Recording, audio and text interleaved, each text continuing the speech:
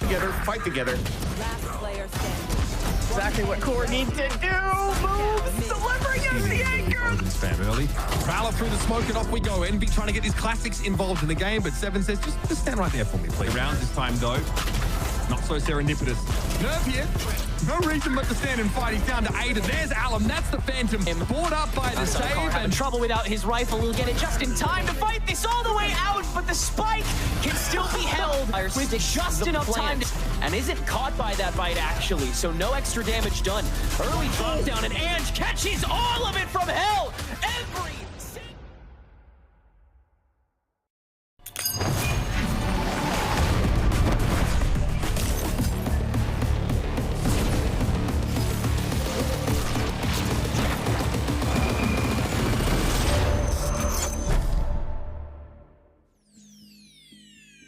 Hello, everyone, and welcome back to Valorant Challengers North America. Midway through Split 1, and we've learned a lot about the teams and our players, the front runners, who's meshing, and what teams need to make that drastic turnaround now to have any chance of remaining in this league. This is going to be a big week for a lot of that. We're midway through, and I can't wait to hop in today. My name's Sierra Dawn. I am your host, and joining me, we have Roy, and we have Gompers. We got that big Gomp energy. Gompers, how are you doing today? Ooh, well, I'm doing amazing. We got banger games today, and very controversial takes. So I'm excited. I'm excited to get into it. Ooh, just a little sneak peek of what's to come. I love when somebody says they're going to talk about some controversial takes. But before we get into all of that, I know, right? We're ripping off that Band-Aid. Ripping off that Band-Aid. Before we get into the conversation, the conversation. The Gomp takes. Let's talk about yesterday. While I take a moment to regain my speaking ability. Roy, talk us through what happened. It was actually really fun, and I think we got to see the Energy Academy versus EG, and I think I speak for all of us on the desk when I say that Energy Academy has solidified themselves as one of the best, if not the best team in the league right now at this current moment. So it's looking great. We got to see a little bit of their corrode. We got to see that in action. They pulled out the old composition and then ended up going the full distance with EG as they battled it out. And Chloric, guys, continues to impress. He's popping off. He's calling. They're looking great. Now the corrode did go EG's way, but the bind, guys, was Energy Academies. They look fantastic on this map. It's cool too, because we also had a discussion yesterday about how like all these teams that you initially thought would have been the underdogs are now kind of rising, and they're practicing, and you can really see the difference from last year in certain players and this year. And I mean that is just exactly what this is about, right? Just leveling up to the next level. And I love that too, especially since, you know, there is a couple of games where we've gotten to see, but really being able to see how time has tested these players and have really molded them into some of the front runners that we get to see in stage 1. Roy, I think, is my absolute favorite. I love what we've seen from both of our academy teams. Energy Academy just continue to impress. But let's talk about Core and M80 a little bit too, and what we got to spectate yesterday. Guys, Core versus M80 was actually such a fun match to watch because so many people are sleeping on this Core roster, but I think they're waving the flags, they're shining the lights, they want the attention after that performance against M80. It looked great from all around. We got to see the Moose ace on pistol in the solo defense off rip. It was a lot of fun. We got to see their strategy, and I feel like a lot of the potential on Core has just gone low-key under the radar with a bit of a rough start and the stand-ins that they had. It's been interesting. Yeah, and I was excited. This was a hard watch for me, I'm not gonna lie, guys, because I was rooting for M80. You know, Nismo coming in as the coach. I was really looking forward to seeing the KO come through from paint, just the overall game and the composure of M80 and how they were going to be able to keep themselves, you know, just in this game against Core. But I will say, Core, they proved me wrong. I wasn't expecting the performance and the level of mechanics that they showed, and honestly, I'm very pleased and looking forward. I think they're going to be my next pick, to be honest. When this season started, I actually thought we'd get clarity on who the best team in this league was as time went on, but somehow it's like going backwards. I'm getting even more confused now with the power rankings. Like who is actually the best team in this league outside of Energy Academy? It feels really hard to say, and it's kind of weird in contrast to last year where it was very obvious who the top teams were. Now it feels like the competition has leveled up all around. There's so many sick rosters that are still under construction, and once that product comes out towards the end, it's going to be some glory. even if we had a clear front runner last year, right off the bat, it was kind of something that we got to see evolve with the other teams throughout the year as well. Like TSM was kind of iffy until the end, where they're just like the craziest pop off. SRV was Classic. the clear front runner until stage 2, and then things changed. So there's still so much room for discovery as teams really mesh, and maybe we get to see changes later on. But we're starting to get into that iffy portion of the competition where, of course, we can't keep all of our teams till playoffs. Looking at that round 4 near that 1-2 and 0-3 reminder, 4 losses and you are out. You're gonna have to face that dreaded promotion relegation. And starting off, it's gonna be Blue, Otter, and ADG to be facing that test. Later on, Winthrop and M80, both on the road to redemption. And of course, make sure to check out the side streams as well to cheer on your favorite teams fighting it out to try and get those wins. But Blue, Otter, ADG, one of these teams today, Gomps, is about to be eliminated. Oh my gosh. And that's rough because both these rosters are semi-new in regards to like rebuilding and or just having 2 core players and then trying to find like the 3 that really mesh well. And to be at the bottom is harsh, especially in stage 1, right? Like you want to prove yourself. And but I will say that offers a lot of leeway to, like, let's say Blue Otters win this. That's motivation, right? Like you have to keep going or you're next at that point because you had been at the bottom and these are the bottom 2. So there really is no room for forgiveness. But yeah, for Blue Otter and Azure Dragon Gaming, I think this is a matchup that was really confusing to me in regards of who do I think is going to win, because both these teams do feel kind of like mechanically similar.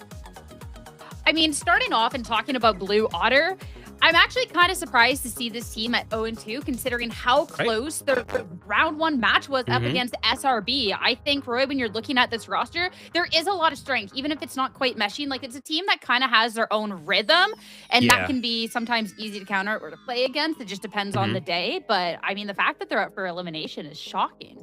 It's so surprising, especially considering the talent that's on this roster. Like Tuzi was one of the players that was on my radar all of last year. Obviously, Zolsol's in IGL, that he's very young, he's developing. And of course, Bob, we've seen what she can do as well. Like her potential and her presence in the server is always felt, I feel like. But yeah, this team is kind of interesting in the situation that they're in. It feels like whenever things are going their way, they look so good. But when it's not, it looks like kind of...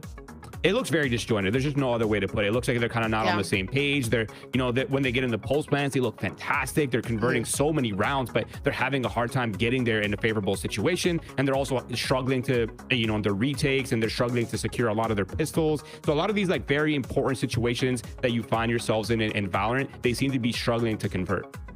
And I guess to support that statement of like feeling uncomfortable for this team, they've been trying newer agents as well. I know Bob kind of migrating over to Chamber instead of being the typical initiator, giving that over to Heartless, right? So you're also, I mean, that could potentially account for it too, where now we're trying to play these different play styles, where now Bob's getting really aggressive as the Chamber and trying to play by themselves, but it's not working out. And Heartless is now actually getting a lot of first kills, right? So now you have to try to think, is this really the composition, or are these the agents that we should be playing? But for Blue Otter, I mean, I'm hoping things have been revised and maybe they're fixed. I mean, it'll be interesting to see going into today, because again, Blue Otter just kind of does what Blue Otter does. I think they're the most oddball team, and I say that with respect and love that we have here in Challengers, and I think it makes it so fun to be watching their games. But Roy, you talked a little bit about Tuzi, and when we talk about the agent roles and etc., Tuzi is someone who we've gotten to see step up in a really big way. Yeah, do you recall last year how often we mentioned this person's name? Like, we're like, oh, this guy's a star player controller, and he's kind of in that controller role. And we spoke so highly of him, and even now he's still performing quite well considering the team's results. So you look at his stats, you look at the fact that he's flexing on so many agents. He's playing controller, he's playing duelist, he's playing initiators. Like, I can't think of many people that can do that in this league, to be honest. And the fact that he's putting up such consistent performances and being such an important win con for the team is crazy. Yeah, also, I mean, this is the only thing I have to say, guys. Collegiate's on the rising. Tuzi is, of course, a collegiate player as well. So I'm just saying, like, there's a path for everything, and Tuzi has been kind of showcasing themselves as consistent, like Roy said. So yeah, super exciting.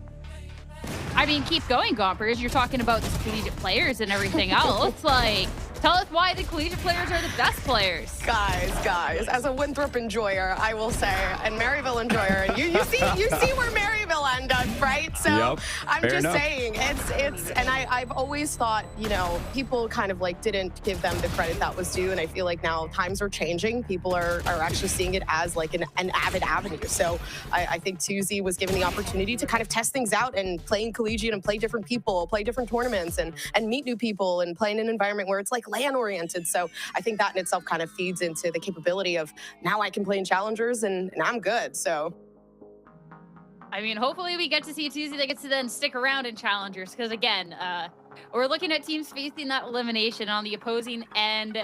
I mean, ADG are looking to avoid that fate themselves. Another team too, where when I look at a couple of these players, like these are players that we got to see step up in a really big way last year. When you're looking at Chaotic, I mean, Sacred and Bones and T-Dog are just like staples. Like they've been around challengers, like Bones and Sacred especially. We've gotten to see big things from Roy. So another team that like one reason for another find themselves in this spot.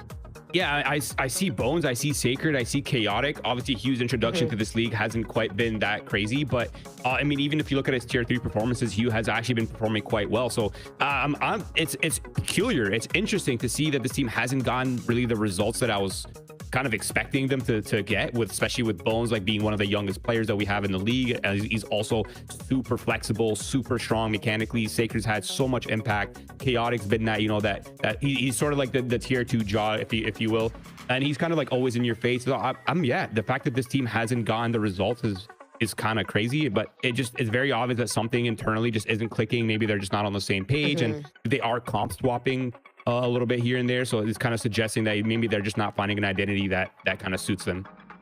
Yeah, I agree, honestly. And T-Dog and Sacred, I think, are like the longest. They have like a longer history of playing together. So I do feel like you can see that they do mesh a little well. As for the other 3 players, T-Dog is someone who does kind of like coach a variety of personalities and people. So I don't know. I was kind of hoping that would be showcased throughout their gameplay. I do feel like maybe there is just like something missing, like Roy said. I mean, talking about the players, Roy, you're talking a little bit about Bones. Bones, for such a young player, just plays so many matches. It's absolutely crazy. I mean, you look at any sort of recent results and it's like, here is the 5 most recent plus 492 more. Like, this has been around. So, like, if I'm looking for somewhere for it to start, like, yeah, like, come on, let's get Bones going. Let's have him pop off. No, this player has so much rep and experience, and the fact that he's still so young, I feel like no matter what happens to Bones in this split, I genuinely feel like his future is quite solidified as long as he keeps it up and he kind of continues in the circuit. He's such a strong player. His impact is always apparent, and I feel like he's kind of the glue, especially when we enter like the meta defining patches and kind of, you know, changes and sort of the uncertainty of the Valorant meta, if you will. Just having a player like Bones on your team that can play Sentinel, that can play Controller, that can play Initiators, even flex on a Duelist, like there's literally no role besides IG-ing that this player can't do, and it's kind of insane. That's what I was going to say, right? Like Fade, Killjoy, Omen, Sova, already in the course of like 2 weeks, right? Coming up to their 3rd, and potentially more that we're going to see. Performance is very consistent with this player. I don't feel like there's ever been a time where they've ever bottom fragged. It's always trying to keep the team elevated and just keeping the team going at the same time. So for me, Bones is also someone I do really feel like deserves that highlight as well. Yeah, and 2 more players to highlight that definitely deserve it. We have to talk about their duelists head-to-head. I mean, Chaotic, whether they win or lose this match, so like Chaotic, you need more eyes on Chaotic. Like this guy can pop off, but 299, 399, 499, whatever you want to call him. I mean, Gompers, this has been someone that has been impressive on the team. It's been a lot of fun to be watching.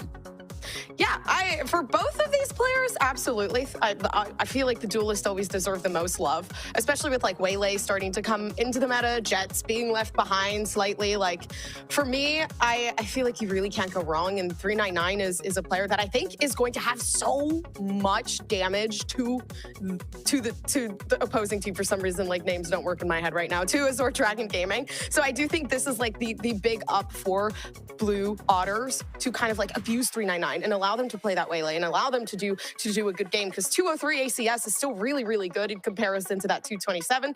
Whatever, just set them up, make them play the game that they know how to play, because they've done it before. They just need, I mean, what's been lacking from Blue Otters is, again, that setup to allow him to feel confident going onto site. That's all they need to genuinely win this game. Okay, duelists deserve the most love as slander to us initiator players. I'm just gonna say it. Okay, that's crazy. We matter too. Okay, we're the ones putting in the effort. We're the ones putting in the team play. But nah, just jokes aside. Oh yeah, this is an interesting matchup, because I feel like even with Chaotic's performance, which it on paper looks really, really good, they still can't quite convert some of these late rounds, and they're not really converting a lot of these retakes. So a lot of that kind of effort needs to be put in as a whole. And also another thing to mention is Azure Dragon also has a second duelist in Hugh, so they have two duelists and on most maps to kind of fall back on. So it's actually 399 versus Chaotic and Hugh. So yeah, he's kind of in the 1v2 duelist battle. So it's going to be interesting to see how these players are going to leverage the fact that they have mechanically strong players to their advantage and kind of get themselves in these comfortable late round situations where, you know, they can shine. I mean, when we've been talking about these players and these teams, we've been talking about a lot of like the positives too for these players, because I definitely do think that there is potential here. But there is also the conversation of how they ended up in this point, and heading into our map picks and bans, this is where we can kind of get that conversation a little bit more started and why the teams are in the situation that they're in. I mean, Roy, when you look at how they're converting these maps and everything else, I'm intrigued about the map pool, but also just that individual performance that we've seen of them so far. Yeah, I'm also I'm a little surprised to see ADG continue to push the Haven, to be honest. I feel like they haven't really had much results on that map, and the fact that they've been comp swapping around has been kind of a bit of a red flag. So it's either one, they think Blue Otter is very weak and they can kind of abuse what Blue Otter's offered on that map, or they've come up with some kind of middle ground in terms of how they want to approach it. That defensive half, guys, that's going to be a brutal first half for this team. So there's going to be a ton of pressure on that first half. ADG needs to secure as many rounds as they can get. I feel like their attack side should be okay with T-Dog at the helm. Hopefully get everybody on the same page and kind of put themselves in favorable situations.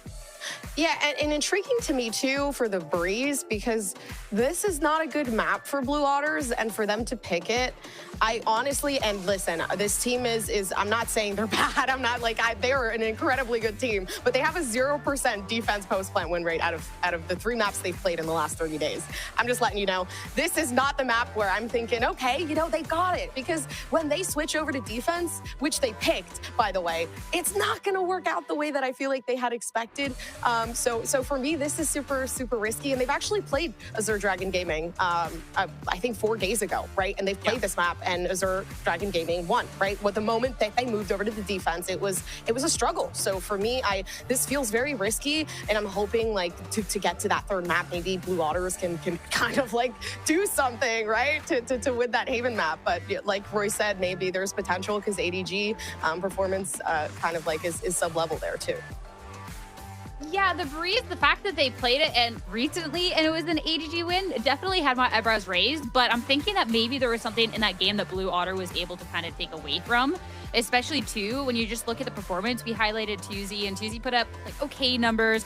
Bob, you really need to get Bob going on the chamber. It was just really not there. Like 299, it wasn't the same. So like Roy, I definitely feel like even if on paper and the recency bias Breeze wasn't good, if we get to see the Blue Otter step up in the way that they definitely can, then I do think that there is the potential there to take it to a map 3. Yeah, I agree, actually. I think their composition makes sense as well when you look at who's playing what. So it could just be like a results thing where like, yeah, they were getting into these really good situations and they weren't converting, which is like if you're the IGL and you're thinking, okay, well, if you flip the coin several times with those exact same scenarios, we'd actually be on top. So maybe there's like some maybe it's just like results-based thinking where it's like they're getting past that. They're comfortable on the map. So I'm curious to see what they're going to do. I feel like in terms of players and individual expression, Breeze should be a good map for Blue Otters. Yeah, I mean, I talked about that recency bias, but going into our predictions, that was the only thing that I used to determine what I was going to predict for today. I mean, oh, man, it kind of hurts because, again, I think out of both teams, Blue Otter especially is the one where I'm surprised that they're even in this spot. Again, like their match versus SRB, I genuinely think that Another World, that was a Blue Otter win, and that isn't even cope. It was so incredibly close. But if Blue Otter isn't quite shooting today and you have an ADG that is maybe able to have learned also from that win and kind of put that work in, I don't know. Like, I don't know. Gompers, you're with me too. What was your reason? What was your reason? Also the recency bias? Listen, I don't know. When you like when you go 0-13, you know, like, I don't know, like when you first half on Breeze, you know, you go 1-11. I don't know, like, why are we picking Breeze? For me, I feel like map picks kind of solidified where I stand. I'm not saying Blue Otters again is bad. I think in regards to the maps that they've chosen, I think they should have probably just scrimmed it out a little bit more before they put Breeze back into the map pool, because that is something that's kind of leading to some sort of consistency there, as well as, I mean, their Haven map's not looking bad, so I'm actually kind of hoping that they're able to pull something together there to win that first map. But Roy, I want to hear your thoughts. What's going on with you? I actually like Blue Otter. I'm kind of on Sierra's boat right here. I think I liked what I saw. Yeah, they have some glaring issues, obviously, because they're 0-3. But I feel like the overlap of maps between these two teams is kind of favorable for Blue Otters. The fact that ADG picked Haven, and it's one of Blue Otters' most played maps, at 12 officials on that map since January, by the way. So it's kind of, I feel like I'm kind of comfortable where I'm sitting, guys. I'll just say that. I think the map's cool. I think Blue Otters got this. Everything's looking great. I feel like I've just not been, you know, my Blue Otter predictions just haven't been there. But, you know, we'll see how today shakes up, and agents are ready for our very first map. We've talked a lot about Breeze, but Roy, we didn't really talk about the Haven quite as much, despite the amount of officials done on it. But this is going to be a very aggressive map with double duelists across the board. And we're seeing also Azure swap their composition once again. They have not played the same comp any single time they played this map. I'm not sure if that's a red flag or that's a good thing. We're about to find out. But again, there's a ton of pressure on that defensive side. But with their comp, with the ISO, with the Yoru, with the Cypher, expect a lot of 1-3-1s, a lot of fast floods, a lot of very interruptive play on the defensive side. That's going to be name of the game against Blue Otter, with the Neon, with the Yoru, who are looking to overtake sites. So expect a lot of action on the sites itself. For Bob Sova, and which we haven't seen in Challengers just yet, that finally being pulled out into the Initiator, and Heartless being on the Neon. In the beginning, I did say, like, I really like the aggression coming through from Heartless. They had a lot of first bloods throughout the past couple of games that they had played. So I have so much hopium right now. This looks like such, you know, a great opportunity for Blue Otter to really pull through on this map. I just love all the changes from Blue Otter. Like, we got Heartless hopping on the Neon, like 399, 299, 599, whatever, all the Killjoy. Like, I don't know. There's a lot of fun to be had here. So I'm ready to get started with it. Haven is ready. It's time to see, with elimination on the line, what these two teams can provide heading into our first map. And to take you through, it's going to be none other than Marks and Tenright. Thanks so much, Sierra. Well, great expectations didn't escape a single team coming into Challengers North America this season, but here in round 4 of the Sweet 16, Marks, someone's got to go. Azure Dragon taking on Blue Otter, starting off with Haven, one of the maps that was contentious for both of them, and a comp swap to try to fix that on both sides. There's already so much to expect going into this. Well, like, this is the thing, right? Because we've got our expectations. We understand how, actually, no, we don't understand anything that is really happening with how both of these teams want to work it.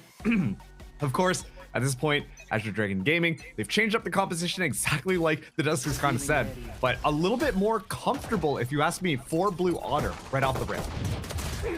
Well, they'll get the fight started, and Heartless has had no trouble playing for that front line. Now on the Neon, able to gain that first blood, as Blue Otter will try to start making space after ADG tried to take that early fight.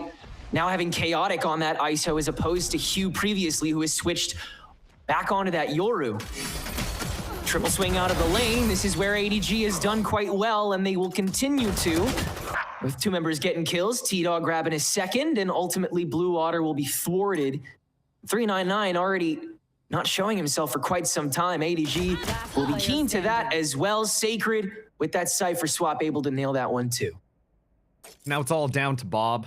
Obviously, if you've been watching Challengers and Blue Water specifically, you would have expected the chamber pick to kind of come out here. But I like that this is kind of going back to Bob playing that initiator, and a lot of the swaps that have been kind of going through.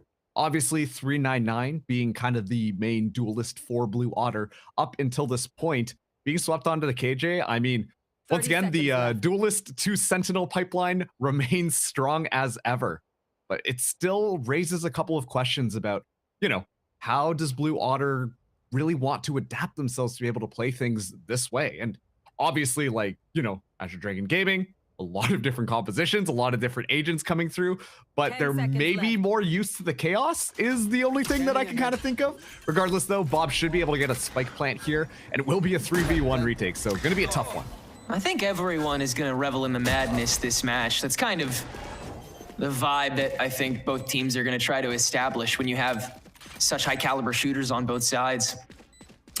Nobody more falling from ADG. 3 will stay standing for the pistol take. Seeing if they can find a sheriff or 2. Yeah, they heard something.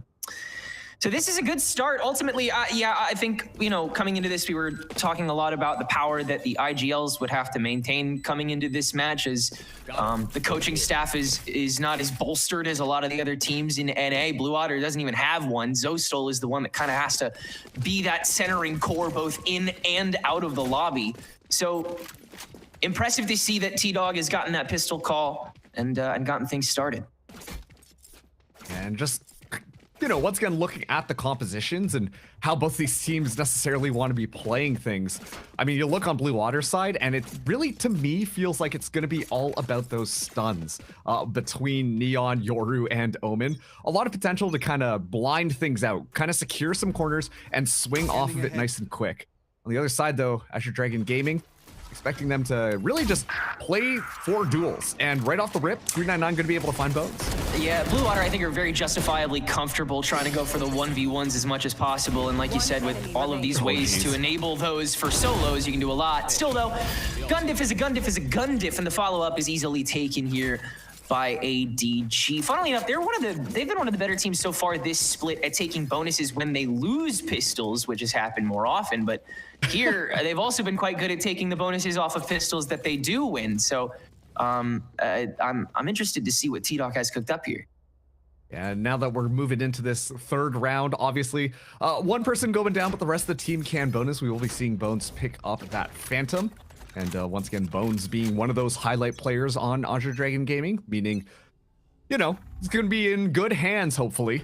As Blue Water, though, full rifles across the board. Zostal coming in with just with that Guardian. Heartless leads the charge, and that's a lot of information that T-Dog has just found out. Yeah, no trouble peeking that lane this early in. Till that gets deconditioned, he can just continue doing it and call accordingly. Gonna let Hugh take up that C lane in response. Just already try to corner Blue Water, but again, it seems like they want to take comfort in that to a degree. And you do still have 399 outstretched. I love this idea to put him on the KJ. Already been dying to go for the lurks in the solo space control. Having him do that on that Sentinel lurking for Haven feels like the perfect spot to test it. Yeah. Top of that too, keep in mind, dropping the gate crash all the way over. But as that picks it up, it should give an indication of maybe where Blue Otter are going. But given where the spike positioning is, I mean, it's just an information game right now in Blue Water. They're not really biting yet, as time continuing to tick down here. Yeah, T-Dog isn't usually phased by these implants, so he's going to keep 4 stacked up on A. Hugh will finally get that connection out of the gain space down the lane, and will duck out, just tossing the decoy. Flood through now going to happen. Hugh smartly backing things up here. Yeah. Just going to wait for the rest of the team to group up, but spike goes down a lot for Azure Dragon Gaming to kind of make this retake happen, especially with all their SMGs. Massive props to Hugh for deciding to stay back on that. That was one of the bigger weaknesses that we've seen from him so far this split. Just especially on the Yoru, the fact that, you know, he's just dying to get back in there. Now he'll get his chance after the swath of stuns that come through from Blue Water. How many guns do you lose along the way here? Everybody's quite low, actually. Tuzi taking that front line, knocking it down to 1v2. Zostal grabs the 1. Has to save this if ADG swiped another bonus. The IGL at the center of it all, but can't land the damage. 13 HP between Blue Water and a 3-0 scoreline, but they make it work. Jeez, and yeah, at that point, like, ADG, they're just like, all right, guys, we have the smaller guns, but they do shoot faster. What if we just ran in all at the same time and just held it down? And yeah, you could tell, like, it's just, especially in some of those close quarter combat situations with where the smokes get placed down, they're forcing a lot more of that closer fight. And so it's just going to work things out One thing that I really liked on that defense was Hugh's positioning on that Yoru. Obviously, trying to play the advantage of the fact that they need to be a little bit more together given the weapon disadvantage. The Yoru allowed for a lot more mobility, pushing all the way out C, but having that gate crash available to come back up A just in case that's where Blue Otter decide to end. So a lot of neat ideas on this defense here with the Yoru, but Bones right off the rip takes Zostal right out of the equation.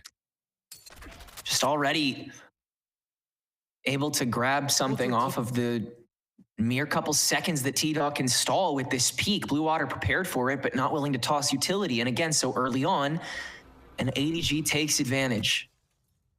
Squeezing water out of a couple stones here already. Very respectable. The defense is, honestly, I like this setup. Based on the positioning that Hugh gets and having the Cypher trips to play off of, 399 so aware, but Hugh actually misses the shot there, and 399 able to escape. So glancing blows, but never mind. Wow. Killjoy goes down, and there goes that lurk for Blue Otter. Yeah, much more to lose as well. Swipe in from Heartless. They've got to make something work now. Sacred does a hell of a lot of chip to Tuzi even on the way down after the 1-for-1. 30 seconds left. So ADG has really denied everybody trying to get a foot in the door this round. Once again, shout out to Hugh in that neutrality on C, knowing that 399 would go for something like that again after such an early fight. You gotta train Blue Water to get safer. Hopefully they do before the end of the half. Still, plant goes down on the B site. Hugh with the quick re-entry. Just down to Bob. For the first time on the Sova, as the desk was saying, and she'll grab hers at nothing more. Yeah, ADG. I cannot understate the value that Hugh has been kind of getting by holding down C long. And you can tell, like, Blue Water, when it comes down to it, they do still look a little bit disjointed on this attack currently. Whatever is kind of going on, they're non-committal to any of the sites here. And by the time they actually decide to commit on one of them, it's usually after one of the first kills has gone through. Whether or not it is on that A site, or it's Hugh being able to make sure that 399 not able to get any of the lurk potential online. Just this kind of like 3-1-1 split that we've been seeing on that defense has been really making it difficult for Blue Water. And now they're forced back onto a save. So Heartless will have this Bucky here. T-Dog doing a lot of that initial scouting, but Blue Water, they're just going to take things nice and slow and are going to be trying to make that A site happen. But I like the trip being set up as well. Give all the more information over to the two defenders hanging out on this site. Yeah, letting Chaotic continue to just play that gatekeeper as well as he plays a gate crasher. Spotted by the drone, stun up by Heartless. The follow-up is again just a tad bit slow, and the guns cannot make up for that gap this round. That's just a collapse through the decoy. It doesn't even matter to him. And now Chaotic will play the final doorstop shortly. Nope, more in front of it. And Sacred, the trap wire, does more than just make Chaotic feel safe. It lets him space out, let the rest of ADG get back super quick, and gives him an easy 4-1 on the anti-eco. It's so interesting because I want to pick up on something that you said. It looks slow. And I think that that is such an important fact here, given the fact that this composition that Blue Water are bringing in is so heavy on these stuns, right? Like the flash goes out, the stuns go out. You expect to see Blue Water follow up on it, but it's just disjointed enough, ADG creating just enough space that a lot of it goes unpunished. And then, well, the whole point of the composition kind of gets dismantled there. As the Dimensional Drift does scout out C, it's going to be a heavy attack on C. Yeah, Blue Water very easily allowed to be speedy for at least the approach, but now the defenders, Hunter's Fury, as well as the Dimensional Drift, just going hunting for what's already on the site. Responsive Hunter's Fury, but after two have already gone down, and Hugh is unaccounted for outside of the Drift. Bob able to grab one, now defending herself in lane, but stands alone. ADG feel comfortable pushing. What is left? It takes 3, but ADG have more than enough, and now they've got 5 on the board. This is just looking very well responsive from ADG thus far. They have the tools to stop whatever Blue Water's throwing at them. Yeah, the ult economy heavily working out in their favor. They're like, oh yeah, you got all these ultimates? Well, guess what? We have all these ultimates too. Hugh just kind of sending it down immediately. T-Dog as well, interjecting just a bit more chaos. And then that's really when Blue Water look like they're on their back foot. I mean, they used all these ultimates to be able to get into the site, but they're not even able to get the spike plant down in time, making it just that much more difficult. Really scrambling right now as they make this one try and happen again. Heartless going in. And once again, foot to the floor as much as you can get it. And Heartless will get one. And again, it's about making the space in the second step. Spray down on the close range. Sacred's going to decide to keep this on top of his second cage. And Tuzi is just going to find his way in on the kill contract and kill Chaotic. God, no matter who picks ISO on ADG, there's just nothing going well with it so far. A thrifty for Blue Otter in one of the last crevices this half that they could nab one. And the momentum, at least for the one time, Marcus, has shifted. It really feels like both these teams are just like, we're just gonna full send it and we're gonna full respond right now. Absolute chaos, an absolute cluster happening on that B site. Ultimates getting utilized, people sliding around, people, you know, diving in, threading the needle in between each other based on some smokes. And it just comes down to raw gunplay and reflexes by the end of it. Somehow Tuzi as well being able to win out that kill contract against Chaotic proved to be absolutely pivotal, but an adaptation on the defense here for ADG. Given the fact that they are trying something new, they push up through A, but once they see nothing, well, it's going to be back off. This is going to be the lockdown available. Sacred playing it up forwards. You can see Blue Water want to necessitate a timeout to come out from ADG. They want that to be the only thing that can stop them right now. They are just going 0 to 100 when the barriers drop since they've got their win. And a slide in on top of that lockdown. Bones just walks in on it. And TP back with 399's already taken the gong, quickly refragged. And ADG have every response yet again. 6-2, dominant fashion for this B take that was once again with that high caliber tempo. Question is, what could Blue Water do next? A great job kind of playing counter to the lockdown there from ADG. 399 puts that thing down. It should clear the site. It should clear the site. And yet still in the middle of all of it, Hugh, still just kind of spamming things down, letting them know it's not safe to be able to re-enter. And as soon as the lockdown expires, you know, obviously Hugh gets out of there, but it's Bones tossing out the paranoia, and then suddenly the door gets slammed right in Blue Otter's faces. An excellent response to kind of counter that ultimate without really using any of their own. And so this is looking fantastic from ADG so far. It takes a strong conscience to tell Bones to stop lurking on Haven, but he's taken on this new role quite well. There is the flash entry that you're hoping Blue Water can find with this type of composition, and it will grab a positive trade until T-Dog catches Zoe on the TP in. Rest of Blue Water trying to play the cavalry, and with the stun they do, Heartless almost misses out on T-Dog and pays for it with his life. But it'll be a 3v1 on a quick A take off of that little skirmish in the lobby. Man, I remember how I said just at the beginning, the composition of ADG is going to be a lot more just focusing on those individual kills, but so far, Blue Water showing the exact same thing here. Sacred 1v3 now. This one's going to be a tough one. Feels like what you need to do with this composition. Find the weakest prey and sink your teeth into it. Follow suit with whoever hears that and tries to fight it next. Blue Water is kind of hoping that ADG has that kind of lineup as they bum rush back to a site. That's why they want to take them so quickly. So, you know, taking any personnel advantage means big things for them, but it also means that arguably they want to go even faster than they already are. It is a tough rhythm that they are claiming that they're able to manage on this comp switch against a team that was already uncertain about their composition. So I'm wondering what tipped off Blue Water to make these adjustments. It might have just, I mean, it could just be a comfort thing. Maybe Heartless is just feeling like taking a lot more distance. Oh. Flash out immediately. A good read on the enemies there. Completely negates a lot of that ADG presence. But still, T-Dog and Bones push themselves forwards. And honestly, it's so interesting watching this defense with how they want to set things up. Sure, T-Dog gets spotted out, but as soon as any information goes, then we see immediately Bones is going to be able to pop that paranoia. Hugh, though, still the anchor on C site has not been tested yet, and now finally will be. Not even going to bother with that T-Dog presence, knowing what potential traps may lay there. They know that's going to be his spider's web. Get as far away from the sticky bits as possible onto an unloaded C site, where that lack of KJ utility makes it easier to plant just a tad bit faster. And Sacred on the Sheriff as well couldn't spray his way through the problem. Bob's so far behind though. In spawn as Tuzi gets blinded. Yeah, and 2 away from the ulti, so you're hoping she has lineups or, yeah, the confidence to dash back with the knife so she can get back in time for the post. There's more than enough time for this, and now more than enough players. Tuzi, dry swinging and grabbing 3. Good stuff, bud.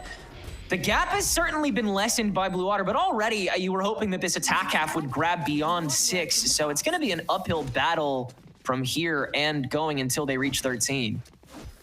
I mean, hey, you know what? For both of these teams, technically speaking, it could still be an uphill battle. That's true. Honestly, like, stat-wise, these teams are extremely similar. I mean, both of them right now sitting at that 0-3 score line. Both of them have kind of faced pretty good teams, some of the best in the league thus far. Yeah. And well, once again, this is for elimination. Both of them as well facing off against each other so recently, just outside of VCL. It's gonna be the Dimensional Drift to start us out here. It's gonna be an A-side attack, and already it's a lot faster tempo in order to scale off of the information that the Yoru gained. Not enough people in A site. That means Blue Otter are going to take it. Simple subtraction. Voln into the Hunter's Fury to hunt down on default spike plant. Blue Otter are once again a little quicker than the punches, but Heartless still takes the chip.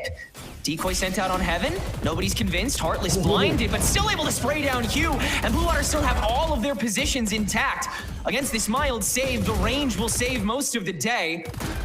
And it's Bones and Sacred, the 2 most consistent shooters thus far in last year's North American tour, that are gonna try and pick up what pieces they can, but his presence was quite stalwart from beginning to end here. As soon as Blue Otter got on that A site, they held onto it for dear life. Decoy and Paranoia be damned.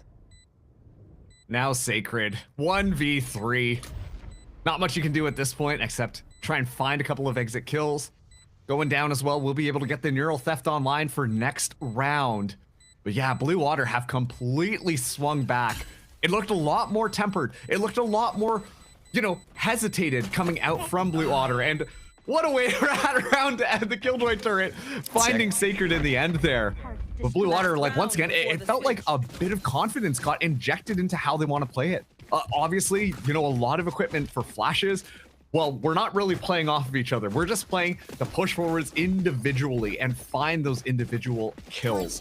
And this time, with that confidence, it's kind of working out better for Blue Otter. They're fraggers on their team as well, and they're not afraid to show ADG that they're going to be able to be out, shoot right back at them. And I guess we're just going to be doing Sacred very dirty by giving all the different angles. The double replay on him, dude. Oh my God, double op, Tedrek, on Blue Otter. Double op offense. This is something else. I mean, if we're being as individualistic as we already are, why the hell not? Tuzi has not played with Heartless very much for these pushes. And again, T-Dog is going to be keen to that pretty early on into this. So why hide any of that? That being said, T-Dog has swapped up his position now over to Garage in the final round of the half. And so this double op to start down the 2 main lanes is going to get 0 value. And look at Hugh's positioning as well. Chaotic going to be playing frontman. Give a little bit of that distraction. Hopefully allow the Yoru to kind of pop out of nowhere, but that's going to be a huge kill right off the rip. Tuzi catches it. Hugh's not revealed, so he'll get his, but it will be refragged. And now that that presence has been confirmed, I don't think Bones got Saw though, so I'm not entirely sure where the rest of the team is. That means you go to A though. They're going to be walking right into Sacred's trap here. All these trap wires good for information. Of course, the Neural Theft online as well. Sacred really just kind of needs to stay alive in the midst of all this pressure. That's a lot of info. The decoy at least gets in front of the opener so Heartless can pop the overdrive, but Sacred's already dropped down to it and caught him. Once again, it's refragged. Tuzi can get ahead. Cypher util's cleared. Still personnel advantage. Zoe can turn on to T-Dog.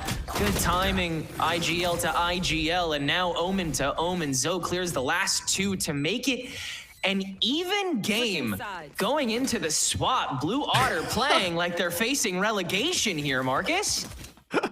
What's good, like, you see that 5-1 scoreline at the first half of that first half, and you're like, oh, okay, well, ADG, clearly they've just lit a fire under them. They're shooting well. Everything's going to be good. And then Blue Otter were like, nah, watch this. And just start fragging it right back at them. A couple of mishaps happening on both sides of these teams. once again, everybody just kind of playing for their own life, playing to be like, well, I got mine. And it's kind of like, even when you look at the kills, it's so even across the board right now. It's so chaotic. Like, you know, we could talk about nice and coordinated and simple Valorant or anything like that, but sometimes it's just get in there and frag your butt off, man. And that's kind of how these two teams are clashing. You just hope they have fun. ADG, with this ISO, you're wondering how they're going to approach it now that it's not on Hugh, and Chaotic's gonna take that raid boss mentality that he normally already does take and use it to nab the first blood, the garage space, the C plant with the rest of the spear that is ADG's attack. A little bit of a gap being exposed by Blue Otter, and you see ADG, they just go in garage, take over the site, and then immediately just back themselves out and are now starting to re-clear through garage. So plenty of time for Blue Otter to kind of get this wraparound, but they're going to be met with two duelists in this weird off angle if Bob doesn't shut it down. Don't have much to block it off, though, and Bob only, yeah, with those shock darts, she's got to play a guard dog, and Hugh's already cleared too. And Chaotic's wrap from Link is going to be what saves him. I learned a lot. Yeah, I mean, ADG, they really cleared the stage early on there and made it their own. So that was another just beautifully controlled pistol by them. Just such a good lockdown on those opening rounds on halves across all the matches they've played. And it's funny, but like all of these crazy, ridiculous frags, it really comes down to just simple map control. Obviously, playing the numbers advantage works out in your favor or anything, but then when you got the two duelists re-swinging, you know, you get the kills nice and early on, you just see the team just walking around looking for their individual frags, and thus they control different lanes of information. And that's kind of the only name of the game for both these squads right now. If you're able to find the kill, you can more or less confirm that nobody's going to be walking down this lane. Not really playing off of a lot of that util. Just very focused on finding those kills. Buy up here only for Heartless on Blue Otter after losing the pistol round yet again. As Hugh moves up with this Outlaw in hand. But we've seen Heartless kind of do some disgusting things. 399 going down early though. Yeah. Squeezing the water out of the stone. Knowing there's going to be that patroller. And not close up. If Bob hasn't already shown herself, which, yeah, she's still posted up in the garage, waiting for the other lurk, who again is not Bones. I can't stress this enough. Telling Bones, hey, can you stop lurking and also top fragging on Haven? Insane work, but dude, it's doing numbers. And Bones is still finding the opportunities to play forward on top of himself, and he's still looking so crisp. So, no complaints so far. 30 seconds left. Flood in now going to be happening here right off of this recon drone. Smoke coming out early here, and Hugh gets that kill. Gotta just compress and get what you can. And no real lethal damage done from anybody. Heartless, good attempt with the Bucky. It'll chip Hugh down. But that'll end up being a decisive round here from ADG. Spike planted. Not much time left on the clock after all is said and done, but homework had to be done, so. Looking very reminiscent of round number 2. How ADG wanted to play this one. And a good shot from Bob, though, to really make it seem like deja vu. Never mind, Bob finds another. Okay, just 3 on the board there for Bob. And that makes it a lot.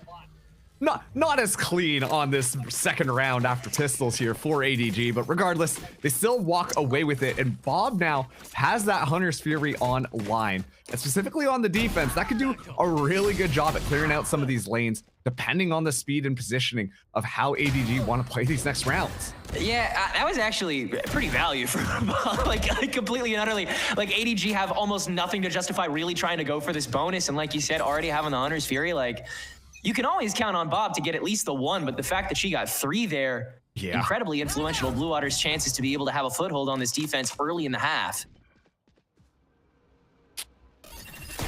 Oh, spotting out by the alarm bot, but ADG, they're really just gonna run this one down through garage yet again.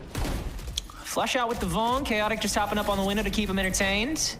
You're not entirely sure where to go here if you're Blue Otter, because you don't know how sandwiched you're gonna get. The B-Link presence isn't even fully confirmed yet.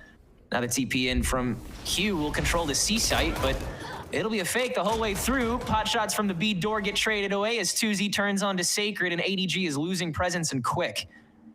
Oh, Oh, and look at Zosol's positioning as well. Yeah. Could prove to be pivotal if they're not aware of that positioning. And actually, looks like they're calling an audible. They're going to try and wrap around for C here. It's looking a little dangerous. And Bob's been wrapping around that way the entire time. Everybody is leaning that way anyway. ADG ran out of options and just fell into a lack of one, and that finality of the bonus, truly nothing to offer going into it after Bob was able to do all that damage in the follow-up. So we'll be on even footing here at 8-7, and ADG's attack still has a couple question marks over it with this comp change back with Sacred on that Cypher as opposed to the KJ. You have to have a little more flank watching available, especially against people like Zosol and Heartless now on this Neon.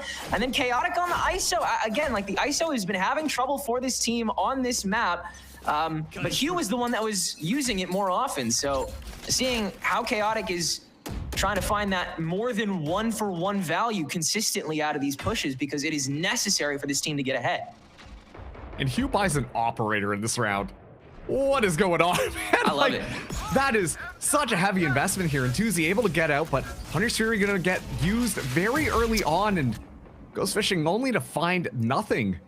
ADG this time around looks like they are trying to just get that positioning, have Chaotic, go a little bit more exploratory, feign a bit more presence, maybe find a kill to allow for safer passage onto this A site. But given the positioning of where the spike is, it's going to be a lot more of that closer brawl style if Hugh finds that first shot, but not going to be the case. That would have been so pivotal. The reason that they wanted to push this now is that Bob doesn't have any intel now after that Hunter's Fury is gone. This is the window to go in without any counter action, and indeed, they'll find the collapse, the 3-stack, and no ability to understand where they're coming from in that pocket. ADG have found it themselves. And it's a 5v2 for this retake. I don't even think Blue Water considers this. Recalling my bot.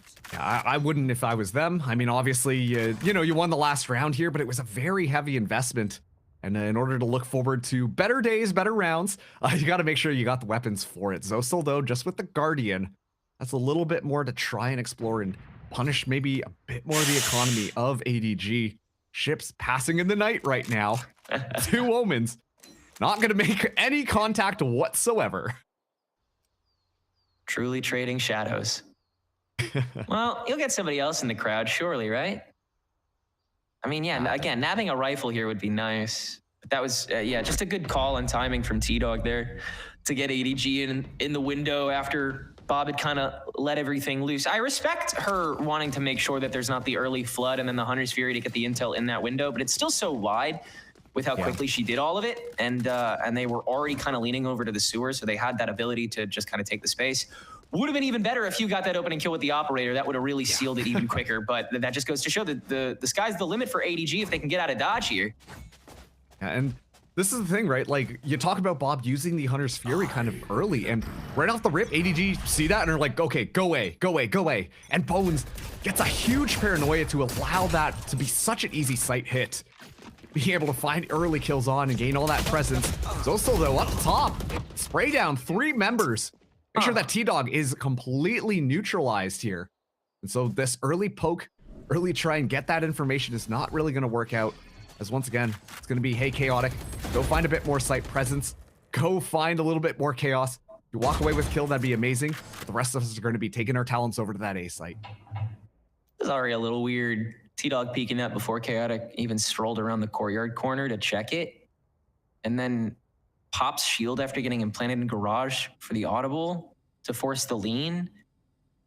I mean, I guess you have less defenders on that A site now. You're still playing at a disadvantage for the retake. They desperately want Chaotic to find a kill, and he almost will on Heartless. Yeah, long game for a little bit longer, and then they'll get the spike down. This is such a weird pivot from Chaotic, bro. Yeah, it's kind of just like, go do your own thing. But the thing is, oh no, timing almost works out well for Chaotic. But at least that position will be taken care of. Hugh, though, with that operator, finds Tuzi. Yeah, no one can really counteract it. The relay bolt's gonna force the TP away after the shot. Doesn't land. That was close, though. Finally making himself known. Bones for 2 from Graffiti. Again, just refusing to get cleared away. No individuality whatsoever except from the side of ADG, who gets to double digits after holding down that A post plant like it was nothing. Multiple of their members not necessarily holding W key. Maybe Chaotic was the only one there. Really, I think it's just kind of like a distraction technique. at the end of the day, like, uh-oh, we got an ISO running around in our backline, so I guess we have to manage that one. But then meanwhile, Hugh being the tip of the spear with the operator, the offensive op, playing so close by and playing really up into their faces, as a Bones just being the very reliable anchor after that spike goes down. So Blue Water have just having such a tough time getting anything going here onto this defense. But well, it's looking very familiar to that first half, so I wouldn't really count them out just quite yet. As, okay, 399 finds a lot of information. This is the value that KJ brings, and 399 very willing to handle as much of this by himself as possible, but it ain't much with the help of that Stinger, so out we go. Handing C over to ADG. Going into phase 2 of what damage they can chip away at. Kill contract also available. Thanks to Chaotic getting that spike down. Blue Water try to find a way to make some damage happen. Zoe's smoke is back, so lane is cleared away. That's, yeah, I mean, that's all they can really guarantee off the drone. That paranoia is ridiculous from Bones. Say goodbye to your first approach. TP into the boxes. Hey, they made it to the back line. There's just that one guy left. Kill contract. Oh, did that catch a decoy? No. Oh no, it caught 399. Chaotic's got that easy. And this should be the guns kind of wading through the water here. Especially with that ISO ult. They keep it clean, they keep it easy. Make sure there's no decent opportunity to close the gap that would let those guns kind of match up. Bob is always good for one though. Keeping it entertaining. Level heads until we're home, yes? Yeah, ADG. Looks like they're ready to kind of close out this map. I don't want to speak too soon here. They've gotten their 5 rounds to 1 on this half here, but excellent just like positioning and awareness coming out from all these different players. Obviously having Chaotic as that backup just in case the spike is going to get defused. You know, Bones playing it back. Bones once again being such a good highlight player, has such great timings with that paranoia. I'm going to be honest with you, ADG, not necessarily like running it down, but they're so good with their util and so good with their entry on just being able to play together and force a lot of those Blue Otter members back. And they're really just doing a great job at taking those opening first bloods up against Blue Otter and winning things out. Blue Otter still just kind of looking for a little bit of something, Bob. Spots out a lot of presence, but smartly will back out of this one. Hugh this time going to be the one going exploring as gets caught out of position so hard. So now Chaotic will have to be the duelist to try and bring us into one of these sites. Stuck around for a hot minute there. How long does that keep these two on A lane? And how much does that matter? No paranoia to enter now that it was used on Bob and Garage previously. And the smoke on top of the B door means you don't have any entry tools on you at this point, other than maybe just like following a drone. They need a safer opportunity, or at least that guarantee that there isn't anything on the B side, which there is not. Recon Volt to do a due diligence of helping find that out, and all the while, we're getting Chaotic up Garage again. 1 down. Now bullhorning over 2, that sends the rest of ADG over to try to take place in the fight, and that is the biggest mistake they could think to make. Toozy nabs 3, and Blue Water once again finds their leg up here in the game.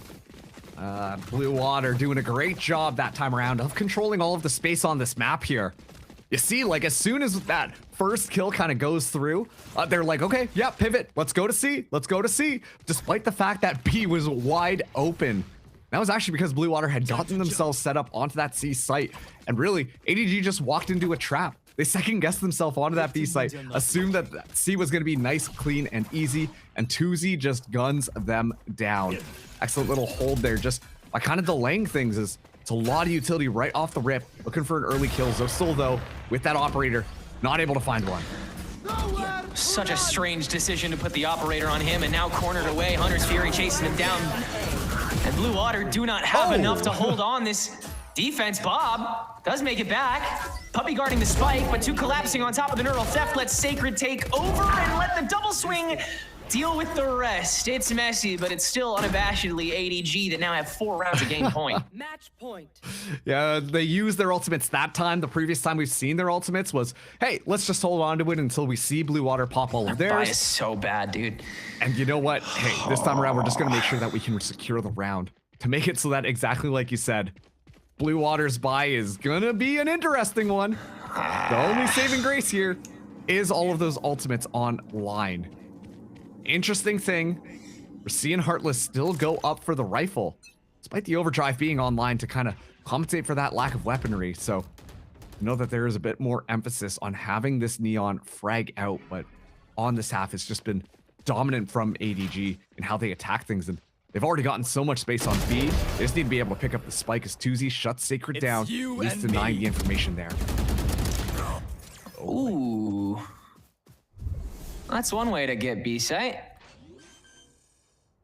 Kind of just stepping out into it here, and so 399 gonna be forced to do the same. And grant Blue Water something to hold on to. Okay.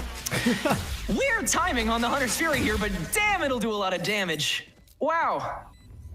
And now the KJ ulti to follow up. And he can cycle through this. Dimensional Drift will come next. Tuzi has a good position to execute it, especially after getting all that noise onto Hugh on the exit. Once again, flushed out one way or the other, and now guard dogging the defuse as Bones has circumnavigated. Can't make it back to the spike in time. So Blue Water will hold on. It's 9-12, 2 rifles to their name. Eco still very dicey. Yeah, Eco's still very dicey, and Ultimate Eco also feeling dicey as well.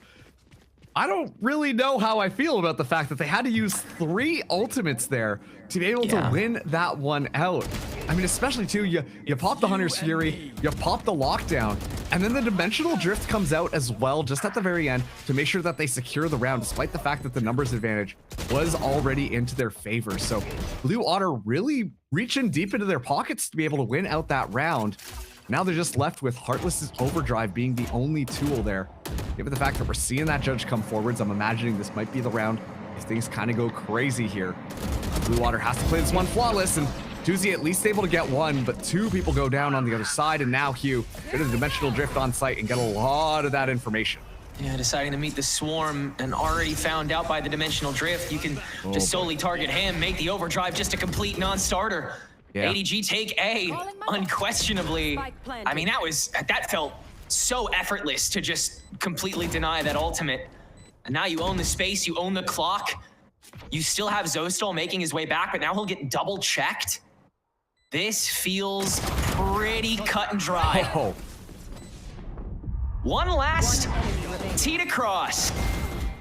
And that'll do it. Chaotic, able to turn the whole board into his playing field, and ultimately Azure Dragon Gaming make more changes and more success out of that first map. They will have the leg up in this pre-relegation match.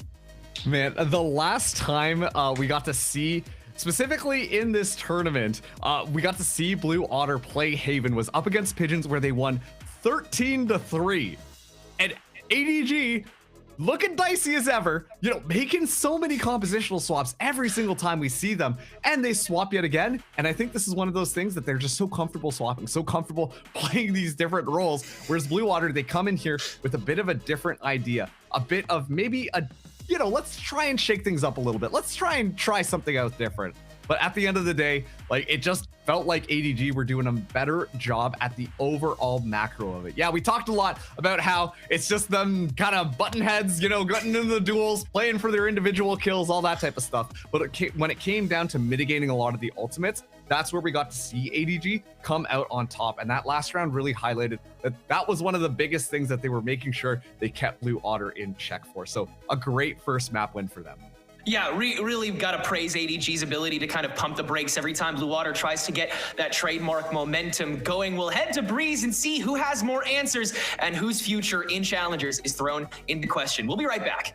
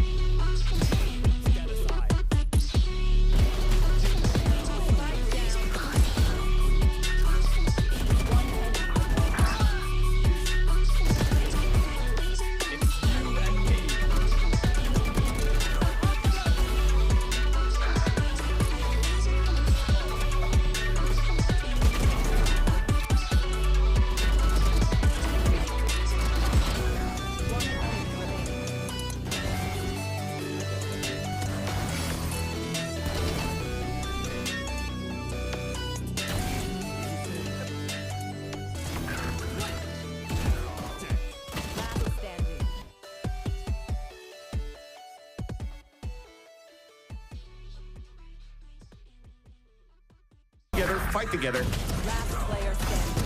Exactly what Core needs. Delivering as the anchor. Odin's fan early. Through the smoke and off we go. Envy trying to get this classic round this time though. But the stand and fight, he's down to Ada. There's Alum, that's the Phantom. Brought up by the save and trouble without his rifle. Way out, but the spike can still be held with just enough time. And isn't by that bite act done. Early drop down and Ange catches all of it from hell. Every in the battle between Blue Otter and ADG as they look to try and avoid elimination in that dreaded promotion relegation tournament. We head to Haven for our very first map. We're getting something that, yeah, both teams go the distance, but to be ending it off, it's going to be ADG to end off the map 13-9 and up 1 in the series. I mean, Gombers, it highlighted, like I said before, that I didn't think either of these teams, you know, it should be like without a single win, but this is where it matters the most, and ADG was the team able to step up at least to kick us off. Yeah, they took the win 13-9. And for Blue Otters, I do give them credit where it's due. And we highlighted 2Z within good reason, right? They were the top frag. They were trying their absolute best. There were so many 3Ks where it felt like, okay, this is it. Like, they will be able to pull through. But, you know, in a lot of occasions, it wasn't necessarily the case. And it did almost feel like they were so submissive on the defense. They were trying to be a little more out there, right? Peeking out through A main and trying to get some sort of isolation, some sort of pick early on in the round to give them leeway, but it didn't work out, right? That everybody else on ADG was just honing down on them, and I do believe that double duelist composition was overpowering to the point where they didn't know what to do, and in the defense, honestly, that's where things just started to go downhill, and Blue Otters kind of being a team where the defense isn't the strongest, so it's disappointing to see. I was hoping we could see something a little stronger performance-wise out of them, but I mean, second map maybe. Okay. You know what? You're critical, and I respect it. I'd like to give like an alternative story as well, right? Where like you have ADG who's coming in, they get the 5-1 start on the first half, they get a 5-1 start on the second half as well. That's 10-2 out of the first 12 rounds of the game. Like, yes, you know, Blue Otter did not come in extremely warm. Like they were not heated up in the beginning of either half, but I feel like their adaptations towards the second part of the first half was really good. They were able to kind of come back from a 6-2 deficit, close it up in 6-6. Then they lose the second pistol, and of course that kind of just leads into another 5-1 half in the second half as well. And I feel like had they just gotten either the pistols or converted a little bit more rounds in the beginning of either half, they might have had the time to make the adjustments. It felt like they were just a little slow to adjust, but once they had adjusted, it looked good for Blue Otter. I think too, when you're talking about a team a little slow to kind of adjust and we get to see ADG take those leads, reminder that we got to see a lot of switches coming out from Blue Otter in terms of the composition, who's running which role, right?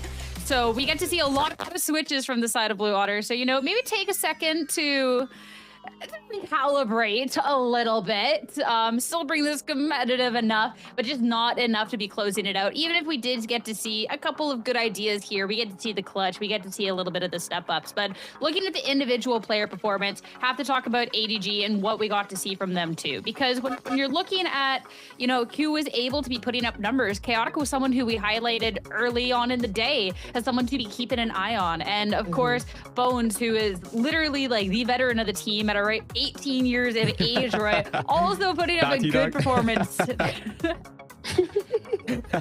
That's crazy, but I think that this performance that we see from the ADG side is the fact that like they're all so close to each other's performances is kind of what I was hoping to see from this team all along, right? It's the fact that there's people popping off. You have Chaotic, you have Bones, you have T-Dog, you have Sacred, these players that have so much experience, a kind of a deep competitive background in tier 2 and tier 3 at this point. Like you want these players to be more consistently popping off, and now we got to see, like, yeah, although they were not at the top of the scoreboard, it was actually 2Z, it was still more of a team effort. They were, you know, they were winning a lot of the first engagements, they were converting really well on the sites. Like the way they were playing together, they were very disruptive in the beginning of that first half, they were very aggressive in the beginning of the second half. Like that's kind of what we want to see from ADG, and I feel like if they want to make this a clean series, if they want to make the comeback, we need to see a lot more of what we just saw on this map. I mean, for ADG, I definitely think that the building blocks are in place to be able to close out the series, considering where we're going next. We got to see some step-ups in that first map. Second map, even if it's Blue Otter's pick, again, these two teams have had very recent history when we're looking at Breeze. And in history, that was more in ADG's favor. Of course, Blue Otter is a team that is never afraid of switching things up here, Gompers, but still, there was a lot of takeaways that we were able to take from just how often we see this map and that very recent footage, which makes me very intrigued on how this one can end up. Yeah, they've played the same composition a lot here on Breeze. At least like previously, the last 4 times they played it, it has not changed. So as much as I am hoping we get to see something relatively different, I'm not quite sure. I feel like the biggest issue for me here on Breeze is just like the performance that we saw on Haven, right? And like Roy said, right, there was really good adaptations.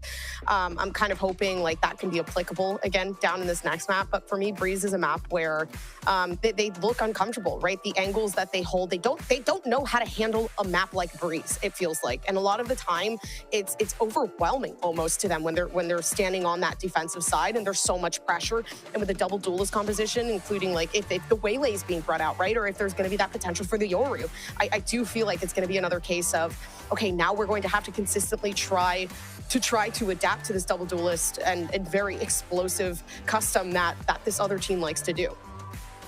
I'm kind of confused as why Blue Otter is swapping their compositions. Like they had just played this map 2 days ago on Haven, right, against Pigeons. They destroyed them. It was 13-3 with the chamber, with the double duelist. Like they look so good, and they're swapping up the comp. So I'm kind of just wondering, are they going to do the same thing on Breeze? Like, are they just overthinking everything at this point? They're like, okay, nothing's working. Let's just toss everything up and kind of just go with vibes and just kind of pick whatever we want to pick, or is there some method to this madness that we're witnessing here from Blue Otter? Because I don't feel like they're that bad of a team. Like they're doing fine. They just need to convert a little bit more rounds on defense, and honestly, overall, just be cleaner on the retakes and just win a few more pistols. They're not winning enough pistols, and I feel like that's really the solution. It's really not much deeper than that. So I'm confused to see why they're making so many swaps. Especially too, it was something that Tenric said during one of the rounds was there's Blue Otter going for kind of an individual play style when you're seeing the double off things like that. And I feel like too, on an individual level, they're definitely, I mean, ADG, like they have the potential too. So this is not me ignoring the team, but talking to where we can see Blue Otter try and take this to a map number 3, you have some shooters on that team. We have seen it. Like Tuesday again was somebody in that last map that was able to have that step up. Bob, I loved her on the chamber personally because like she is someone who can be popping off. We've gotten to see insane shots from her in the future. We know of her resume, like it is possible there. And Heartless, who is someone we haven't talked about too much, when we saw Blue Otter face off against ADG in third-party tournament, Heartless popped off on Sova of all agents too, right? So like on an individual level, like Blue Otter does have that step up potential. It's just whether, I mean, on the other side, ADG and T-Dog can call against it, which so far has been proven to be true. But maybe Blue Otter can have the step up here to try and take us to Corrode. That's what I'm looking at. And again, I'm very curious about the composition. That's only going to be something that can be answered with the agent select. But I feel like for Blue Otter, when they do have these individual players, why not, right? Just throw anything at the wall and see what will stick. Like what they've done so far, Golfers, hasn't worked. It doesn't need a rhyme or reason. Like screw it. Do what you guys want. Like I'm here for it. No, and I completely agree with your statement regarding like, you know, there's so many individual, everyone on that team has so much firepower to give, and it shows in certain maps and certain circumstances.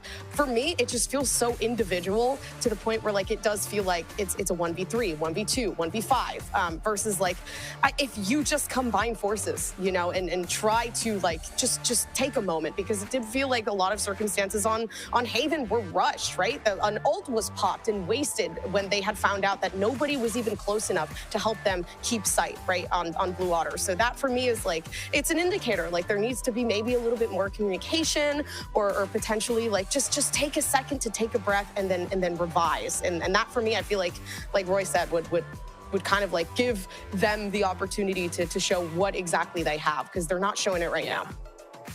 I mean, let's all take a collective breath as we get ready to sit into the series with our agent select ready. See what Blue Water is cooking up. If we're getting a little of the old little, okay, we're switching it up. Heartless, fantastic on the Sova. Bob's back on the Sova. Roy, we got Heartless on the Waylay. We're just switching everything up. I don't know. I like us throw everything at the wall, see what sticks. I love it.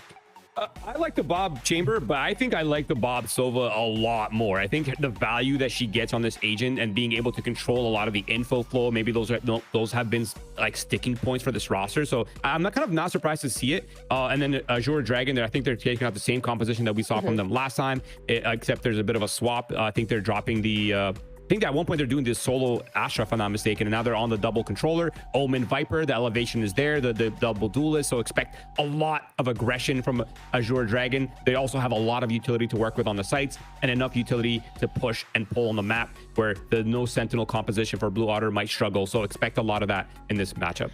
Yeah, I actually think I prefer this more because T-Dog was the one playing Astra last time. Now they've kind of migrated over to the Sova, and their performance on Astra, guys, listen, I voted for this team to win. It was not good. Like, this is good for me. I feel like now they're playing to their strengths instead of trying to fit something in that's quite uncomfortable. So, yeah, I'm excited. Like Roy said, you know, the difference in composition for Blue Otter is something that I genuinely think maybe, like, it will work. I like the Waylay edition as well for just, like, that extra umph. So, yeah. I mean, little switches coming out from one team, big switches from the other. And again, elimination on the line. Blue Otter have to win this out to try and stay in challengers. Can they do it, or is it going to be ADG to knock them out? Breeze is ready. We're ready to find out. So let's head back over to your casters, Mark and Tenrix, to find out. Thanks so much, Sierra. Keep that deep breathing going, Blue Water fans. Your team is one map out from heading to relegation after stage 1 of North American Challengers. It's a battle for who's got the best battering ram here on Breeze. As the desk mentioned, both teams making changes of different sizes, but ultimately, Marks, it seems like we want to see a bunch of stacks do a bunch of damage, make them fall like an Angry Birds tower. It's like, you say like deep breaths, and I am going in there right now because I prepped Blue Otter here, and then to see that last map kind of happen the way that it did, especially with the changes that Blue Otter kind of changed around. Generally speaking, I'm a fan of the chamber, but they're falling back into something that doesn't feel as practiced. And really, we are seeing ADG swap their comp up here, but actually this is the exact same composition that they won with in that last time that they faced Blue Otter for the Fun Haver tournament that just happened here. So this is a familiar look from them, while Blue Otter are the one changing everything up to try a new idea. And for me, that leaves a little bit of movement, a little bit of space for this to be a little bit more scary for Blue Otter. If it ain't broken the weekly mid-season tournament, don't fix it. Good watchdogging from Sacred to make sure that door can't be flush. Now you just have 2 prongs of the battle to worry about, and Bob no longer on chamber. Debates letting off the intel on one of them, but instead she'll just hold off 3. Maybe she is basically chamber anyway. When did chamber have a bow? Onto the spike. Heartless holding the defuse, 399 holding the sight line, and Blue Otter split responsibility thanks to a certain someone once again happening to do what she does best on this new agent.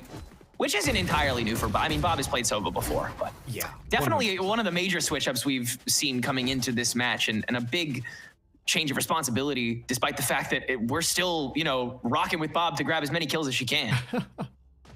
Yeah, I'd like to credit Winthrop University for really bringing back in this chamber meta that we're seeing so many different teams in VCL try and field, because they were really the ones in that Ascension tournament last year who really popularized the chamber, but sometimes it is better to just go back to basics. And once again, the Bob highlight onto this Sova. Obviously, the frags always are going to look impressive on the kill feed. It's going to look nice and flashy, but the bigger question comes down to how a lot of that utility gets used, especially on a nice wide open map like Breeze. Already, Hugh, getting a little bit of information, but Bob fragging yet again, takes Chaotic down nice and early on here. Tuzi's gonna have a lot to deal with as the offense is coming in fast. Yeah, misses him in the slipstream, so that requires Bones to be the one to make the distance, and yeah, Tuzi is keen to it. That should be all of the really interesting stuff ADG gets to do this round, but still a minute to go. T-Dog is creative. We'll see what he can come up with here. But, I mean, so far, yeah, I mean, no notes for how Blue Water is approaching this comp and what they want to do. They still want to keep it so everybody can be their own sort of raid boss, but at the same time, they want to be able to scale such a gargantuan map to be able to make their notably weak defense across all maps, but especially Breeze, a little less disheartening. 30 seconds left. Yeah, what a round. This one just kind of fell on its face with a little bit of a TP in there from Bones, and at that point, it's just Blue Water being able to play Vanguard, make sure that no one is going to be able to move into the site. They do a good job at keeping everything nice and easy and in control, while ADG are kind of left scrambling, wondering what they really can do here. So great openers from Bob once again, just really playing a pseudo chamber role right now, being able to find those long range kills to really set the round off on the right foot for Blue Otter. But now it's going to be rifles in the hands of ADG. They're looking for that fast aggressive play here, and are going to be met right in front of Blue Water here. Straight in front of it, and Hugh has his back turned just enough for 399 to see, and now you've implanted. Zoe stole, but Bones able to jump it. And that's the go button to go in on this toxic screen that is now running dry. 399, once again the next checkpoint. Heartless on the off angle from the doors. Yet again, it's a piecemeal frag, but just One enemy bits and remaining. pieces of ADG's bodies are giving themselves away to an easy defensive hold. And that, again, I mean, even dropping 2, looked like Blue Water had more than enough contingencies to deal with it. That's a bonus swept away. I was gonna say, like, you know, the operator gets brought into the middle of all of this, and this is just kind of a really big cluster happening at that A site. And yeah, in the midst of all of it, when you see ADG move in there, all of the members are looking only towards the back of the site, allowing for an opportunity for, what do you call it? I think it was Heartless to be able, Heartless to be able to navigate their way into it and allow the rest of Blue Water to slowly move in, completely unaware from ADG, allowing for that gap to happen just because of that gap, just because of that spacing. It's nice and easy for Blue Water to clean that one up. Gonna be pistols yet again coming out from ADG. They're gonna try and make something happen here, but Zostel nice and far forwards, looking for it and not able to find the spray down. Hugh gets that punish, will be able to get the rifle. Yeah, safely standing atop that wall. ADG could reproc it when the retake comes through. They're the ones who have the backup plans. Heartless gets to Hugh before it procs, though. Hunter's Fury out from T-Dog quite early just to clear the board and waste some time, and it might be enough to thwart this retake already. You still have so much space to make up and not much time on the spike left to take it. 399, the first point of contact on the swing with the up as well. None of it looks like it can be put together, and still they try to wander forward. Still, 399 will at least grab his, but that'll be all, and ADG will nab a thrifty to get on the board. Kind of a crazy round coming in that time. It's just ADG really holding their ground. I was going to comment on the fact that some of that utility for the spike came a little bit early, in my opinion. We see the shock dart being comboed there with the snake bite, and you know, there's no indication of anybody trying to defuse it, but it stalls things out just for a second, reveals the positions, and ADG play into their strengths, playing for those individual push-ins, playing to find those kills. So Blue Water, they go down a single round. Could be 2 ultimates online for ADG and 2 ultimates online on the other side. Sacred only finding a leg shot, I believe, there. So Heartless still alive while Tuzi takes Bones out nice and dirty. Oh, 399 with those knives out. Got to keep him out for Sacred, who can nab the op kill and tries to turn on the Tuzi next. Quick response times from both sides as this spike still remains in limbo. It's ADG that have all the ability to move around, but it's still Blue Water with the personnel and the Hunter's Fury in tow.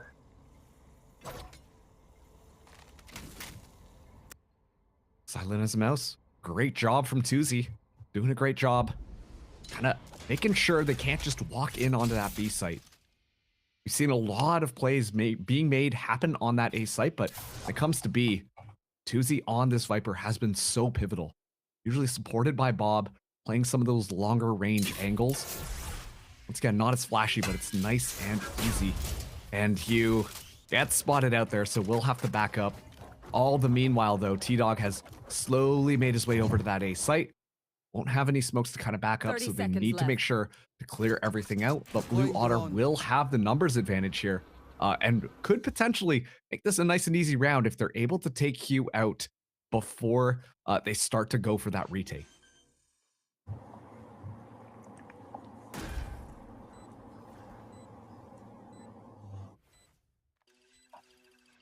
Already so much time lost just by having to make the trek. And you don't have your two most mobile players to even make some noise in the beginning. Not a lot of util here either for the side of Blue Water, but actually Bob with Hunter's Fury? Huh.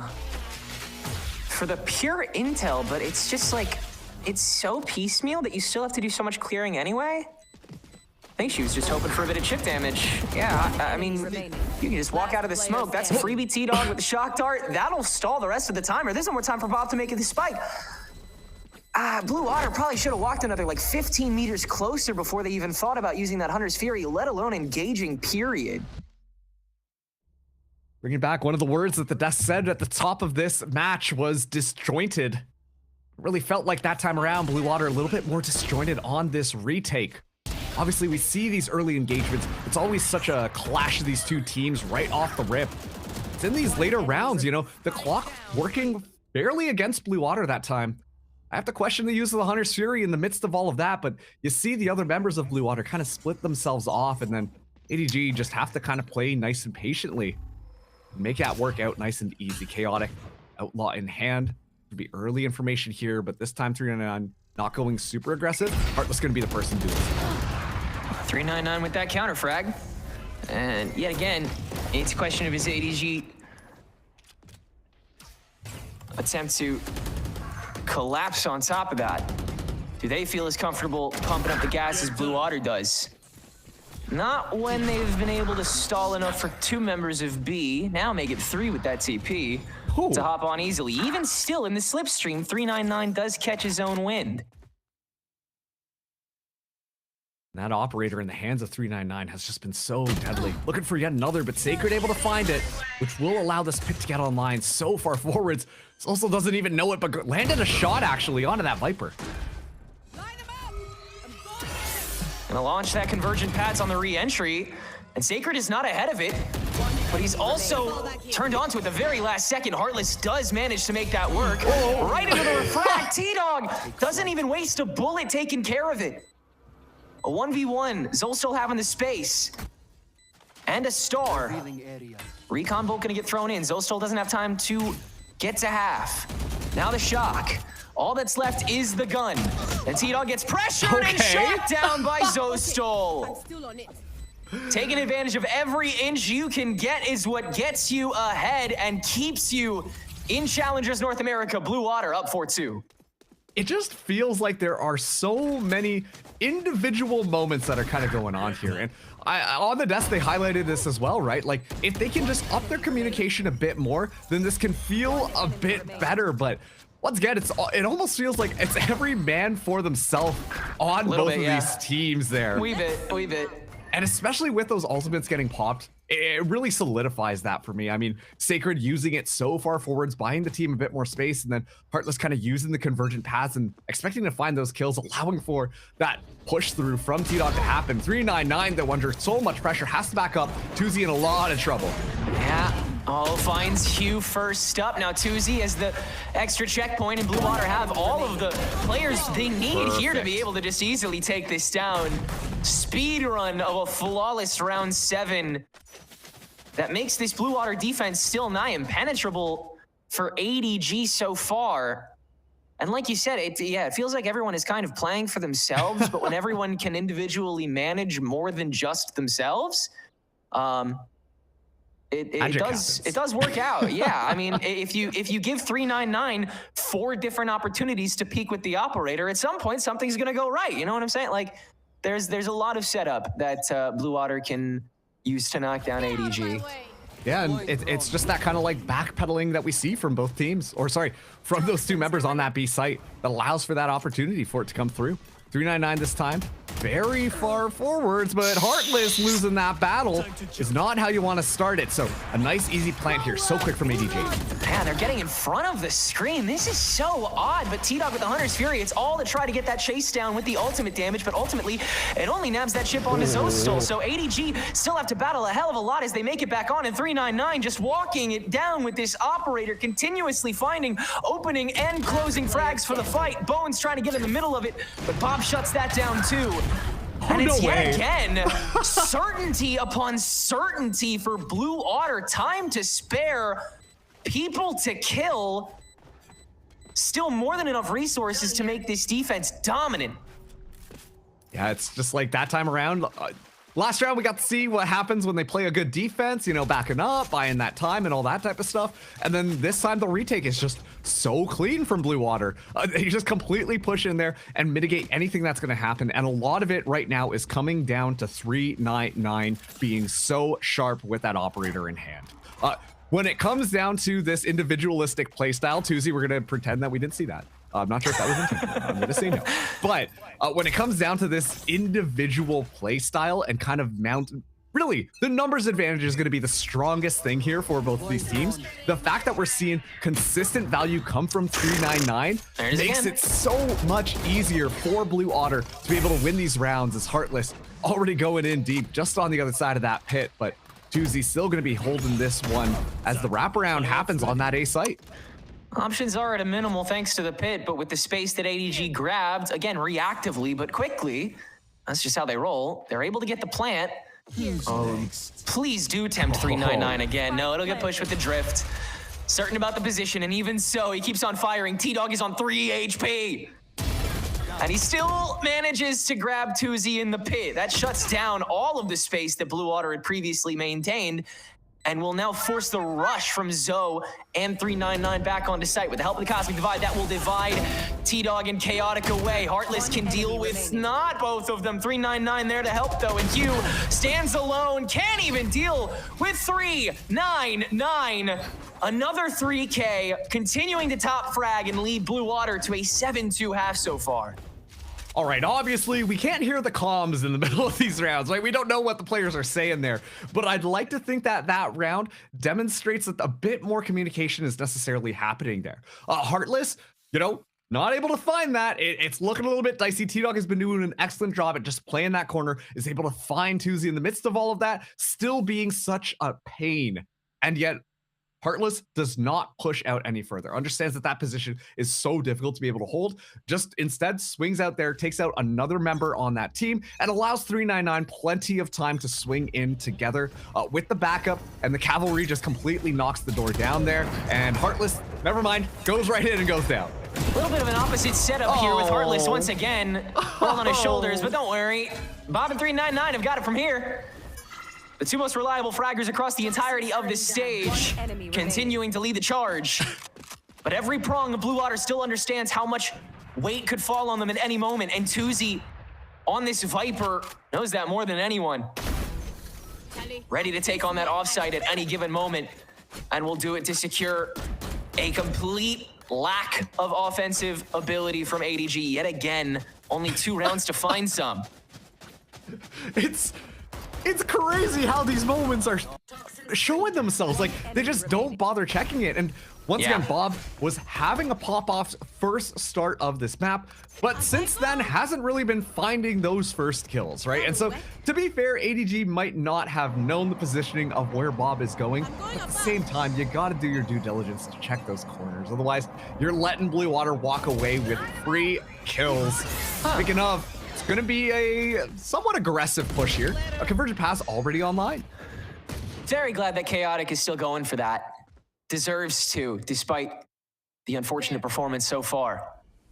Nailing that Sheriff Dink is a huge start that also allowed ADG to flush out a lot of the Blue Water util to try to punish that, but they once again maintain distance for just long enough. T-Dog really understanding how to play with that clock and the minutia of these team fights. Take flight. Now the owl drone to scope out Bob. Decoy is going to be the thing that flushes her out, and so it's the rest of the patrol that has got to do the heavy lifting, and the gun diff gives Heartless 4. After not man. nailing the lurk the previous round, that is a surefire way to get your morale fully back in tow, and Blue Water's up 9-2. I'm gonna be so real. The saturate is one of the funniest pieces of utility for Pretty me. silly. Because it's just like, we've seen so many plays. Obviously, if you're watching VCT, you know how the Waylay kind of plays, where you just kind of fly in there, drop the saturate at your feet, and then recall out immediately. But if you catch a couple of people with the saturate, and then they just enter into slow motion halfway through, jumping in the air, it's just so silly. But more or less, will guarantee that Waylay will be able to find the kill. Heartless doing a good job at not playing as aggressive that time around. Has been doing a bit more better with that disciplined play, which I think... Okay. I feel like at this point, Tedric, I should just stop talking about it. You had a great point. Tempered, Keep going. you know? Oh, brother. It's a tough balance that Heartless has had to strike on this duelist today. Yeah. But I think, as with all four of these other players, it's they really do feel best when it's them and a room of 4 players they gotta kill. They just see red. Those are the moments that they shine. Among that, you know, you see how they fare. Tuzi, first to meet it. Bob can provide the easy leg up. And we'll duck back out. Head back to the 1 stack. Chaotic. Gonna be running into this site from the door. 399 holding it down from the pyramid. Grabbing the first as always, and is able to almost get away. Hunter's Fury to help chase it down, but the spray will do so anyway. Now Bones and Chaotic far forward to allow for this spike to finally get on site. And now it's going to be this 3v4 scenario. Finally, the spike goes down here. Bob does have the Hunter's Fury. Wonder if this is going to be one of those preemptive Hunter's Furies. Retakes yet again. Yeah, there it is. All the escort and Zosol, who falls immediately in Chaotic back up to the high ground, still can't dodge that ulti. And Tuzi finds Bones sitting in this smoke, so it's a 2v2. Still time to take it. You gotta check for Hugh. Such a long form position he can take. T-Dog, yeah, it doesn't matter how much you know about the fact that he's here. What matters is Hugh's ability to be able to sandwich that, and they do. So ADG, that is a fine round to get them to a 3-9 half here, as they can take their own attack, or take their defense now. And again, Marks, I mean, they were the ones who made these switches. They were the ones who have the film to study back against this team that they just lost to in a far less consequential position. Yeah. The stars are aligned to still make this a 2-0 match.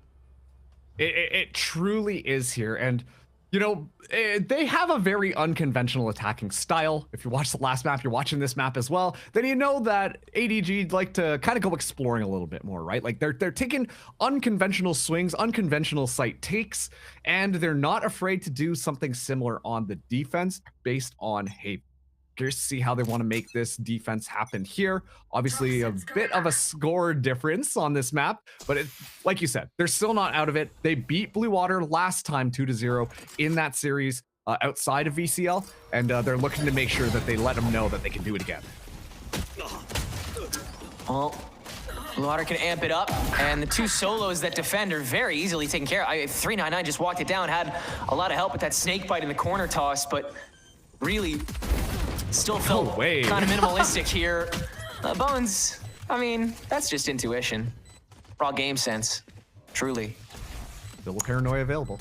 Take the space back. It's not linear, so you can get ahead of it, and Blue Water does. Still, though, you have the personnel to deal with the problem. Zostol in the Cubby finally reveals himself, turns this to a 2v1, and T-Dog... Okay. You have his gun out? Surely he did, right? Or he's pulling it out? I'm gonna say yes. I'm gonna say yes. I'm not 100% sure about that, but I'm gonna say I wasn't 100% sure either, so I was asking you. Oh boy. But yeah, I mean, the take was what you were asking about, and I mean, Blue Otter got that. ADG just need to be quicker to the reaction, which is, you know, what we always say about him. Yeah, and well, one of the things that I'm noticing on Blue Otter right now is 399 really heating up. If you watch that last map, 399 got swapped over onto that Sentinel role, was playing the Killjoy, which really felt strange if you ask me. Now that we're seeing 399 put back onto this Jet, the value that's been coming through has just been so clear for Blue Otter. Obviously on that defense with the operator, but doing a great job at leading the charge and finding a double kill to open things up. Already moving in here. T-Dog under a lot of pressure as Blue Otter make their way in on site. Yeah, so close to this as the rest of the team kind of just walks into it. This is spread halvesies, but it's not a force. So ADG can't close the distance. They can't play the util game. They can't. I just could have backed out and played for a 5v5, right? Oh, Sacred looking to drop a couple of the weapons out of Blue Otter's hands. I like the way that Blue Otter played that one. Even before the spike goes out, they know they have the weapon advantage. Play the buddy system, push out, find those kills before ADG can even get set up, making this map seem like it should be a shoe-in. And looking closer and closer towards Corrode. Sacred, once again, trying to find that kill, but Tuzi finds it. Make sure that there will be 2 Guardians and a Vandal, actually, carried over into this next round for Blue Otter here. Yeah, this is a good carry to be able to kind of elongate the round if you don't find your immediate trigger.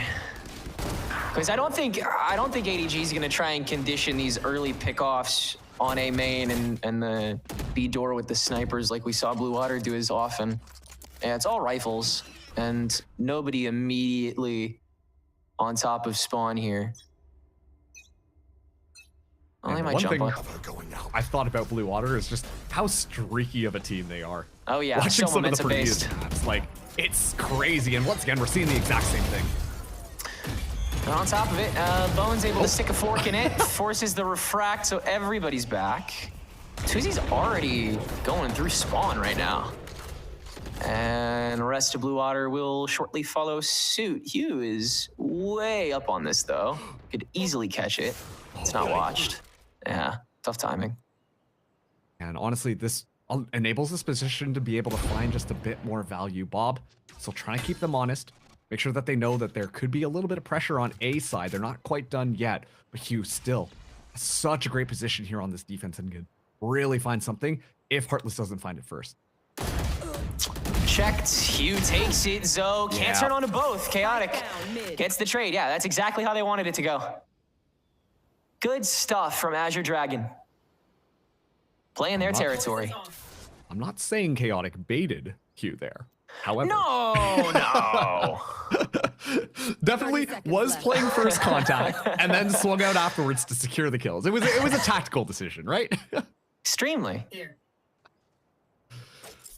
Oh boy. Well, Spike gets rescued at least.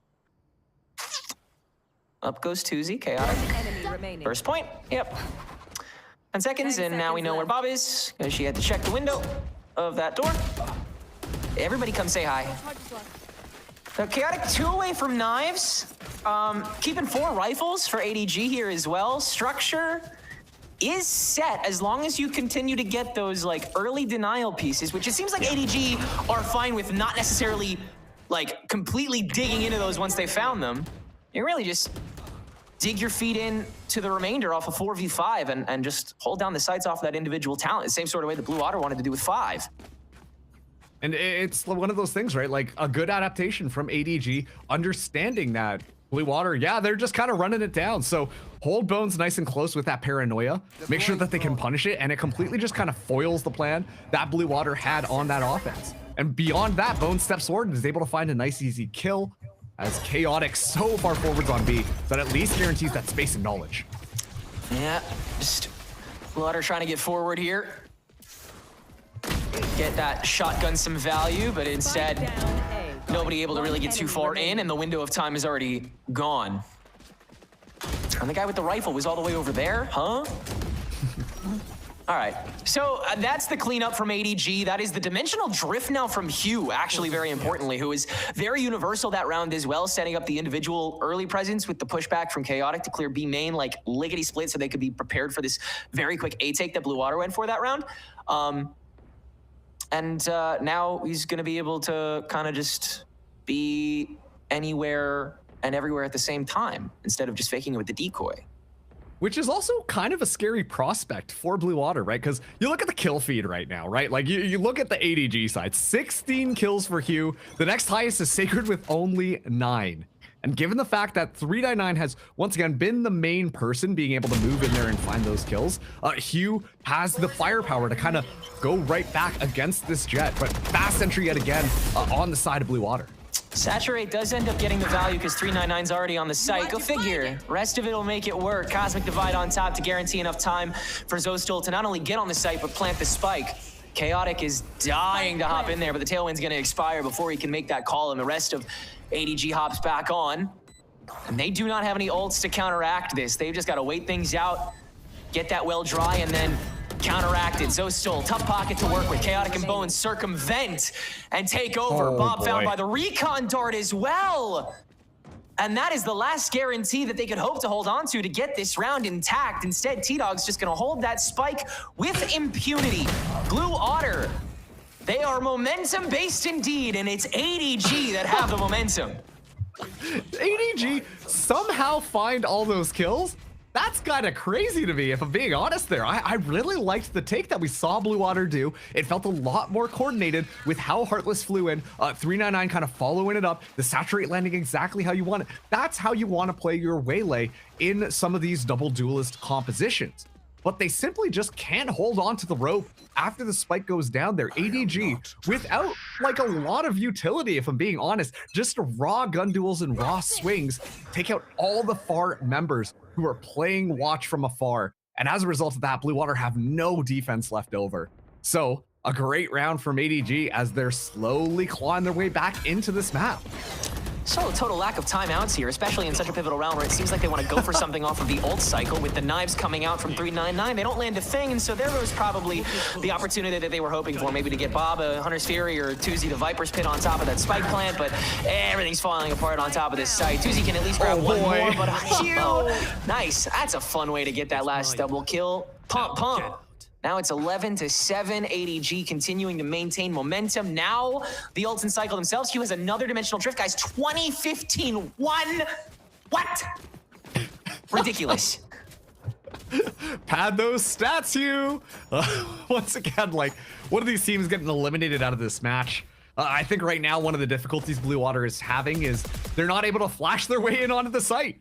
You know, they're really relying on a lot of that pressure from Heartless to be able to fly in, identify the members, and then get the information and allow 399 to kill. But the thing is that they just don't have that flash power. So they're walking in, and these crossfires become so much more dangerous because all the members of ADG can just put their crosshairs right at the entrance. It's the second or third full hit on a shock dart that T-Dog has managed to land on Bob. And Heartless, his full health pool is now gone. Blue Water, yeah, full frontal assault with the help of the Viper screen. Play what you know. Okay. And now there's that Hunter's Fury to clear the board. Does manage to find Bones' entire pool.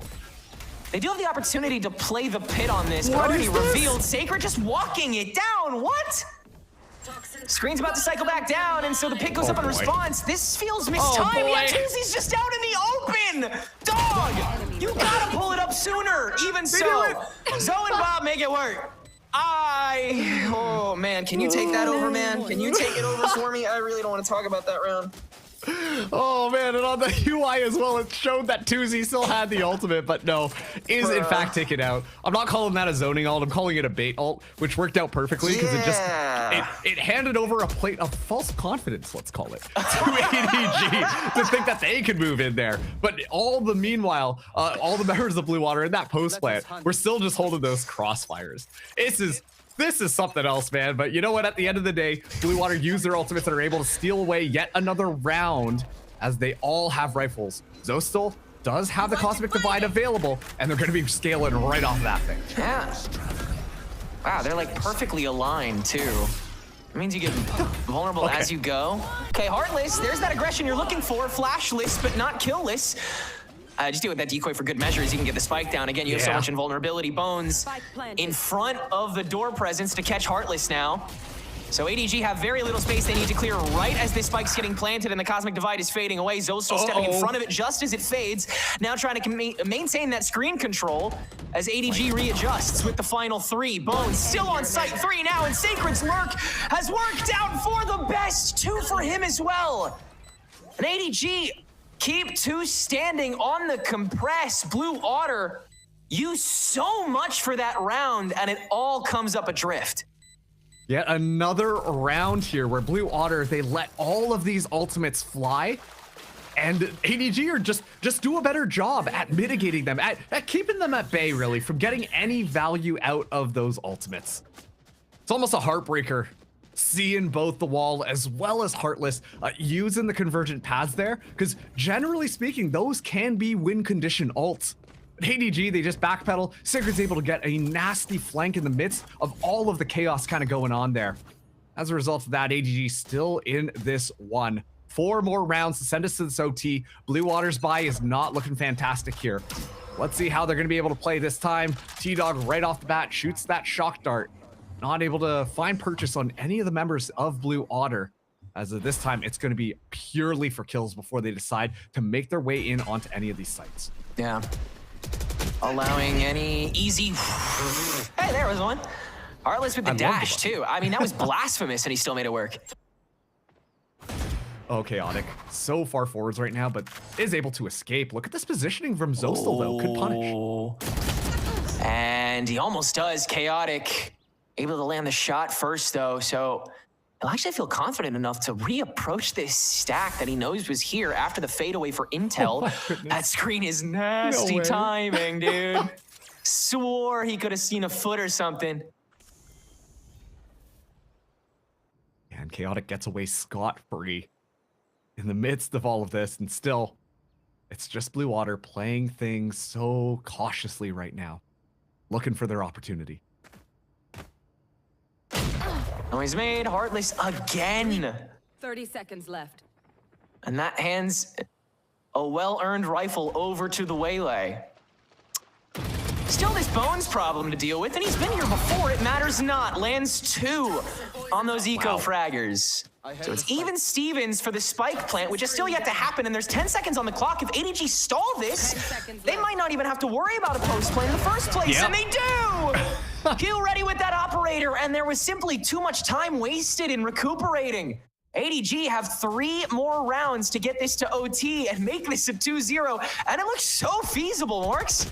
It really does. I mean, Heartless getting away with all of these Bucky kills is pretty ridiculous right now. But one thing I'm noticing, consistently ADG are always finding their opportunities within some of the pushes that we see Blue Water do. Somehow there's a man just tucked a little bit away that goes completely unnoticed, whether it's Bones, whether it's Sacred, whether it's Chaotic.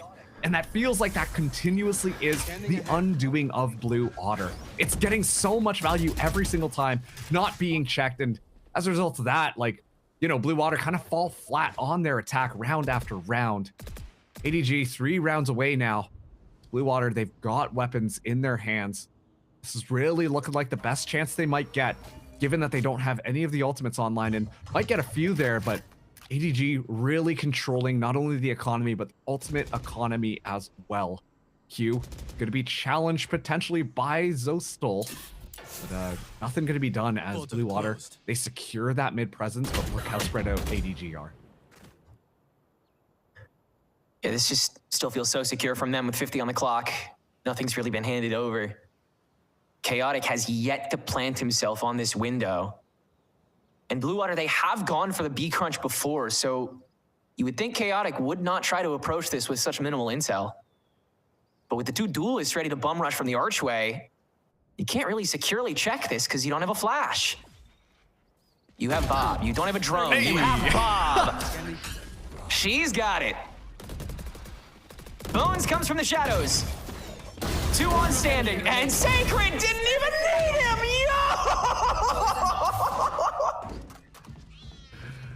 Oh, you're boy. out of your mind, dog. That was insane.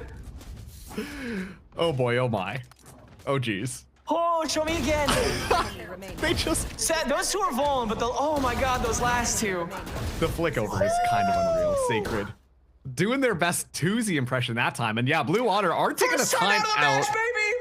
Let's you know, go! given the fact that both these teams don't necessarily have coaches, you know, anything that they want to do, anything they want to talk about has been pretty much addressed in the middle of these rounds. But this time around, really just taking a breather, because now we're going to see Blue Otter on a save yet again. Heartless going to be the Bucky master, the Bucky maestro, if you will.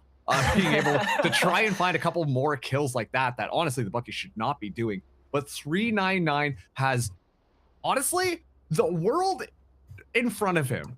The expectations that Blue Otter are really hoping that 399 can kind of fulfill, it's so difficult. The big thing being that there is no flashes. So we see the entry happen, Heartless flying in consistently, 399 going in, but there's no real clearance to make sure that the defending members of ADG can really hold things down. And sure, last time around on the defense, we see 399 with the operator in hand finding immense value, so many opening kills. This time you got to walk into the enemy's headquarters, and that doesn't necessarily work if you don't have that support going through. So a new idea has to be made for Blue Otter on how they want to utilize this jet. The course bones, let that paranoia go through, and that's a lot of people spotted out. Wow, just keeping them stacked up there, making it so easy, even in the little moments, just making sure Blue Otter don't even have a whisper of a chance in this eco.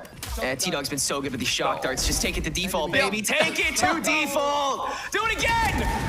Oh, he didn't. Okay. No, it's the snake bite instead that lands it. Yeah, don't even look at these opponents. Get us to 12-11 right the hell now. ADG is on a war path. A loud one. Just leave it to the utility that time around. And you can feel the nerves oozing out of Blue Otter with how they wanted to engage on that site that time. Given the fact that they didn't necessarily have the right weapons, the value that is being generated from all of this utility is just unbelievable. Whether it's the shock darts, whether it's the snake bite, whether or not it's Bones' paranoia, buying precious seconds to allow the rest of the agents going through. Blue Otter stumble before they even take a foot in the door. So good on this defense from ADG, suddenly looking like this is such a winnable 2-0 for them up against Blue Otter. T-Dog so far forwards, but Chaotic holding with an operator. Identical approach here from Blue Otter, but Heartless faster on the dash this time in. Ducks back so that 399 can take over as that first tip of the spear yet again. Chaotic in the open space. T-Dog spraying down with the Odin into that open territory, and the spike is stranded. Blue Otter has got to half retreat in order to even get back on this. And so the rest of them press forward. 399 grabbing that next frag. Now the knives out, flushing them away, but Sacred again! You're kidding! Brother. Line him up! Overtime. Oh, man. The individualistic play style for Blue Otter. Everyone looking like they need to be envy, honestly, with how they want to hold forwards. You know, like, we're so used to seeing this style in VCLNA. All these people like, yeah, we just hold W key because we know we're going to be able to win our duels. And Blue Otter, they need to win those duels. But ADG just take a step back and swing off of one another and line up for Sacred to be able to find that spray down. A complete flip around here as we get to 12-12. I believe it was 9-3 in the half. The curse reigns over us yet again. And it will be Blue Otter on this defense. 399 having that operator in hand. Needs to find a couple of kills to make this one happen. Make that more possible. They had just started to unlock this attack, ADG, but Hugh trying to find that opening presser does get silenced by Heartless. And now Blue Otter can completely reposition. ADG just sinking their teeth into the space that's taken off of that first frag and the lack of intel that comes afterwards. But Bones really getting ambitious with it to the point where Zostal may die mid-meditation. Oh no, instead Tuzi's found it. A 1v1. Bones wins it, turns to it in time, and makes this quite chaotic. No pun intended. That's, once again, they're just doing a good job at navigating around. Bones threading the needle yet again in a completely unobserved position. Could find this round nice and easy. I'm just gonna stop talking. I'm Bones so sorry, away. Bones. It's okay. Chaotic's got it under control, right? Cloudburst to reset. Of course he's gonna swing out on top of it. 399's one. We're watching the swing. Chaotic glance 3. Knives out, almost finalizes. Bob doesn't make it that easy though. And she has clutched way less than this on Breeze already. Lineups are set though for Sacred. No lineup necessary other than the one that guarantees the snake bite, but Bob's got the read on it. A buzz cut given to Sacred that'll force the double swing on top of the spike, but Bob has so little time to go for it. There's the opener. T-Dog's recon bolt guarantees the spacing and the kill. ADG from 9-3 are one round away from making this a clean 2-0.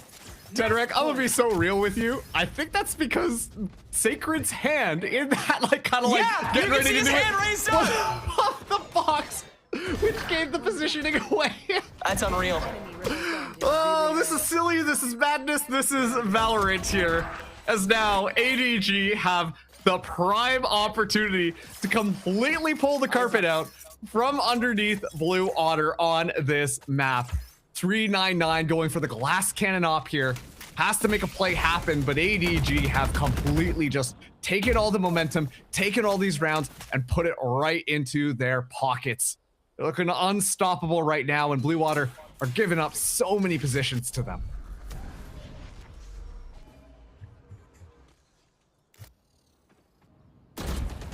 Just trying to control the fights that they take at what periods they do. Sacred, first attention paid.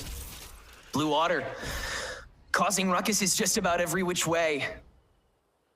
Door opened up. LOS paid to both arches. T-Dog finally beckoned and smoked back. So Blue Otter, I mean, they're even more encouraged to go for this beat crunch that they were already heavily considering. And if you looked at how ADG set themselves up on that defense, like, you could tell it's just hoping that they'll be able to find their kill, right? So much is important on doing that because they don't have any protocols or people swinging back together, especially in those initial engagements. On Chaotic. Oh, the backstab is coming now. Bones and Chaotic rushing it down, and Sacred has his own lineup with the help of Hugh, and they're able to hold their own on the archway too. 399 able to turn back to the backstab, but now a war on two fronts. 399's got to win both with the operator, and it's Sacred with another 3K to knock this down. It is one of the best defensive halves we have seen from Blue Water this stage, and even then, it matters not. They will be sent down the river to relegation, and Azure Dragon Gaming live to fight another week. They stay alive in the midst of all of that. Blue Otter so heavily reliant on 399 to be able to find all of those kills, and in that attacking half, not able to do so. Maybe just a little bit of a comp issue with how they wanted to engage there. It felt disjointed. It felt so individualistic. But at the end of the day, ADG come out on top. You look at how they were working the map. Like I said, it always felt like there was someone just kind of snaking their way around in the back line, catching so many different timings, so many different positions, and Blue Otter had no one to keep that in check. It felt like a war on one front with a spy in the back line consistently on that half. And ADG, despite the fact that it was looking a little bit dicey there, are able to make their way back thanks to some crazy heroics, especially coming out from Sacred with amazing holding of that B site. But of course, so many flashy multi-kills right off the rip. That being said, this is the only top-down fighting that Azure Dragon get to do this stage. The rest of it is still uphill from here. We'll have an interview with a member of Azure Dragon when we come back, followed up by our second match of the day. Stay tuned.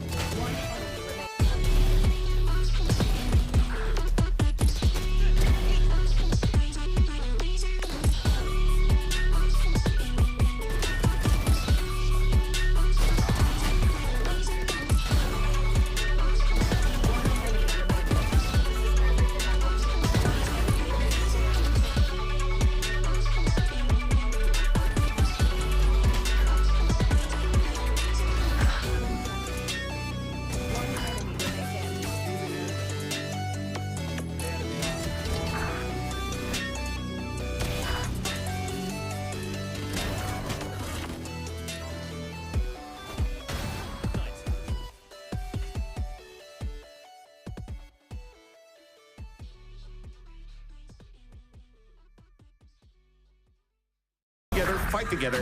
Last player standing. Exactly what Core needs. Delivering as the anchor. Odin's fan early. Through the smoke and off we go. Envy trying to get his class round this time though.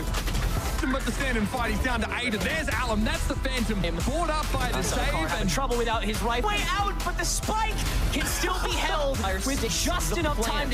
And is it by that bite act done? Early drop down and Ange catches all of it from hell. And with just a second map in the series, we'll be saying farewell to Blue Otter as they are going to get relegated from this, have to face that promo relegation tournament as ADG knock them out in somewhat of a surprising fashion as we look at the second map of the series. I mean, Roy, we got to see different ideologies coming up from both of our teams, some more than others, and a Blue Otter that seemed to be stringing rounds together. I kind of thought they were going to take us to a map 3 for a minute there. I mean, it was 11-3. If you didn't think we were going to go to map 3, I don't know what to say at that point. I mean, you have it in the bag. You are quite literally holding it in the bag and then you fumble it. That's tough. That's got to be tough. That's a tough way to go out. But shout out to ADG. I mean, the composure in that second half was on point. The heat up from the individual players that we got to see throughout this game, it kind of just felt like an old school ramp up, right? Where like you have one player popping off and then towards the end, you got Sacred stepping in as well, helping out Hugh. It was all things considered, it was a really fun map to watch. I mean, when we talk about Blue Otter's play style and we get to see an ADG that has step-ups throughout, of course we're going to get a really fun map out of the series, Goms, but I'd love your take on this too, because again, we got to see a lot of step-ups from both teams when you're looking at the 4Ks, such as anything else coming out that always kept you on your toes. I would say, like, I was actually really impressed with the performance we got to see out of Heartless. I thought Heartless had a really, honestly, such a big impact in regards to getting the site for the post plant, and I feel like that's really what messed them up on the defense here for ADG.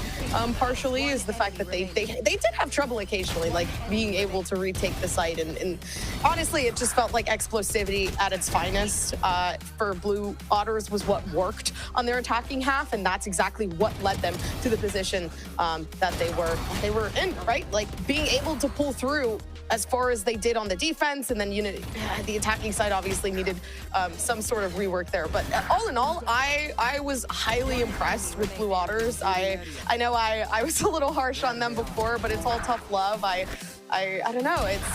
I'm looking forward to seeing, though, like for promotion relegation, where exactly they stand there, because I think they have improved a lot, and I'm not going to say they haven't.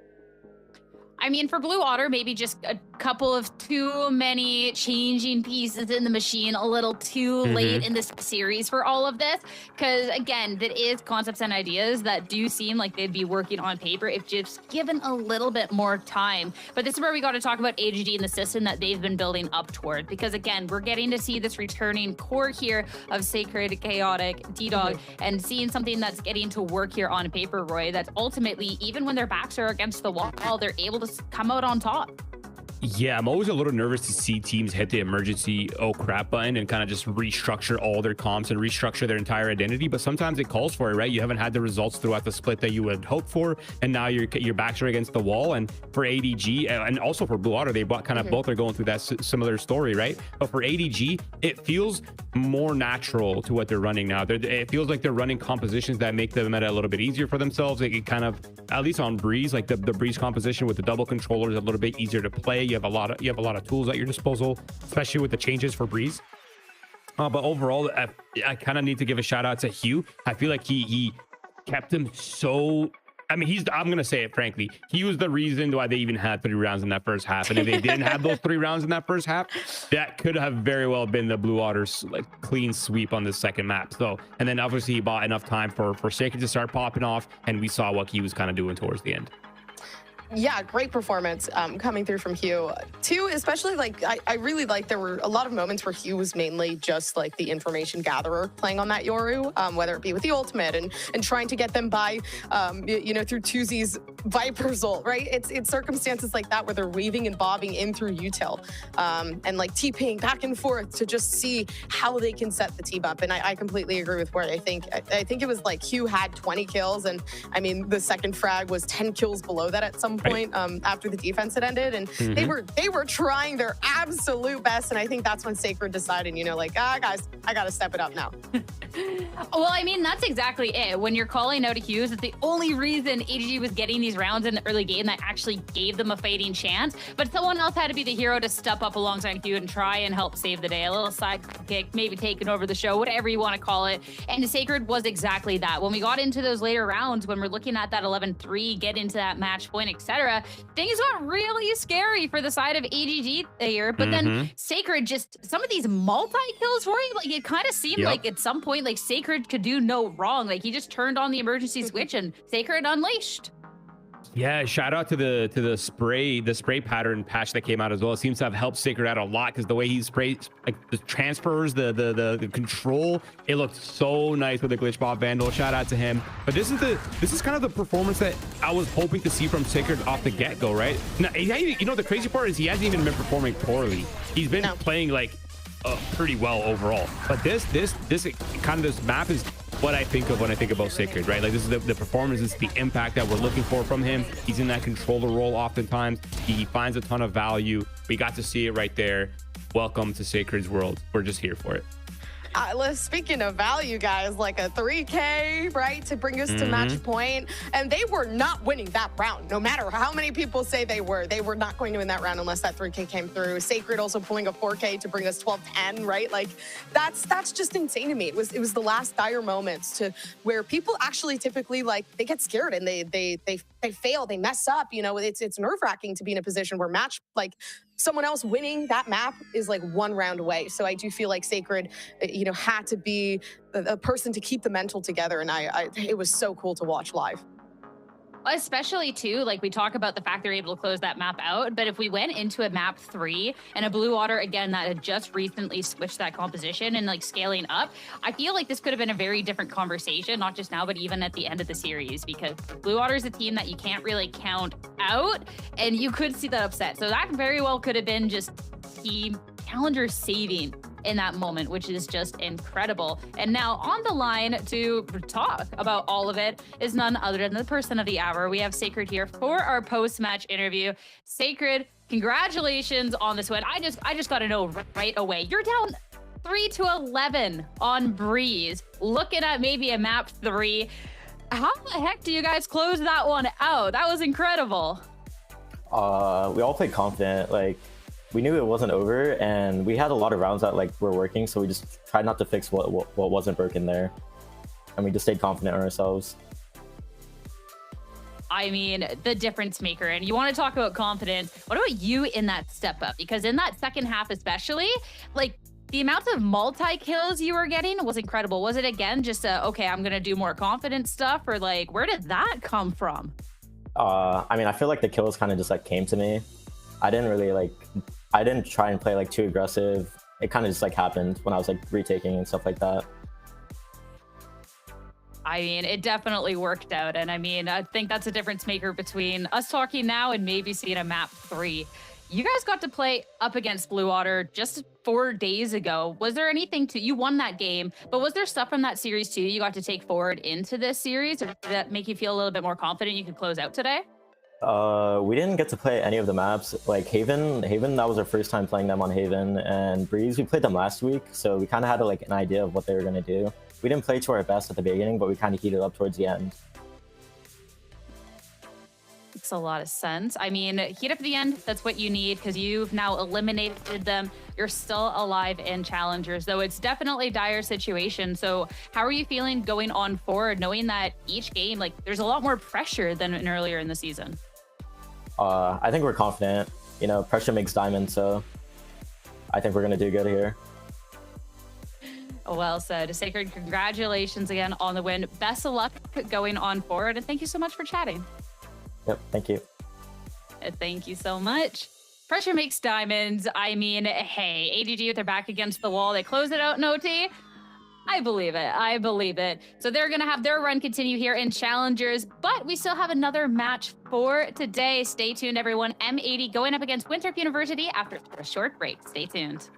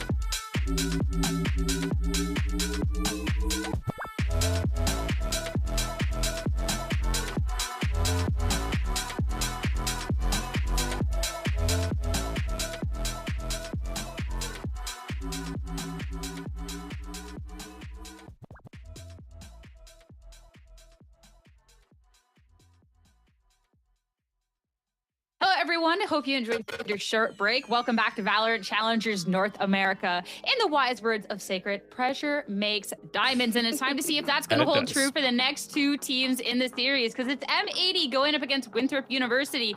Two teams that, even Roy, if they're not facing elimination, definitely still precarious spot in this league, sitting at that 1-2 record each. Yeah, go back a year and tell me the same thing. These teams are 1-2, and I would not believe you. This is so crazy. And for me, I think it's even more crazy on the M80 side. Like Winthrop University, I can understand. Okay, they're going through their role changes. They're getting the emergency substitutes. Like I can understand. I can give them grace. I can give Winthrop University grace. M80 though, you press tab, you look at these players.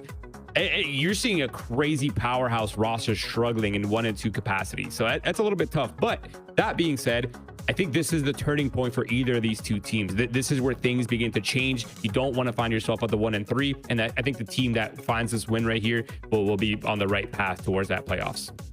Yeah, I mean, we talk a little bit about Winthrop struggling, right? And this isn't like the first time they've struggled and had to really solidify themselves within challengers. So I feel like it's nothing new for them. I mean, before they didn't scrim, guys. Like now they're scrimming, so things have to change at this point.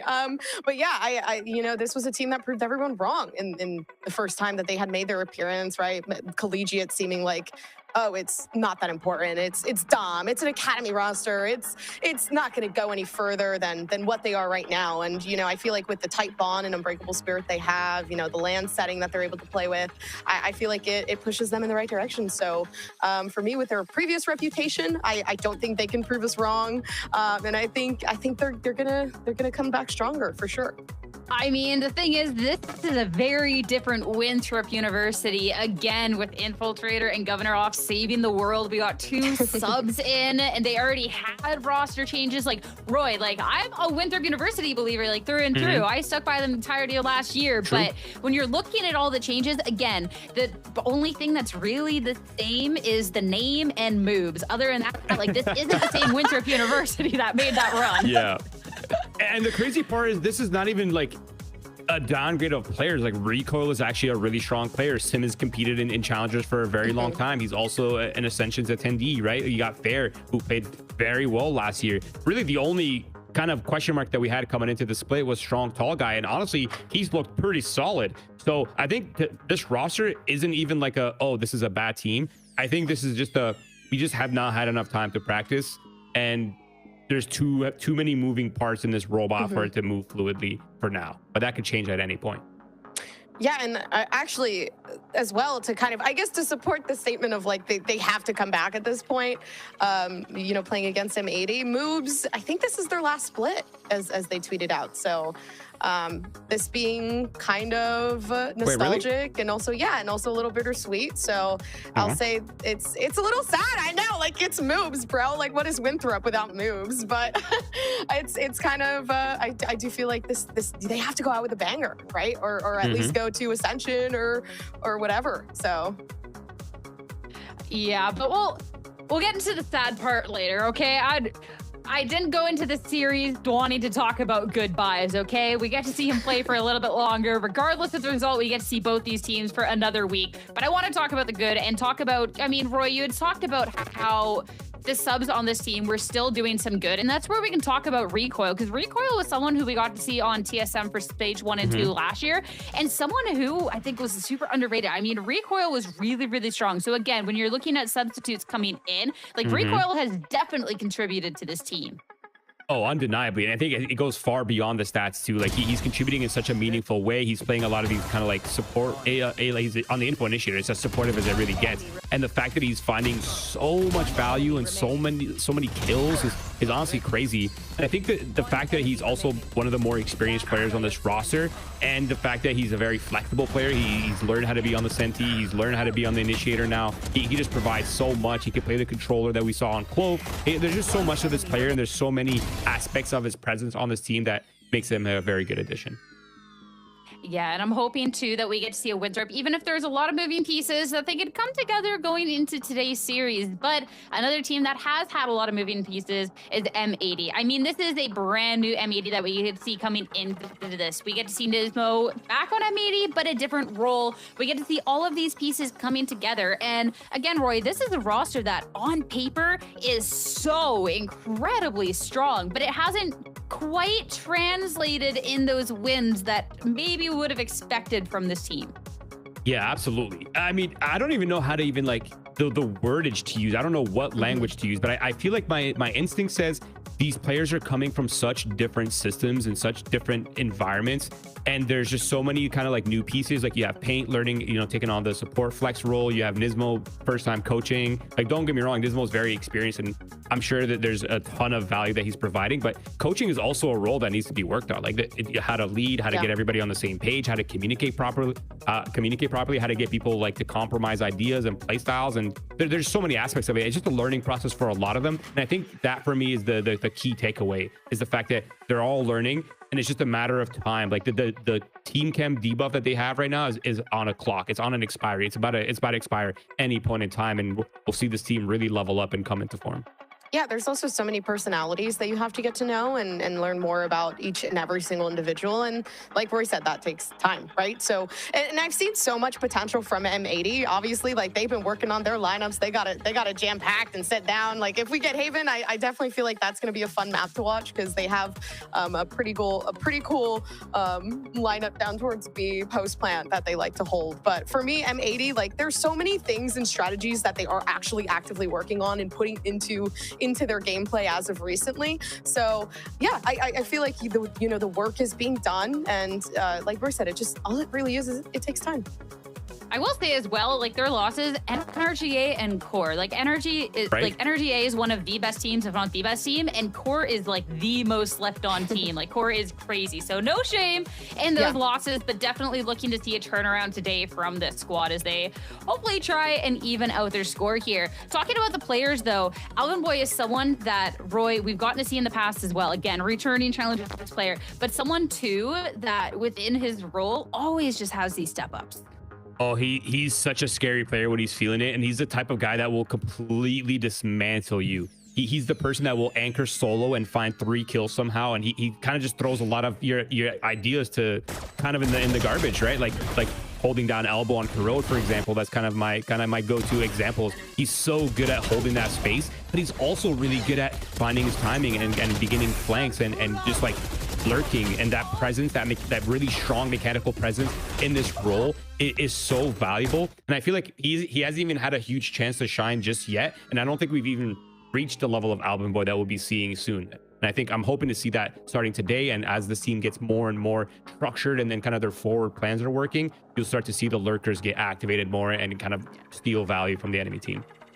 And like you talk about when he's activated, like maybe not last match, but the match before when they're up against Core, like just a casual first 8 kills, like it's just a winning out on the site. It's like, it's just, bro's just absolutely nuts. But someone else who I'm looking to get first kills in the series, talk about the duelists, of course, talk about Sim and Bonnie and kind of this head-to-head that we have. Because Bonnie, again, is someone who we've talked so much about, and this Waylay is just nuts. And Sim, you talk about potential to take over the server goms. Sim is always like the top of my list for someone who, like, when Sim is feeling it, like Sim just cannot be stopped.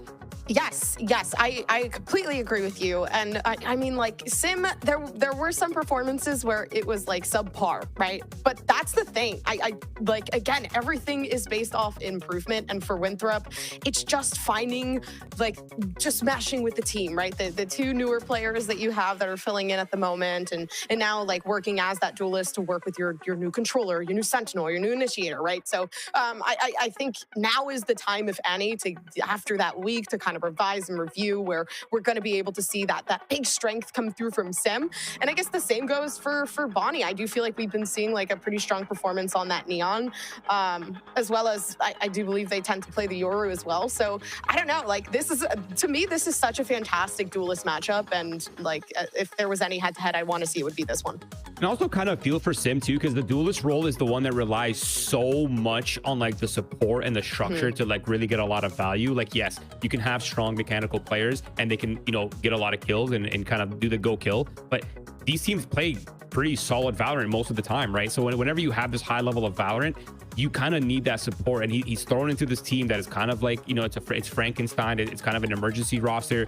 It can be hard to find a lot of stats, but for Bonnie, I feel like it's a whole different story. Like you're getting put onto this team with so much experience, and you guys are practicing day in, day out. Like that value is going to start showing as they get more comfortable and as things get more integrated. I think we're going to see a Bonnie that's going to be increasingly more valuable as time goes on. Yeah, I think this M80 roster is definitely a scarier as time goes by, and maybe the 1-2 doesn't go for that, but midway through the split, they're supposed to ramp. This should be about the time we really start seeing that through. But talking about the series and what we have ahead of us, since we are about halfway through, we have a lot more information on the teams in terms of their map picks. And starting it off, I mean, again, Gops, we get to see a Winthrop picking up an Abyss to really make sure we have a fun way to kick off our series. Oh, absolutely. I mean, listen, I love Abyss, and we actually, I've been like so tired of the Breeze Bind Haven like combination that I've been seeing. So I feel like this is adding a little bit of color, especially since this. I mean, they've played this like 3 times already. So every single week, this is a map that Winthrop likes to indulge in, and this is something they're confident in, despite the 2 losses that they faced previously. But we've seen how that worked out, right, in the last series. So you never actually know what's going to happen. It also kind of makes sense to why this is like the most played map for Winthrop University when you take into account that this is probably the easiest map in the pool. Like there's really not too much strategic depth on this map. It's a lot of just site slamming and retaking, and whoever can do it better is usually the one that's winning, right? Yeah, there's a little bit of lurking and a little bit of pace changes and kind of style swaps that's happening in middle sometimes, but majority of the time it's slow down, do a slow default, group up, 5-player hit. That's such an easy recipe for moves as an IGL. It's an easy recipe for the whole team to get on board. Now that being said, they still haven't found crazy results on this map. They're 1-2 on this map. They've taken a loss to Sad Esports, who looks like one of the best teams in the league right now. They also took a loss to Shopify Rebellion Black, and the one win that they got was against Pigeons, who is, you know, kind of struggling in their own way. So I'm not too inspired by their map pool, but I feel like the individual powers for Winthrop University, this is a good map for them. It's an easy map for them to get on the same page, and it makes sense to why they're picking it.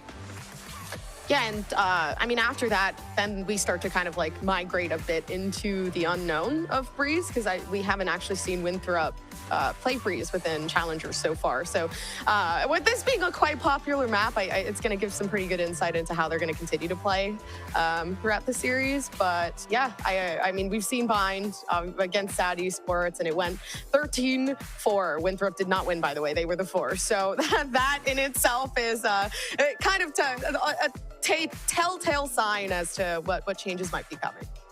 I mean, you're talking about Winthrop stepping into the unknown. This entire series is stepping into the unknown for M80, at least on our end of things, because we haven't gotten to see them. So I think that's going to be really, really exciting to see what they're cooking up there.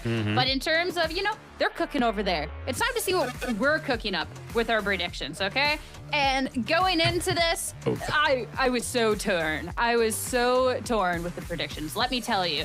I even posted in the WhatsApp chat, hey guys, what is everyone predicting? I don't know what to do. And Gompers is like, yo, vibes, I'm picking Winthrop. And Gompers, I love you. I don't think you've ever been right on your predictions, so I had to go the opposite way and pick M80 instead. I am so sorry. That's crazy slander.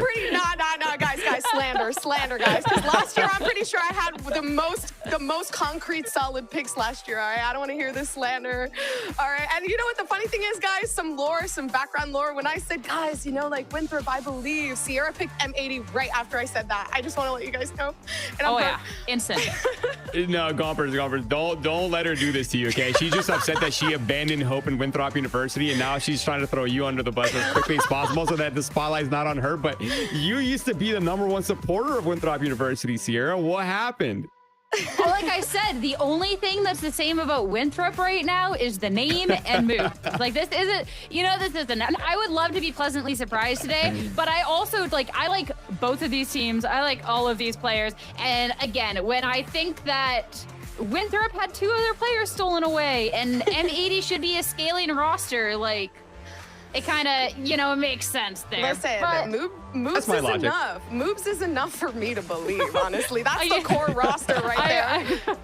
The hashtag moves is enough. You know what, Gomes? I love that for you. Let's take it back to Aviska. Let's bring it back. A known quantity from Winthrop. M80, though. We get to see Waylay from Bonnie.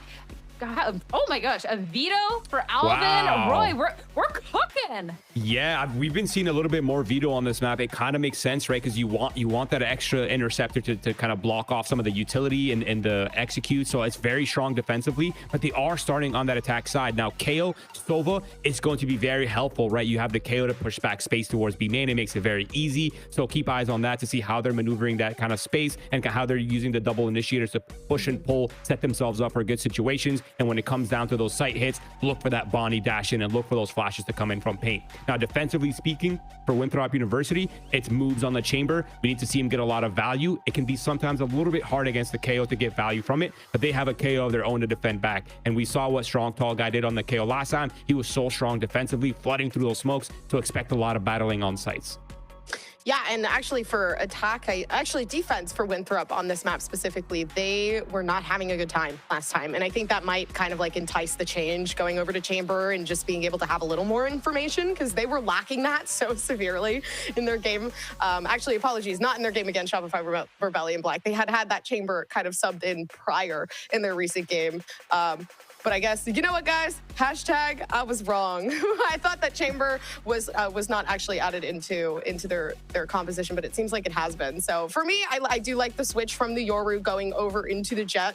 I mean, from the Jet going over into the Yoru for Sim. I do feel like the ultimate might be a little bit more forgiving and pleasing to the eye, especially giving Winthrop, again, that information that I felt they were lacking last time. I mean, all said and done, it's time to see if the hashtag moves is enough from Gompers. Is going to be enough for Winthrop University to take down this roster of M80 and the powerhouses. Abyss is ready. Let's get to it and send it over to Marks and Tenric. Thanks so much, Sierra. And Moobs, I want you to know, man to man, regardless of what happens today, you are, in fact, enough. But, Marks, the question is, does Winthrop University have enough to take on what is, as the desk mentioned, a continuously scaling M80 that has yet to debut this veto-ridden comp on Abyss? That being said, it seems like WU have their own answers, with Sim touching this Yoru for the very first time this split. The only other time WU used the agent is when Fair did it on Bind.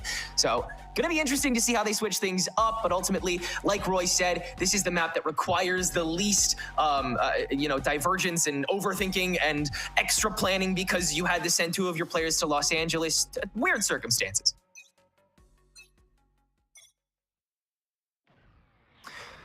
Well, M80 choosing to start out on this attack half after WU, once again, as the desk mentioned, have been picking this as their first map week to week.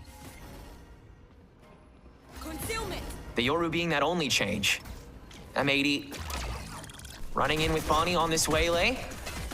Definitely a lot of eyes on how he's developing this stage after having such an incredible year last season. M80 have pretty convincingly taken up the B site, dealing with Fair. Sim on a very quick flank, but already 2 members of M80 extending to watch for him. Made it back up to the window, though, unfazed, and Bonnie, right after grabbing another pick for himself, will fall to him. Now Sim trying to extend, but he's caught, and no one else from WU can compress in time. Moves now trying to extend down main, and there's just too many angles to check. M80 have 4 standing against a lonely, lonely recoil that has to tuck into so much, including some of his own ex-teammates that would know how to play against these guys like the back of their hand more than anybody else walking into this. Another fun aspect of the matchup, but M80 taking a nice convincing pistol on a relatively slow, I suppose, by Abyss standards, takeover of it, but you know, you got room to breathe here. Yeah, you absolutely do. I'm back. Let's get this game started. I miss you, man. I miss you so much. Moves was more than enough, and so they just decided that I wasn't going to be in the cast for the first round. But, you know, that's kind of how it happens. Is maybe, like you said, they're able to walk away with that round. And let's see how they want to be able to make this one happen, because it was a very decisive take that they showcased last time. But Winthrop University stacking themselves up, anticipating a lot of this pressure just outside of that B site. So it is a bit of that gamble stack to try and find that opportunity, really, to really overpower their attackers. And yet still, it is going to be a little bit more slow, a little bit more patient from M80. trying to catch any of the members of Winthrop University, kind of overextending and then making this a very decisive round. I like seeing M80 get to plant Alvin again, taking on this veto. Not often they'll probably let him do it. Just have such an easy gun advantage. He can solo this stack, no problem. Looking good. I mean, we had high expectations for M80 coming into the season, let alone this late into it already.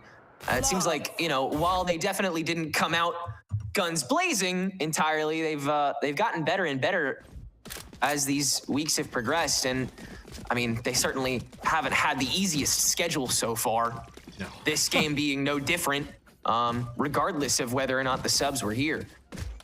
It's one of those things, right, where it's like, we've got M80, this new Frankenstein together roster, up against the ship of Theseus in Winthrop University, replacing pretty much all of their parts except for moves, like the desk was kind of highlighting. And so a lot of questions kind of being raised, but I love the point that the desk made about, as time going on, this team chem debuff is going to get lower and lower. And already we're starting to see some of that come to fruition in M80. They started things out being very hesitant when they were pushing in, very hesitant and honestly a little bit disjointed on some of their attacks. But I'm hoping that that is getting better and better as these weeks continue, as the squad starts to meld a lot more. Sim with an excellent pick on GMD right off rip. Yeah, you could say the same for, you know, these additions for Sim and Recoil coming into WU now that they've had this time. And you're already seeing the change making here on Abyss. Clearly, they're theory crafting, they're continuing to lab. They don't know, you know, how long this tenure is going to be. Recoil holding his own with his Phantom on the aid choke. They're going to try and squeeze him, but it's tough once again with the gun diff. They'll make it work. Alvin actually picked up that distance really quickly. And he's going to pop that Evo in this 2v2, in fact. Great little communication there. Now let's see how this works. Strong Tall Guy and Fair approaching from two different angles here. I'm imagining that they're going to be playing off of that single flash that they've got as soon as Fair gets ready. But actually, a little bit of an interesting wraparound here. M80 decide to push all the way back, and so the flankers might just get flanked. Jeez, yeah. Oh, it's temporarily watched by Fair, but just not enough active attention paid to it. Kind of just felt like you're, you know, going through the motions there for WU's reapproach, and M80 take advantage of that quick lack of breath, take away the bonus. And Alvin is 10-0-0. Are you kidding me, dude? Down. Yeah, it's unbelievable. I mean, Alvin has been a player, obviously a highlight player, not even on the duelist role, which I think in Challengers specifically, a lot of people overlook some of these players, but Alvin has been putting on heaters after heaters all throughout last year, including this year as well. And once again, at 10-0, already used the ultimate, by the way, which is kind of crazy for round 3. But still, M80 look like they don't show any signs of slowing down here. So Winthrop University, they tried to put in a little bit of damage, but Derek immediately slapping Sim down. Look at this, GMD already waiting for this push-up. Yeah, conditioning some very easy punishments so far. Yeah, they know the WU's just gonna give it a go there. Now it's just so tough, right? Because for Winthrop University, a lot of that synergy, a lot of the sparks that we got to see on that previous roster. You know, coming into Challengers, we were expecting to see Infiltrator and Governor alongside moves. Of course, we get to see kind of the call-up in order to sub for crew from Infiltrator as well as Governor. And that just kind of led to this team that had to get thrown together in order to try and make these ones work. And so a lot of that very promising synergy, it's just struggling a little bit more coming into the first part of Challengers here. As once again, M80, they're taking more time and they're only getting more and more comfortable playing off. Taken out. Well, Recoil and Strong Tall Guy both able to find their first stabs, so they're on the site Right here. with room to spare. GMD just with that smoke setup, pretty obvious where he's standing from, but Nova Pulse plus the Gravity Well, that is a nasty double dog there that nets M80 a 4th round. And the 9 players apart from Alvin have finally combined exceeded the amount of kills that he has. So glad we've reached that checkpoint. Oh man, if we Megazord together, then maybe we can rival Alvin's just score. about. Yeah. but still, it's good to see some of these other players coming online. One of the things that I've been looking at M80 specifically and wanting to see them grow is how they use their utility to play off of one another. And I think that last round was a really good example of that. We want to see those clear comms happening. A lot of that kind of hesitation and, missed timing of utility getting swept under the rug a little bit more, nice and tidied and cleaned up, so they have nice, easy takes and kills. Conversion paths just to cut through the majority of the A site. Still gonna stick around for a moment after getting hit by that recon dart. They don't want to get double procced on the pack, but yeah, I think they know you're here. So yeah, just duke it out. And M80 winning their fights very convincingly to the point where WU might already just save. Yep. Yeah. Taking that back. Man. It's so tough for WU to get things done right now because with moves on that chamber, we know how they like to play around the chamber. Moobs has a lot of responsibility on his back, but the same can be said for the rest of the team. Once again, coming to the synergy on why this chamber composition works is the rest of the team can be that reliable anchor and overpower the people pushing through, while Moobs is going to be good for 1 or 2 kills just on the other side to keep the opponents guessing. Right now, it doesn't really feel like, unfortunately, a lot of the members of Winthrop University can kind of come online in that same synergistic style. We're still seeing Sim, Recoil, one of them having to poke out alone and going for the swing to try and gain information without much backup. And in those moments, a lot of those fundamentals that M80 are kind of bringing to the board are going to just help them win things out, whether or not it's a trade or being able to find their shot. And so for Winthrop University, we need to see them playing off of another just a little bit more and introduce a couple more issues with how M80 are attacking in on the site. Yeah, it's really tough when WU is trying to rely as much on fundies as possible to get them by, and you're playing against the team that on paper had the best fundies coming into this entire stage. Moves with that operator gets swarmed. Love Paint holding so close to this Right there. Spike planted. forward approach. Been seeing him on this KO is very entertaining. Early retake on top of what is left of the flashes. Jeez. Yeah. For a second there, I thought Paint got that kill, but actually it was just the shorty. I was like, oh, that would have been crazy. What is that flick, man? Oh, but yeah. I mean, 6 rounds in a row right now for M80. Generally speaking, Alvin hasn't really found a kill outside of those first 3 rounds, and that's totally okay, because now we're starting to see the other members of M80 start to find their opportunities in just playing Valorant and moving through and clearing things out systematically. Whereas Winthrop University, especially when it comes down to some of those more patient pushes, they're just kind of getting caught off guard before they can really enter into anything. They're coming into this composition.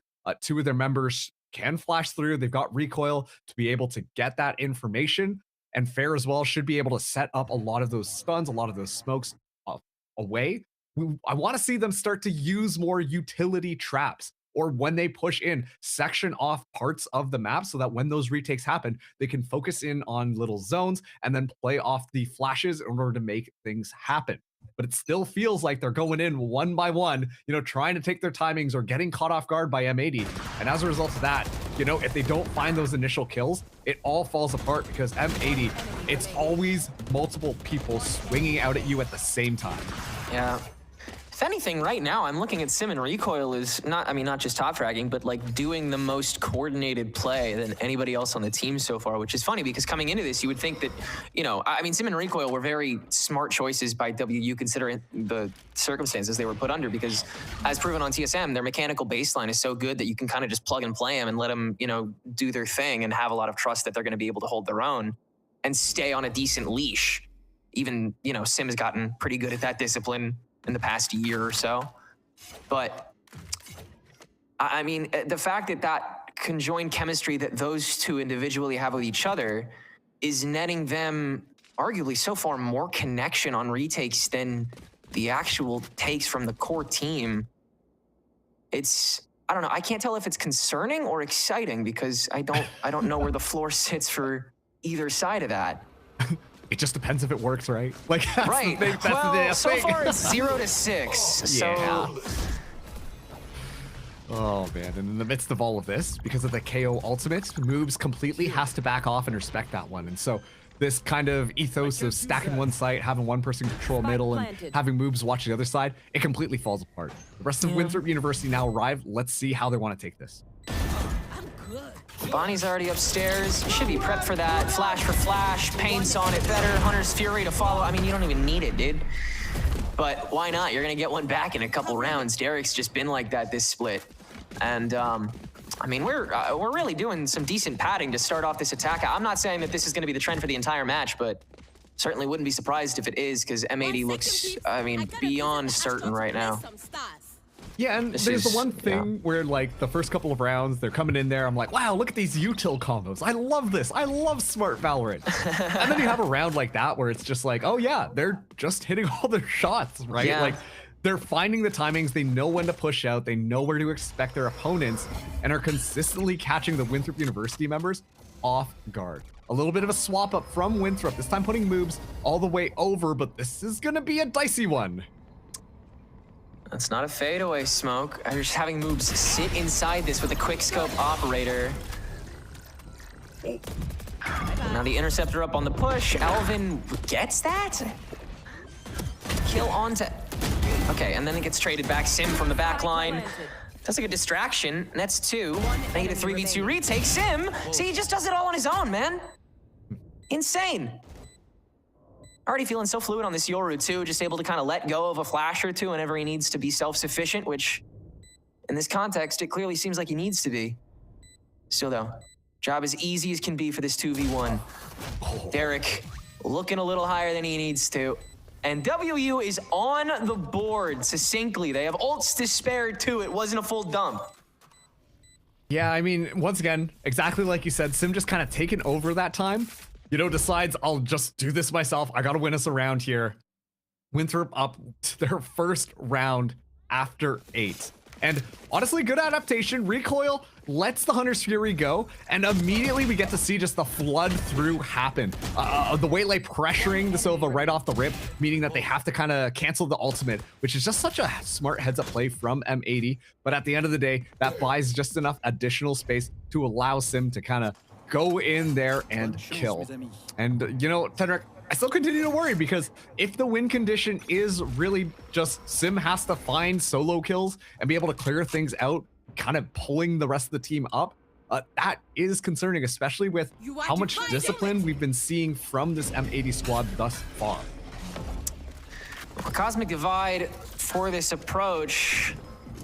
That's a great ulti for the A split. Love it. With the aggression that M80 had as well, Alvin turns back and nails fair. Clean as can be. And yeah, like you said, if hero moments from Sim are the only thing that WU can use to get a leg up here, then this team is stuck in the past in more ways than one. Still got to hold your own against Paint, and yeah, Recoil has no trouble with it. Wow, WU, I mean, everybody walks it down that time around. Recoil, Moobs, and Sim all win their fights. The most consistent plug-and-play members of WU this tenure. And at the same time, like, you just take a look at that. They made sure that they were buddied up when taking those duels. Okay, and I you know, that sounds like such a basic thing to do. But given off of the last series that we saw, where everyone was kind of taking their individual fights, and on a lot of these early rounds, we're seeing the members of Winthrop University go exploring without having a lot of backup. Like, you just see immediately how much of a difference that can make here. And so, great stuff coming through. Obviously, the shots landing makes a huge difference, but Winthrop now find 2 in a row. Still, the economy looking good for M80. More than enough to be able to buy up for the next round as well. But still, at this point, this is going to be that changing point. Are M80 going to continue to walk away with this and continue to secure their lead? Or will Winthrop University start to turn things around in this half and really make it look like Abyss is a possible win? Still plenty of game, still plenty of half. Yet another implant for Alvin, this time top mid. How many rotations have realistically happened up here so far this game? I mean, it's like, it's STG, maybe, in between, but yeah, tough to find any individual pressure here. Instead, you got to take the set itself, and they will start doing that just as Alvin gets that timing on the press. Well done. And now he can patrol top mid, where indeed you got one member rotating from. It's Moobs who will walk that down, but the rest of M80 securely have that A site and a couple extra seconds on the spike that have already burned away. Moobs, alone for the time being, is already starting to outstretch. That operator's dangerous, but Bonnie's quick with it. And that should be all the shutting down they need. WU are fair distance away from this, but Fair will make up that distance quite quickly after nabbing that extra kill. Oh, that's a nasty way to grab the double, isn't it? Hey, finishing off STG and then turning right onto the one. You don't even need the extra help, and it's 8-2. I just want to call out something there, which I think is just so smart from M80, and it's a little bit of a micro play, but it just shows how well these players are kind of adapting off of one another. We see GMD obviously post plant. You want to run your Astro away. You want to make sure that you can play off of the stars there. You know, use the suck, pull them away, do all those types of things, right? So GMD just kind of running it down, breaks the door, immediately goes through. And then Bonnie swings off of that, understanding that Winthrop University heard that noise and are going to be looking that way. It's just a small little coordinated play that really just shuts down Winthrop University's chances of that retake. And those little moments are going to matter. Moves, wanting to play with a big old sniper rifle, won't be able to do that, getting shut down from the 0 point, but will be able to successfully escape after a little bit of a help with that star. Decent trade of space, but M80 doesn't fully take it. Yeah, you can just condition that Alvin is probably there because he was last round. WU, for all they know, can't take a single step through that bridge until too much presence is confirmed elsewhere, which is it is about to be. Big knife on the B approach, actually. Right in front of it, and STG stays close. Grabs one, Pain taking the hit so GMD can recover and keep the personnel advantage decently wide.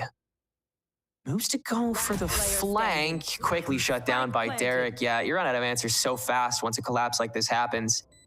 And this is the point in which, you know, M80 just makes it look so easy because they decide the rounds within that push. Everything else just looks so piecemeal and late to the party.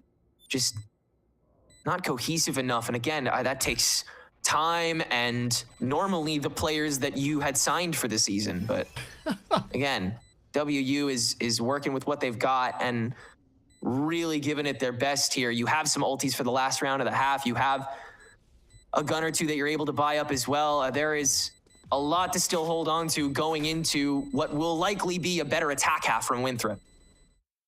And that time around, like, we see M80 pop a couple of ults there to really secure themselves forwards. Bonnie just dying at the end there, so Recoil will be able to keep the Odin alive. But it's 100% worth it for them to pop all those ults and make sure that they punish the economy of Winthrop University because it is the last round in the half. Sure, we're going to be seeing now Winthrop University have a couple of ultimates in their hand, but for the most part, with that weaker weaponry, it's still going to be so difficult for them to be able to find this last round. Meanwhile, all the blazing fury in their arsenal, M80 will have more than enough to be able to shut this one down. Alvin even going for an outlaw buy here, but the fact that it is the last round, aggressive play this time to try and swap things up, but Derek able to back out of there completely unscathed. So we get to see M80 slowly make their way up and take all of that middle space. Winthrop University have left this open now a couple rounds in a row. Curious that Alvin decided to go for that outlaw. Only one player gets one shot by that. I don't know if his math was off or if he's just... Well, he has a rifle now, so I think it was a bonus gun, you know? Oh, we're fine. Okay, okay. He bought up an outlaw on top of his rifle. Okay. Just rich, putting a little rich flex on Winthrop University, yeah. Right, yeah. Flex on him. Y'all got student loans? That's cute. I had an outlaw. Oh, Moobs. Hey. He knows how to shut talk like that down. Rest of the checkpoints here on A site. He got the stack for it, and STG ain't checked for Bonnie on a panic run, and he makes it work. Oh, 1v1 sim. But there's still so much to do, right? I mean, this is impossible, especially in the last round of the half. You have the Cosmic Divide to reapproach. Virgin Path's online, though. You got to confirm both positions, and a lot of noise being decently made here. When does he decide to proc it? There's the... Oh, early peek out. Gets both in the ulti.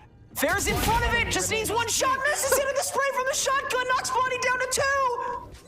Cosmic Divide will still shield Moobs. On the step in, saturate, Moobs holding the half. Moobs. He's gonna hold it all the way, Bonnie! Maybe An exclamation point off a 10-2 half. Switching sides. M80 will prove to be better however they see fit.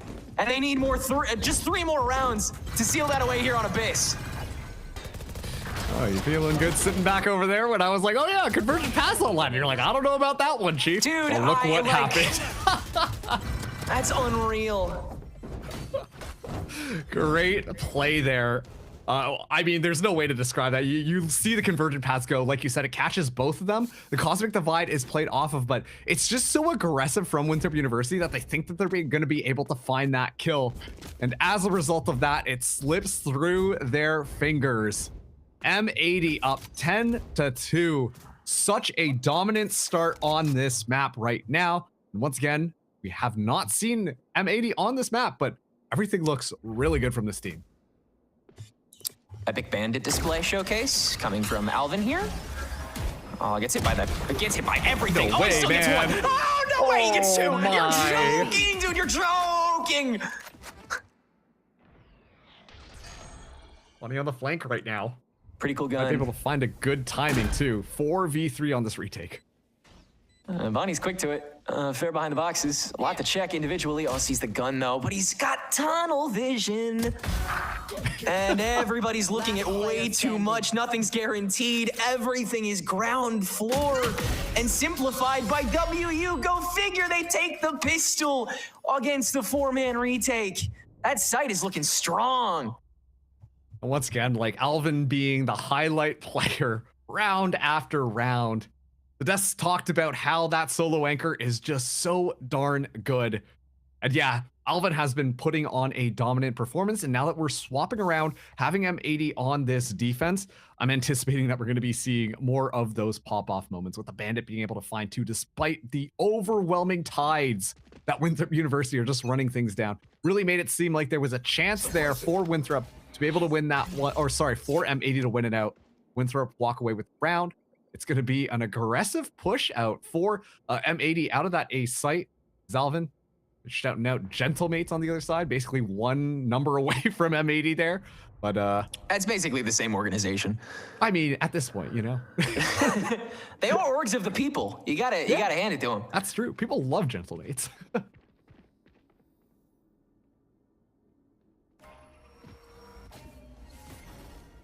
Just looking for an explosive stack here, and Baby Door feels like the best way to go about it. Moves his position will be confirmed, but not collapsed on because he has that trademark.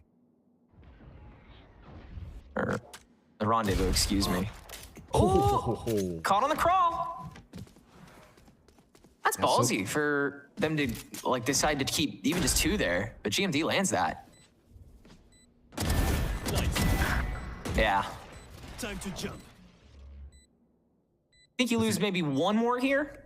It was an interesting idea from M80 that time around. Wrapping 2 members around, going for a little bit of a push. Again, sticking to that hall pass buddy system. But still, weaponry, especially with Sim feeling it, it's just simply not going to work out here. So should be a clean last part of this round. Remaining. We're out of here. Let's run up this next round. I mean, like, just so far from these first 2 rounds of Winthrop, it feels like they're divvying up their responsibilities not just like equally, but I think properly across this space. Like having it be Moobs followed by Sim followed by STG to be the ones to take the brunt of the hit, purely because they know they can tank as much as possible. I think is a great way to kind of keep that inertia from the aggression you pose onto a site into the post plant, because you can just keep moving forward and then have that backup TP for 2 of your players. Yeah, and speaking of inertia, like Winthrop University on their attack have not necessarily been like unrelenting, but they're a lot more proactive than what we saw on the M80 attack. Already taking so much space onto mid, getting their players now, and what this really does is it forces M80 to have to spread out their defense on that B side a bit more. So Alvin Boy, the last person alive there. Great plant by Sim. That's going to be more consistent than not. Derek catches it early on, but 3v4 as M80 is already making that walk up and Moobs is not checking the right spot, but GMD can't adjust in time. Damn, Moobs! My goat, please don't leave us. Yeah, bomb rush an A. Easy peasy takeover. I don't even know if, okay, yeah, no choice. Alvin's got to take it to the face. Damn, bro, that's a great 1-2-3 hit by WU, man. Yeah, I mean, you know, one of my criticisms on the WU attack was them spreading themselves out, right? Giving up those individual opportunities for M80 to kind of take advantage of, find those kills, and end the round before it even really begins. That time around, we see Winthrop University more or less do that. Moves with a crazy flick to be able to shut down the lurker there, and then is able to find Derek right off the bat as well. And honestly, that just kind of secures the round there. The individual picks paving the way for the rest of that round. Bonnie already going far forward. Sim so aware of it. Bonnie is in a lot of trouble right now. No way out. Yeah, the knife forced him to be by himself, so Pain's gonna decide to collapse in on that. So is GMD. To be so committal to play for just one and then lose two, I wonder how often M80 would try to go for something like that with this diff. And honestly, Winthrop University there, great job playing anti-flash based off of that one. Allowing only one kill to go through, given the fact that that was an M80 flood in off of the flash. They make sure to counter that completely, and sure, Bonnie a little bit difficult, given the fact that only the Marshal in hand, but still it mitigates a lot of the potential damage that M80 could have walked away for free with.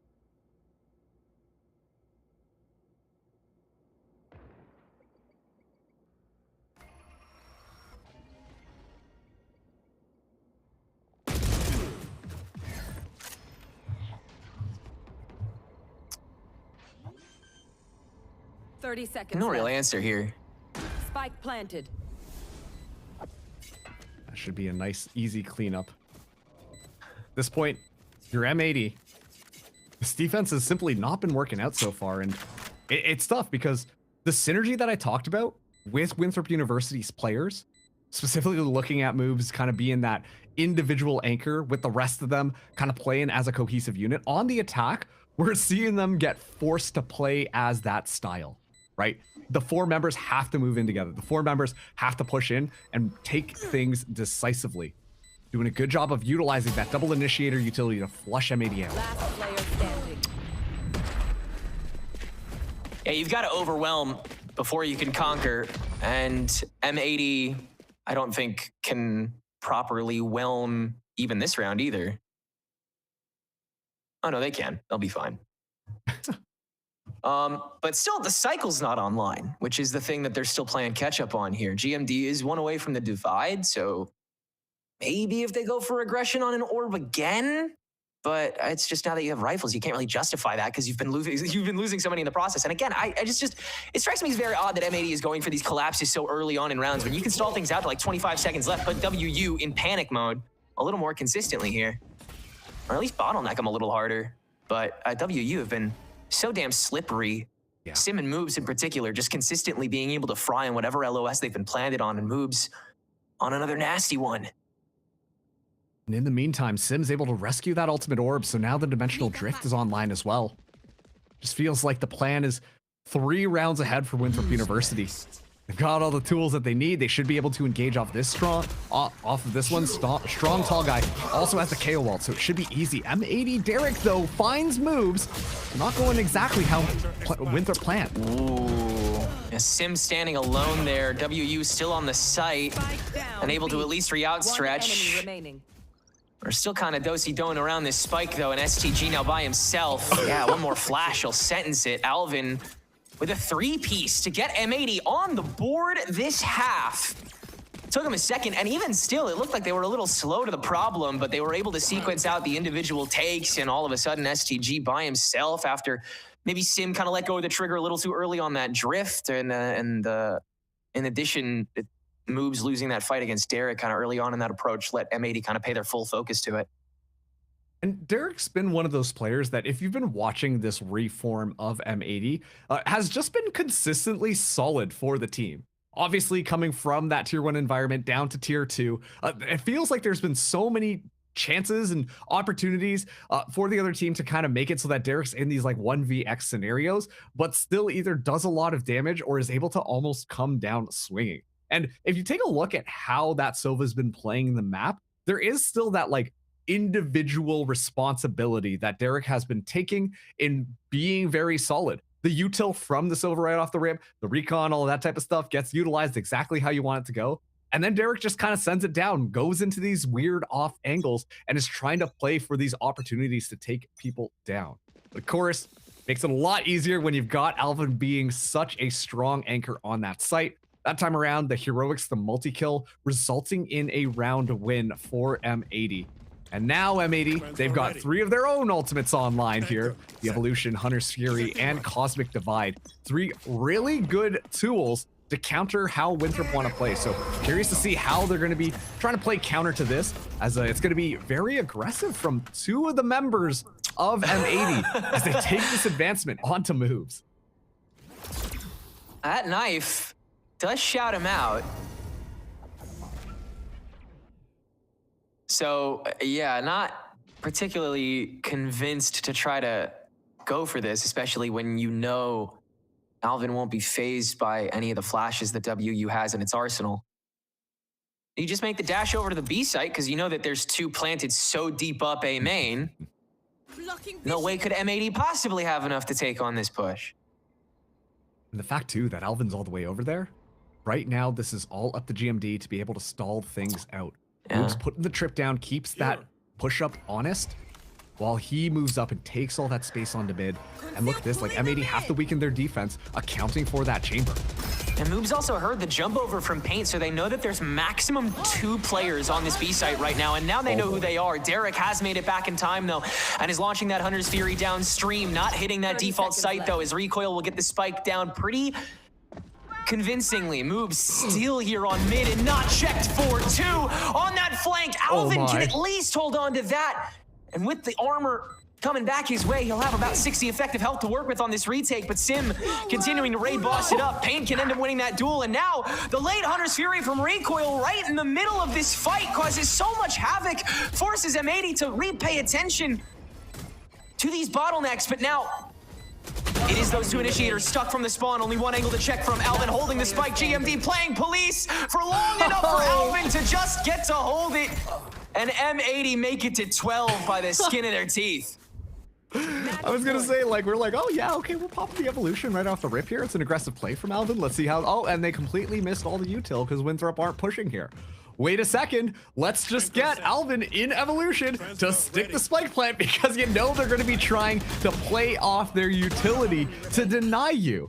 And as a result of that, GMD playing it forwards. And then, yeah, at this point, like, recoil has to just kind of go in there because none of that utility is going to be effective against the veto. And so a little bit of a cheeky play there. Moobs almost turning the round around for Winthrop University. But now M80, they're at map point here. They're ready to close out their opponent's map pick. They just need this first one, and look at this, already taking so much space in middle, while Winthrop University look to do a 5-man rush on A. Yeah, would be important to get it done now. Stop this before it can get really crazy. That is a 5-man knife. Nobody on WU can do a damn thing, but watch that kill feed run down the screen.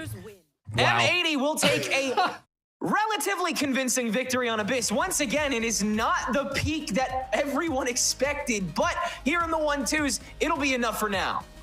Yeah, and at the end there, I'm pretty sure we saw Paint do his best Mario impression and try to go for the Goomba stomp on top of Boobs, I'm pretty sure. But we're seeing a lot more of these pieces for M80 start to work out. Obviously, one of the things that we talked about on the desk was Nismo stepping into the coaching role and Paint kind of coming in here on this KO, on this initiator, and, you know, learning from Nismo. I think it was in one of the interviews that Paint gave that he was really practicing a lot of that initiator utility.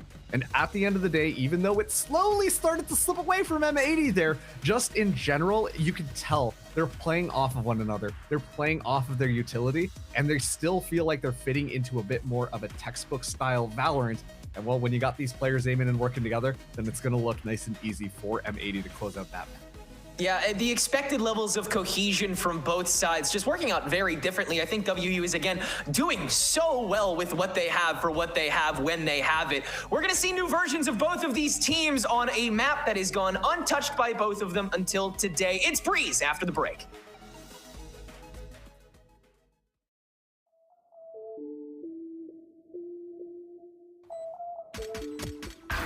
Idiots.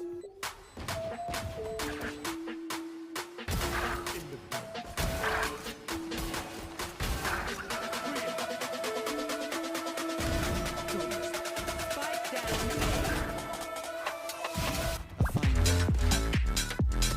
One enemy remaining.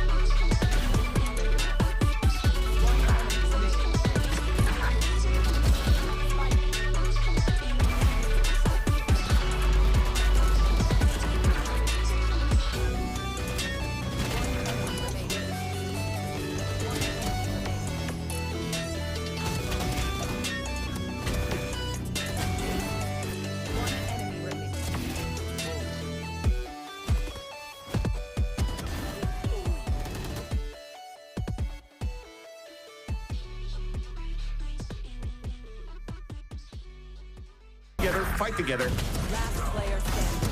Exactly what Core needs. Delivering as the anchor. Spam early. Through the smoke and off we go. Envy trying to get this classic round this time though. But the stand and fight, he's down to Ada. There's Alum, that's the Phantom. Brought up by the save And trouble without his rifle. Way out, but the spike can still be held with just enough time. And isn't by that bite act done. Early drop down and Ange catches all of it from hell. Heading into the series with Winthrop University and M80, two teams sitting at this 1-2 record.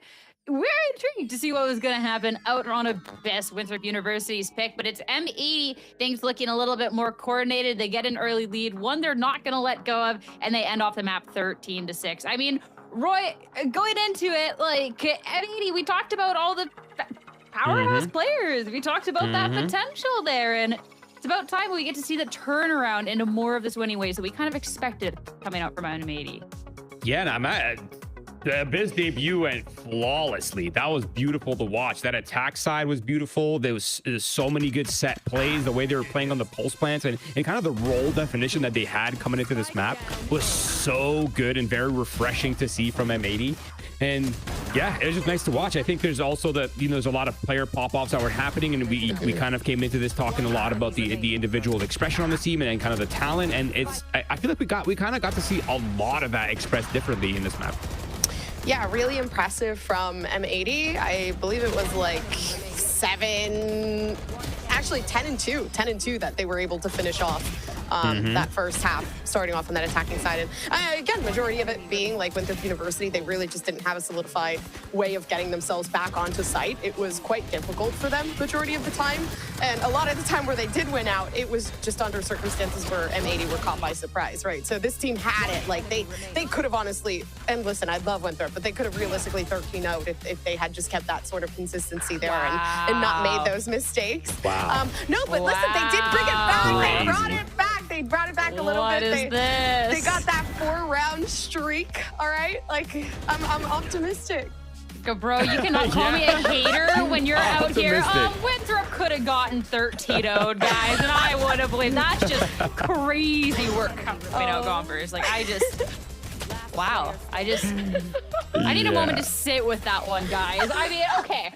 I'm never going to say Winthrop's going to get 13-0'd. I think that is crazy. But, like, we'll say, like, he is looking good on the day. Yeah, just let's go from top down here, okay? Ignore the scoreboard, 13-6. All right, we got to see some of that. Sorry to disappoint you. It wasn't a 13-0 Gompers. It's okay, though. No big deal. Oh, my God. But the first kills, first deaths is 14-5. That is crazy. A 3.0 ratio on the first kills is devastating. And I think a lot of that obviously came down to the attack side and just how refined it looked from M80. And I feel like when I look at these players and kind of their former roster histories, this is the sort of style and identity of M80 that I thought I would see eventually, right? Which is like, they're very structured. Everybody's kind of on the same page with how they're playing, and everyone gets put in the positions where they can shine, right? And I think the other interesting thing with this composition is the fact that they have Astra as the controller, and she can kind of be anywhere on the map, whereas Vito is not really the traditional sentinel, where like he's kind of with the pack, right? Because you want him there with the interceptors, you want him there to have that extra pushing powers on the sites, and it's just nice to see that Alvin's part of the pack. He's not really lurking. And then you have GMD on the Astra with that utility that's able to close out rounds with the grab well and with some of the util. I mean, you're talking about Alvin Boy and being part of the pack. It felt like at some points he was leading when you're looking at that 6 first kills out of like he was the pack guy. Like 6 out of the 14 on the Vito, I think was nuts. And I think too, it was really cool. I mean, Alvin Boy at one point, Gompers, it was like, we're laughing. It was like 10-0-0. Like Alvin Boy was just he's 11-0 at one point. Get-go. Yeah, that's crazy. I think it was in the first 5 rounds, actually. I don't know. Like, he was going insane, and 296 ACS obviously kind of showcases that. We got to see just how good they are in the Tejo, and I believe it was you, Roy, that said that Tejo is starting to come. Tejo? Am I okay? Vito is starting. Vito is starting to come a little bit more into the meta. People are trying it out. People are enjoying it, and I can see exactly why, right? The utility was perfect. It denied so many takes onto site, and I will say as well, it was just the aim in general for Alvin. There was never a moment missing from this player, and every single time they showed up, I knew there was going to be at least 2. Yeah, and I don't think Alvin Boy's mechanics will ever come into question. I think we like unanimously agree that he's a mechanical beast. Like there's just nothing else to it, to be honest. And another thing that kind of went under the radar in that graphic is the first kill percentages. Yeah, 32.6. That's literally 1/3 of the rounds he opened. We played what, 18, 19 rounds. He got 6 first kills. Literally every 3 rounds he was opening up the round. That is crazy. And he didn't die once on any of those openers either. He's 6-0. That's crazy. That is insane. Alvin Boy is just a different beast out here. We don't even have to go down. That's just crazy. I don't even have the words for it, guys. But I mean, that is a beast that Winthrop University has to contend with for at minimum 1 more map as we look at the second map in the series. Not only just the second map, but we're now going to M80's map pick, which is Breeze, which is kind of something I'm intrigued about because we've seen this floated by as a decider in series that didn't get to that point. We've seen them ban it out in their second ban before. So Roy, I'm very curious with what M80's cooking up. I'm also very curious to know what M80's cooking up. If I had to guess though, if I had to just kind of throw a little intuition out there, I would imagine they're leaning into the double controller, the Viper Astra. I'd like to see GMD on the Astra. I'd like to see Alvin Boy on the Viper. He's played it before. I think it's going to be really interesting, and I'm kind of I'm excited to see this. Yeah, I absolutely cannot wait. We get to discover a lot about M80 today. So with Agent Select, I cannot wait. And going across the board, this just seems like, you know, stuff. Okay, Roy. Yeah, I like it. So, okay, the double controllers, I was pretty sure it was going to show up for both teams. But now we're seeing the double duelist come out from M80. The Bonnie on the Jet, the paint on the Yoru. He was such a Yoru beast all of last year. Of course, you have Derek on the Sova. That's his one trick. And then on the other side, it's almost it's actually a full mirror comp. So it's going to be really interesting. Now, for me, the pressure's on that defensive sides, right? Breeze is not as attack-sided as it used to be, but with how little practice Winthrop University has, there's so much pressure on that first half. You cannot have a repeat of the first map. I feel like they need to come in strong. They need to get Recoil showing up on that duelist debut for this split, and I'm excited to see what they're up to in the double duelies here for Winthrop University. Yeah, I was going to talk about that, the recoil going on the Jet, and from what we've seen, you know, in the game with Blue Otters, putting a initiator player onto a duelist role, it seems to work out, especially because you know how to really get the team onto the site, so you're also going to know how to navigate through that as well. So I think recoil is going to be someone that I'm excited to see migrate a little bit more into an aggressive role instead of a passive one. See, for myself, I always love a good mirror composition to really see how the teams are approaching the map, where we get to see those little minute differences. So this is going to be a lot of fun. But for Winthrop University, it's not just fun and games. It's a serious business as they have to win this out to take us into a map 3. Can they? We'll have to find out. I know Gomps and Marks are hoping so for their predictions, but let's get to the map and find out with your casters. Back over to Tenric and Marks. Thanks, Sierra. Yeah, Yumi and Roy have a map to kind of just cruise emotionally, don't we? As M80 with that starter. Sorry, that's all I'll do. M80 have started things off with a decent win on Abyss, now taking it to an even larger and more open space on Breeze with a debut composition that mirrors that of Winthrop University. I mean, Marks, I think all of us are excited about the exact same thing on the exact opposite sides. These double duelist cores that have shown themselves on other maps, but will no doubt be the most exciting here on such an open space. Listen, y'all coming into here beating up on the little kid, Winthrop University. Oh, they have these subs. Oh, I don't know how they're gonna make this work, but they are a squad once again. I'm still a firm believer in Winthrop University, especially seeing how they did things last time. And look at that. A good trade. Yeah, they're gonna walk away with 2 kills. I feel better about my prediction right now. Yeah, I'm wondering how, you know, as Recoil was one of the players that has been so consistently able to tether himself to another member of WU, which is something that with the new installations, they've sort of been struggling with otherwise. Seeing how consistently he does that with the potential for either him or Sim to play so individualistically. Nice Nova Pulse by Fair. Good couple seconds wasted. That'll let strong tall guy get back in time, but M80 can still kind of blister through. Now use 2 for the clear. STG steps out of the smoke, immediately falls. Out. Personnel advantage reversed. As is the presence on the site. Bonnie still holding on to orange here as WU creeps up from spawn in the pyramid. Still one on top of this spike. GMD has been holding on for dear life and has the most of the health pool, so he's going to make the most of it by peeking in tandem with the remainder of the team on these last individuals. And it's all down to moves. Who is still enough? We must still remind you. Can he do it here? A pistol for WU would be monumental. First tap on the spike. Already lacking time, has to take these 2, and M80 know how to spread it thin. GMD comes away with 3, and M80 another pistol. Yeah, a good first aggression that we got to see from Winthrop University there on that pistols, willing to take the fight, willing to play off of one another, right? Like, once again, we know individually all of these players are really good, and it's so funny because a similar story to the M80 roster, right? Getting them to work together is that part that really needs to be worked on. And that time around M80, they just go for that 3-man push through the Viper smoke, the Viper's wall, to make sure that they can identify and kill any member who might be hanging out on the site. And then, yeah, it's just the split up that we saw from Winthrop University, a little bit of miscoordination on timing and different angles being watched. That kind of leads to their downfall. So a good pistol round for M80. Well, have another great Nova Pulse here from Fair that'll prevent M80 from getting an early feast. But that's just the one. The 4 is already over on B site after a quick TP over from Paint, who took the majority of that damage in the first engagement. Already just optimizing.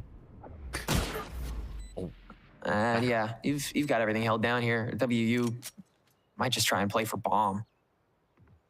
All 4 of them now stacked up together. Gonna be looking to potentially maybe punish one of these weapons. Bonnie right now is just ready to farm ultimate orbs as they kind of go in and try and run that one down. But Bonnie walking away with an ace. And yeah, that's just one member of Winthrop University after another walking right into that jet. Good stuff. Bonnie just playing some I Spy. Walking in, trying to challenge. I mean, it's the one thing you can do there, because otherwise you do want to die to bomb to prevent any other chances for people to get orbs there. But Bonnie is already so deep down, you have to clear him in order for your team to allow yourself to do that. So instead, you just hand all the orbs to Bonnie. Now he's 1 away from the Blade Storm, and M80 hold on to all of those guns for this bonus. Yeah, Alvin looking a little bit different on the server right now.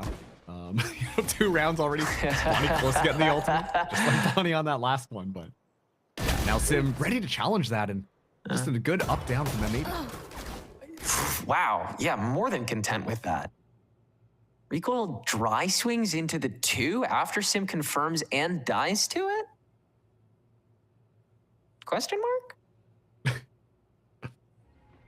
Bit of an interesting play there, but M80, they walk away with more members alive. They won't be able to get the rifles there, as it's a little bit too far forwards, and they understand that someone might be watching, that being strong tall guy. Right now, though, Fair is going to be the solo anchor onto this A site, and the drone coming through, that confirms more or less where they're pushing. Fair alone here. Nice spray down on the opening flash from Paint, so no space really gained here. M80's just got to fully send it through, and Bonnie has an ultimate to do that. Fair can still swing onto that before M80 deals with the threat. So it'll get 2v2 for the retake, and STG is already here with that Owl drone to prevent a clean getaway from Derek. Has to shoot that down to make sure that GMD doesn't get found out. Recon Bull will not do the same. Door on top, and GMD Derek have the swing locked to a T. It's another 3-0 opening from M80 here, Marks. We're just seeing more of the same. And that time around, like you could see, thanks to all the information that Winthrop University were able to gain off of that recon bolt, they just had no idea where GMD was going to be set up. And that just allowed for an opportunity for GMT to go for that swing. And then once again, you just see those little micro plays, those little moments between the members of M80. It works out perfectly, swinging together, playing off of one another, making sure to isolate and kill their opponents. M80, make it look clean. 3 rounds in a row now. A lot of utility will force recoil backwards. That at least guarantees a bit of space in between those doors. I appreciate Recoil and Sim continuing to go for these early chokes. I think just trying to manifest as many fights as possible is the way to go. And Sim's buddied up, Sim's implanted, Owl Drone will counteract that, WU make the space again. You've wasted a decent amount of time already, and M80 are starting to run out of options, but even so, WU have the lesser hold on the site that'll get aggressed.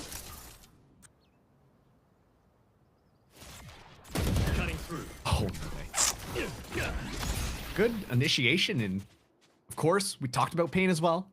Being somebody who has played previously on Shopify Rebellion Black, was responsible for that duelist, kind of just would send it down all the time.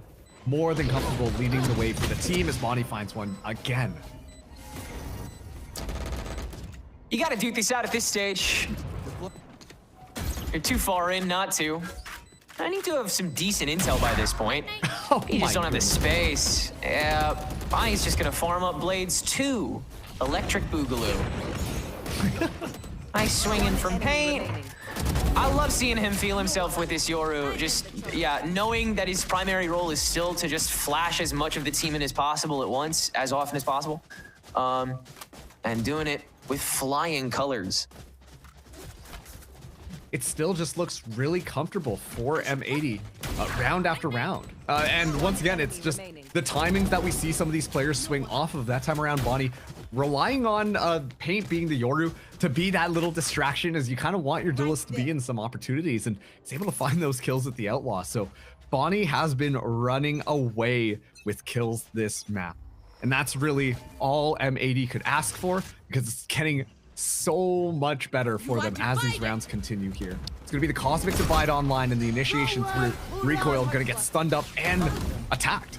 Chasing down even the updraft with that Hunter's Fury. Nice aim from Derek to be able to chase that down, and the aggression is more than enough to stunt the rifles of Winthrop yet again. Cosmic Divide to boot to split the rest of the board, and STG dares to walk into it. Oh my. Oh my. Oh, brother. Oh boy. Dust off the textbooks, y'all. And I said that, meaning like, oh, M80, they've done their homework, they're doing their strats, you know, they're coming in practice, everything looks really clean, and yet still, it feels like Winthrop University, a lot of these fundamentals, a lot of these like strategies that you know some of these players, like how that util goes, it simply just doesn't seem like it's being accounted for. And so at this point, like for Winthrop University, I don't know whether or not it's just they need to like calm it down a little bit, you know, understand some of these more basic things, because it's really not super complicated from M80. They're doing a really good job of just playing off these little individual moments and are walking away with so much value every single round.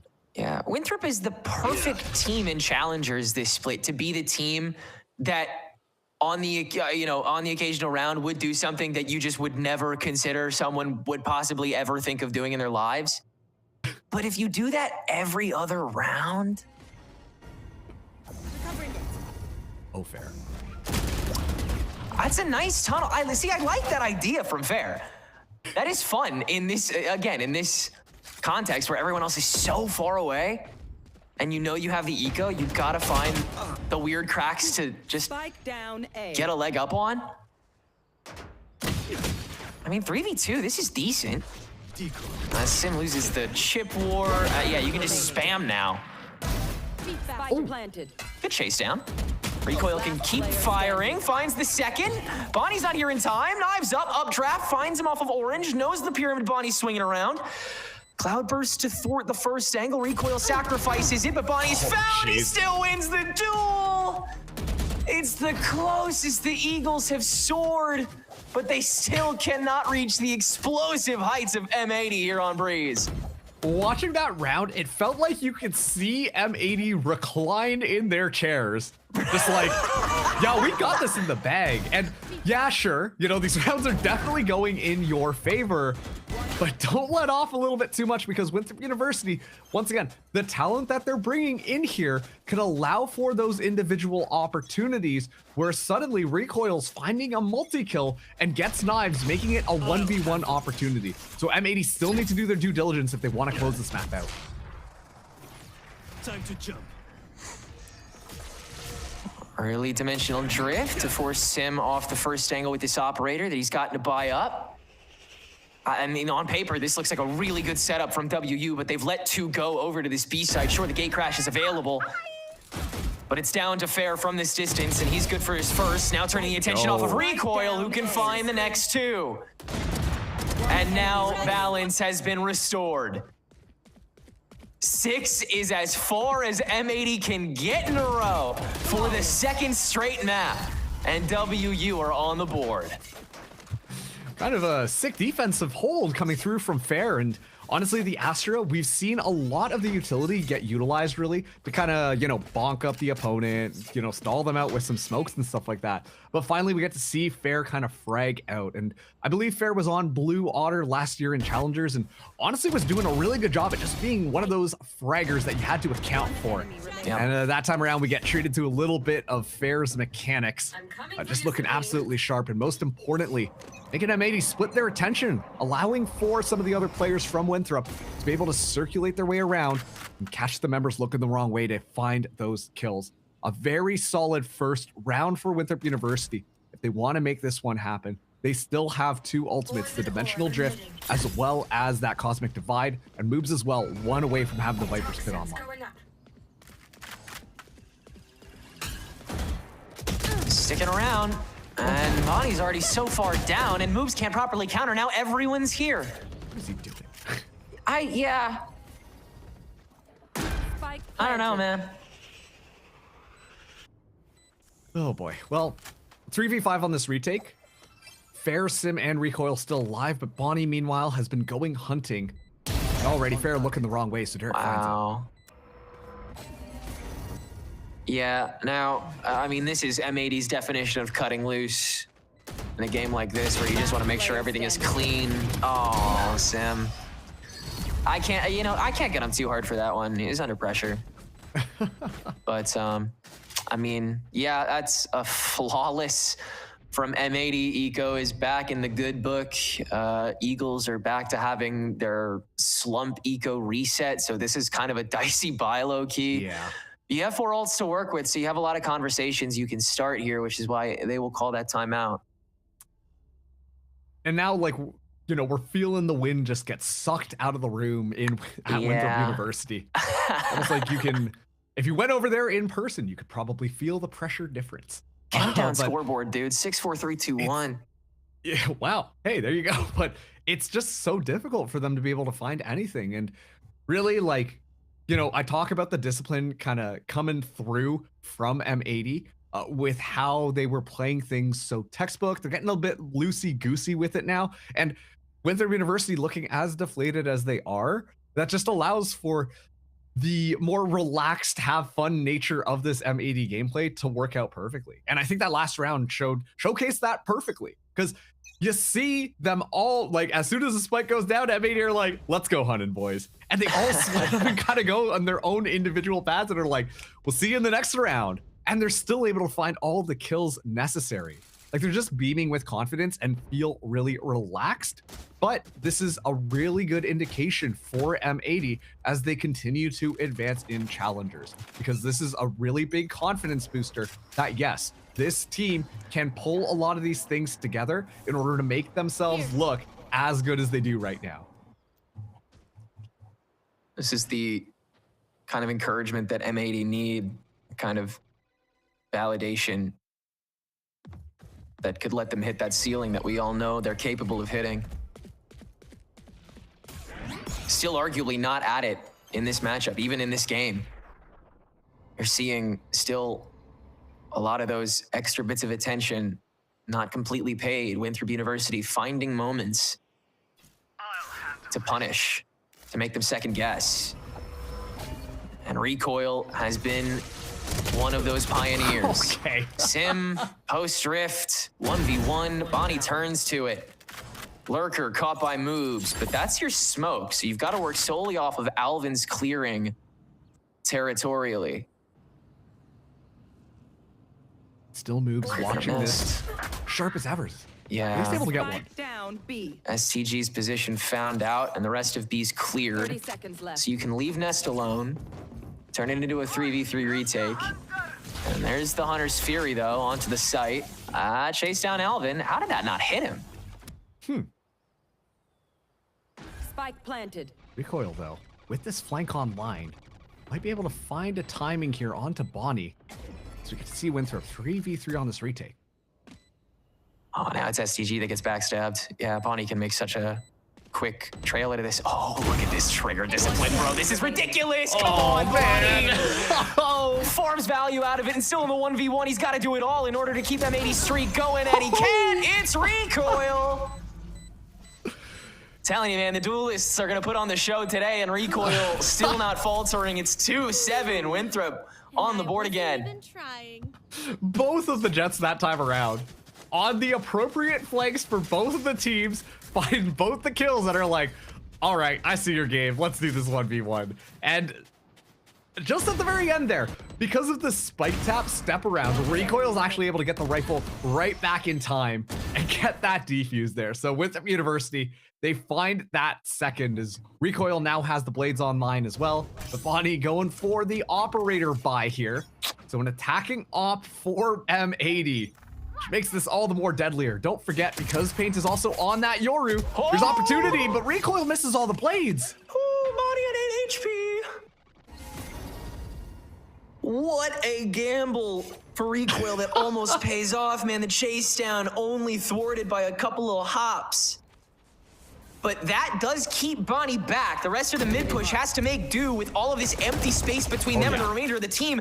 And STG's Nest presence is yet again put a sock in that. Whew, don't let Recoil get an eye on you, bro. He's so hungry. And honestly, lucky to escape alive. Given the smoke pressure there, and he saw the little trap M80 got set up. One of their members got spotted out, but the rest of them are moving through. Alvin, though, opening things up. Sim's got to leave A spawn, bro. That's like the third round in a row he's died there in a 1v1. Unfortunate. That's a good plant by Fair. Shame that Derek checks it. Okay, if we're this keyed in, then M80 should go 10-2 again. Why would you say that out loud? You just cursed them? I don't know what to tell you. I want the game to go on, man. I want you picked him, man. I'm trying to give you a shot here. I know. Oh, the pit to confirm as well. Yeah. And you have Hunter's Fury for next 2. You're 2 away from the CD. Like the dominoes are set, dude. And it just comes down to the preparation, really, that M80 are going for. If you watch their last matches in VCL thus far, you know that M80 went up against a couple of titans, that being Energy Academy and Core. And I'm not saying they got, like, dummied, but it did not look good against some of the top contenders in the VCL. But right now, we're getting a taste of the squad that we wanted M80 to be, right? Like, they're playing well together. They've got all their things set up. They can go for their individual frags.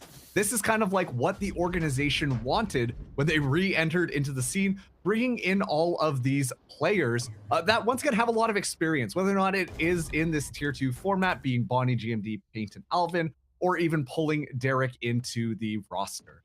But a lot of these just very fundamentals, discipline, drilling. It's so clear right now that it is making a world of difference. Especially under some of these higher pressure scenarios, and especially given the ultimate cycling that we're seeing and just kind of smart plays off of what Winthrop University are doing. Well, back to kind of convention after the beef pit is placed up. Fair in his classic spot, and it's checked, but not before it's fragged. Sim holding it back. Derek chasing down Recoil in the meanwhile, so it is all on Sim to grab those frags, but with the extra altitude, he's able to nag a second one. Plant held. Oh, Derek swings it with the operator. Sim refrags again. Alvin in the 1v2 with moves on the way back. But Alvin can't reliably stick or swing. Has the orb, has the bite, has Sim begging to swing it. I have the spike. Plenty of time too on the clock, 50 seconds left. Flash out, retreat back, positions confirmed. But moves is here. 2v1 officially confirmed. Poison orb placed in response. Immediate fade away to try to get the early angle onto Sim, but he's already rotated. He's already on the front. He's already behind Alvin's back on the hold for the spike plant. That's a 4K from the Yoru, the kind of rise Winthrop needed from this duelist to get a shot on the board. And you talked about it yourself. The positioning that Sim was in, consistently getting picked out, consistently not finding the value that Winthrop University needed him to do. This time around, Sim stays alive, and what a world of difference. 4 kills just with that Guardian. Make sure to secure the round for Winthrop University, not heading to that 10-2 half like you predicted. I'm not saying you cursed it, but you might have had a little bit of something to do with that one. So Winthrop fans out there, myself included, thanks, Tenrec. I aim to please. So what does M80 have to offer for this? Just the knives? GMD, yeah, no Cosmic Divide for you this round, buddy. Sim does decide to stick his nose into the problem early again, and this time finds the contact. No more TPs, though. Very slow from M80, but look at them. They're all grouping up right now. And so this means that they will be able to initiate onto this attack. Both the duelists, though, for Winthrop University, watching this chokehold here. No, this time the poison's just refilling, no? You've gotten the intel off of that TP away. Now that Sim cycled it.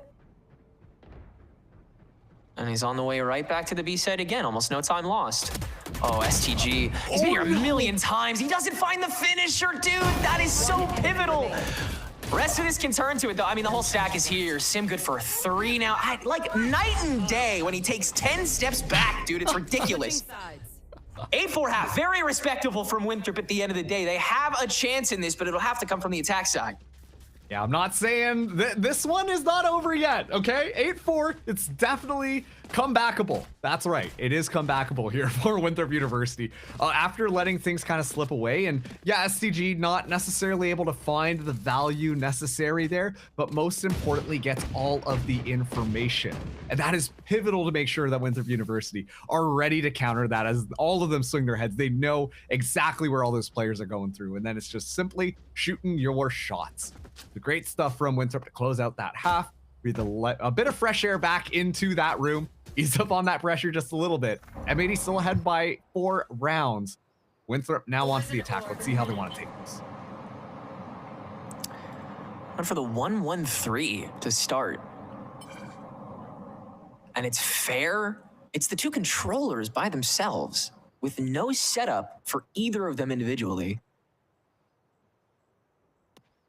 4 ghosts. Actually going to be a lot of pressure here onto mid. See the Yeah, Bonnie's initiator here. moving alongside of Bonnie. Yeah. So this Payne's could be made it tough. up. It's all down to timing. The minute mark's gonna hit. Recoil finds the early frag. They dash onward. Payne close to it, and Recoil turns to that as well. It's Derek in the back, and GMD on the front of it. Nips it all in the bud. Now come the 1 and the 1 on top of the 3. Alvin and Fair trading blows. And so it's down to Sim. Spike stranded back in the doors. And GMD, with that setup angle, knows how Sim would approach it better than anybody. 3 for the Astra, 9 for M80. Another pistol on the board. Yeah, M80 so consistent with their pistol rounds, and that time around, like you could just tell as soon as they kind of get that little jump start from Winthrop University, Recoil kind of going sick with it in mid, finds a couple of kills. They just are like, can't go down from here. Just walk in, and GMD just stands his ground and finds the rush in. Completely shuts that one down, but most importantly, stays alive in the midst of all of that. Makes it so that Sim really has to second guess himself, while the rest of, M80, they're able to close that one out. And so it's gonna be the buy up now for M80. GMD actually buying a Phantom here in the midst of all of that one, and that last round kind of deserves it. Another flasher from atop the nest doesn't find the same kind of instant connection, and so Sim with the refrag. Bonnie just gonna grab that Marshall back and go for round number 2 inside this elbow where there's members of WU still sitting, and even so, we just can't land those shots, can we? That tunnel's just eating bullets. And an early TP in, an attempt to try to collapse, but Alvin had no reason to move. And there's no real way of stopping him with these weapons in tow. Oh, unless you get ahead of it. Hey, Fair! That guy just clears ground so quick, it's nuts. Spike planted. 1 enemy remaining. Rough. Good round. Yeah. Hey, you know, taking 3 on the way down there, very respectable stuff. The nest perch was like really bungled there by M80, allowed for WU to like cause a lot more chaos, get a little bit of extra space down the B archway, and then after that, Alvin's not prepared for Fair to just, again, do the least expectable thing, just walk through the smoke in the bite and just start taking a fight on you. So again, you know, occasionally you do find those moments where it does work. It's just you got to find the points in between, fill in the blank spaces, and that's what you got to ask WU to do going forward this map. Yeah, and actually, I think what happened was Pink got body blocked a little bit by Bonnie. It was not That able would've to been really funny. escape to be able to allow for that pressure, which that Marshall kept on missing, and honestly, it was a free kill, pretty much awarded to Winthrop University. So, a little bit of that too many cooks in the kitchen situation here. The fast flood in from Winthrop. You're in the dash in from Recoil, but you can't stop it. He's clap bursted in. You don't have an exact position on him, and now Sim can follow up immediately after. WU have such a good tempo for this opener on top of the toxic screen. Still the planet from GMD, and he's been here for millennia and still gets the opener. Even so, refragged instantly, and WU clear the distance. Good lord. Great 3rd round from them. They get this done nice and quick. Yeah, that one was just so precise. I mean, that time around, like all the gun battles working out their way, but sure, we talked a lot about Sim, but Recoil as well has just been doing a really good job at being that disruptive player on the site. As soon as they enter in onto the site, taking off these weird positions that honestly M80 are just simply not expecting. And sure, GMD goes hidden for a little bit, but immediately kind of gets punished out there, as I believe it was Strong Tall Guy who was able to secure that kill. Yeah. So a nice, clean, easy round for Winthrop University. Still a lot of this map left to go. They're down 5 rounds here. Bonnie going to be buying up this operator, while the rest of the squad will have pretty much a full buy, except for Derek, who only has those light shields. Well, GMD yet again, first point of contact on A pyramids here. Paint with the off angle this time, but from farther out. And GMD taking his way back, but Recoil again just makes it past the finish line so damn fast. He's already ahead of the rest of the entire fight, and he might be the only guy on WU to come up with a single frag here. Bonnie makes it back in time. The cavalry's arrived, but the operator moves, quickly shuts that down from a distance. Nice shots to turn this back to GMD, who still has held this position on the inside and swings over to moves. Nice flick. One more in tow on the pyramids. Fair takes care of it. A 1v1 with a minute to go, and Alvin has made it back just in time to kill Fair. Oh my goodness me. And get M80 to 11. GMD stepping up to the plate and doing exactly what you would expect this Smokes player to do. Honestly, favorite agent, probably the Omen. So good at kind of navigating that space there, being so tricky around the smokes. And this entire time, while Recoil was kind of going haywire in the back line, GMD just kind of hangs out and finds all the kills necessary to even things out and make it that winnable scenario. And of course, just at the end there, Alvin being the last one alive. You know Alvin's going to be good for those kills. GMD doing the most that round on that anchor to make sure M80 win it. Just 2 to go, and M80 will have that even record going into the Swiss. Pop out is more close quarters on the screen here. Recoil gives himself away, swings out, and GMD just follows it. Same position, same shtick, same connection, same value. Finally taken down, but so much time wasted. The rest of M80 already here creeping up, and everybody finding their sight lines. Double Guardians getting that damage done. And there's more than enough util to flush out that last member. Moves, has to make himself known, has to give himself away, has to acknowledge that scoreboard and how much of it there is to make up if WU has a chance of not being in sudden death next week. Once again, GMD kind of using confusion on Winthrop University that time with presence alone. You see the aggressiveness that Winthrop want to push in onto that A site and how they approach it. It's so like cookie cutter, you know, we're going in there, we're taking over the space. And the fact that GMD stays alive and finds a couple of kills, immediately you see them take pause for just a second. And at that point, Bonnie, Derek, Alvin, all running in there to make sure to back up GMD and catch the members of Winthrop off guard. This is going to be it. It's an aggressive push forward. Recoil, though, finds Paint right off rip. Oh my God, they're in so quick, dude. It's ridiculous. Recoil and Sim. Never lose faith in them. STG chases down the refrag from GMD, and the Cosmic Divide will show for the remaining members of WU onto this site. And even so, with minimal intel on that space itself, they got to play a little slow. Spike planted. Let's Bonnie get all the way back to T-spawn. And Alvin already checking out the door. A little bit of a disjointed retake, but don't have too much time, I suppose. Recon Bolt does catch him, and Moob's quickly able to deal with that. Now it is nigh impossible. Bonnie, with the opener on the spike, has to turn on to Fair on the inside, and Fair, slightest off angle is all he needs. WU will stay alive for at least another breath. Yeah, the fact that they're able to get the spike down, rescue a couple of weapons, and then you just see the split up from M80 means that that was going to be a round that should be nice and easy from Winthrop. And yeah, you know, we're talking about the pace there. Hey, you know what wins us the round? If we just go even faster. Just immediately, the teleport going in off the Cosmic Divide. Make sure that they kind of secure the round. It's crazy pacing from Winthrop University, but when you've got players like Fair, Sim, and Recoil, this is the way you want to play it. Now, M80, a little bit of a pickle here. Bonnie, gonna have to pop the knives. Only will have that pistol coming in. It's gonna be a swap up from Winthrop. As take a look at the speed site, but it's all just a feint, as the spike still is gonna be aggressing towards that A.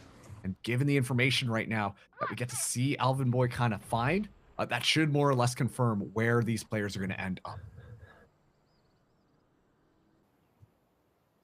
All comes at once. Lurk out, and that's the go button. Feet in the water. Flash out, GMD connects. Beautiful sight from paint set up, and GMD is just gonna continue! Down A. Sacre bleu! That's my IGL! And guys, I hate to say it, I don't think moves is enough. No, how dare you take it back? I'm sorry. Just a couple shutdowns, all you need. GMD, a body tossed for intel's sake, cornered and collected. One of the only decisive matches we've seen from M80 thus far, but it is decisively theirs, and that is good for the training arc they want to have going forward this split. Yeah, what a confidence booster for M80 coming into this one. Obviously, we've talked a lot about some of the issues that Winthrop University are bringing to the table. And of course, it's impossible to ignore the elephant in the room, being that two of their core players are right now playing for Crew Visa as substitutes, meaning that they had to kind of pull together this roster just in time to make it through. And given the legacy that Winthrop kind of came into Challengers this year with, we were hoping for just a little bit more. But on the other side of things, M80, it's looking so good from them. I'm also happy to see as well GMD kind of coming back and having those pop-off moments as well. We saw that continuously throughout that TSM run last year, but not really so far in Challengers North America. So really happy to see GMD stepping up. But if, once again, these players can start to pull things together just a little bit more, I mean, you can already see the progress that is coming through from all of the training that M80 is allowing for this. And I'm still very excited to see where M80 is going to go in the future this season. Yeah, definitely still growers, maybe not entirely showers just yet. M80 still has a lot of room to go forward. We'll see how WU develops in tandem with them next week, but we'll have a short chat before that. Stay tuned.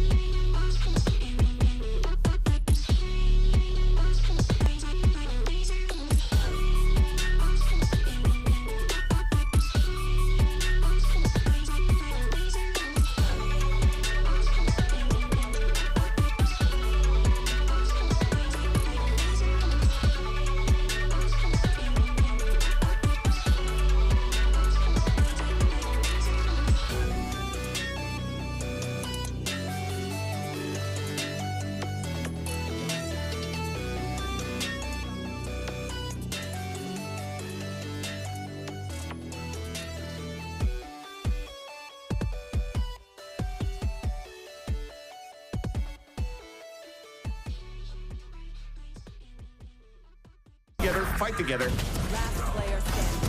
Exactly what Core needs. Delivering as the anchor. Odin's fan early. Through the smoke and off we go. Envy trying to get this class around this time though. But the stand and fight, he's down to Ada. There's Alum, that's the Phantom. Brought up by the save And trouble without his rifle. Way out, but the spike can still be held with just enough time. And is it by that bite act done? Early drop down and Ange catches all of it from hell. Hashtag not enough this time for Winthrop University. Second map of the series not going to go their way, as it's going to be M80 to take the second map 13-6 and close out the series 2-0.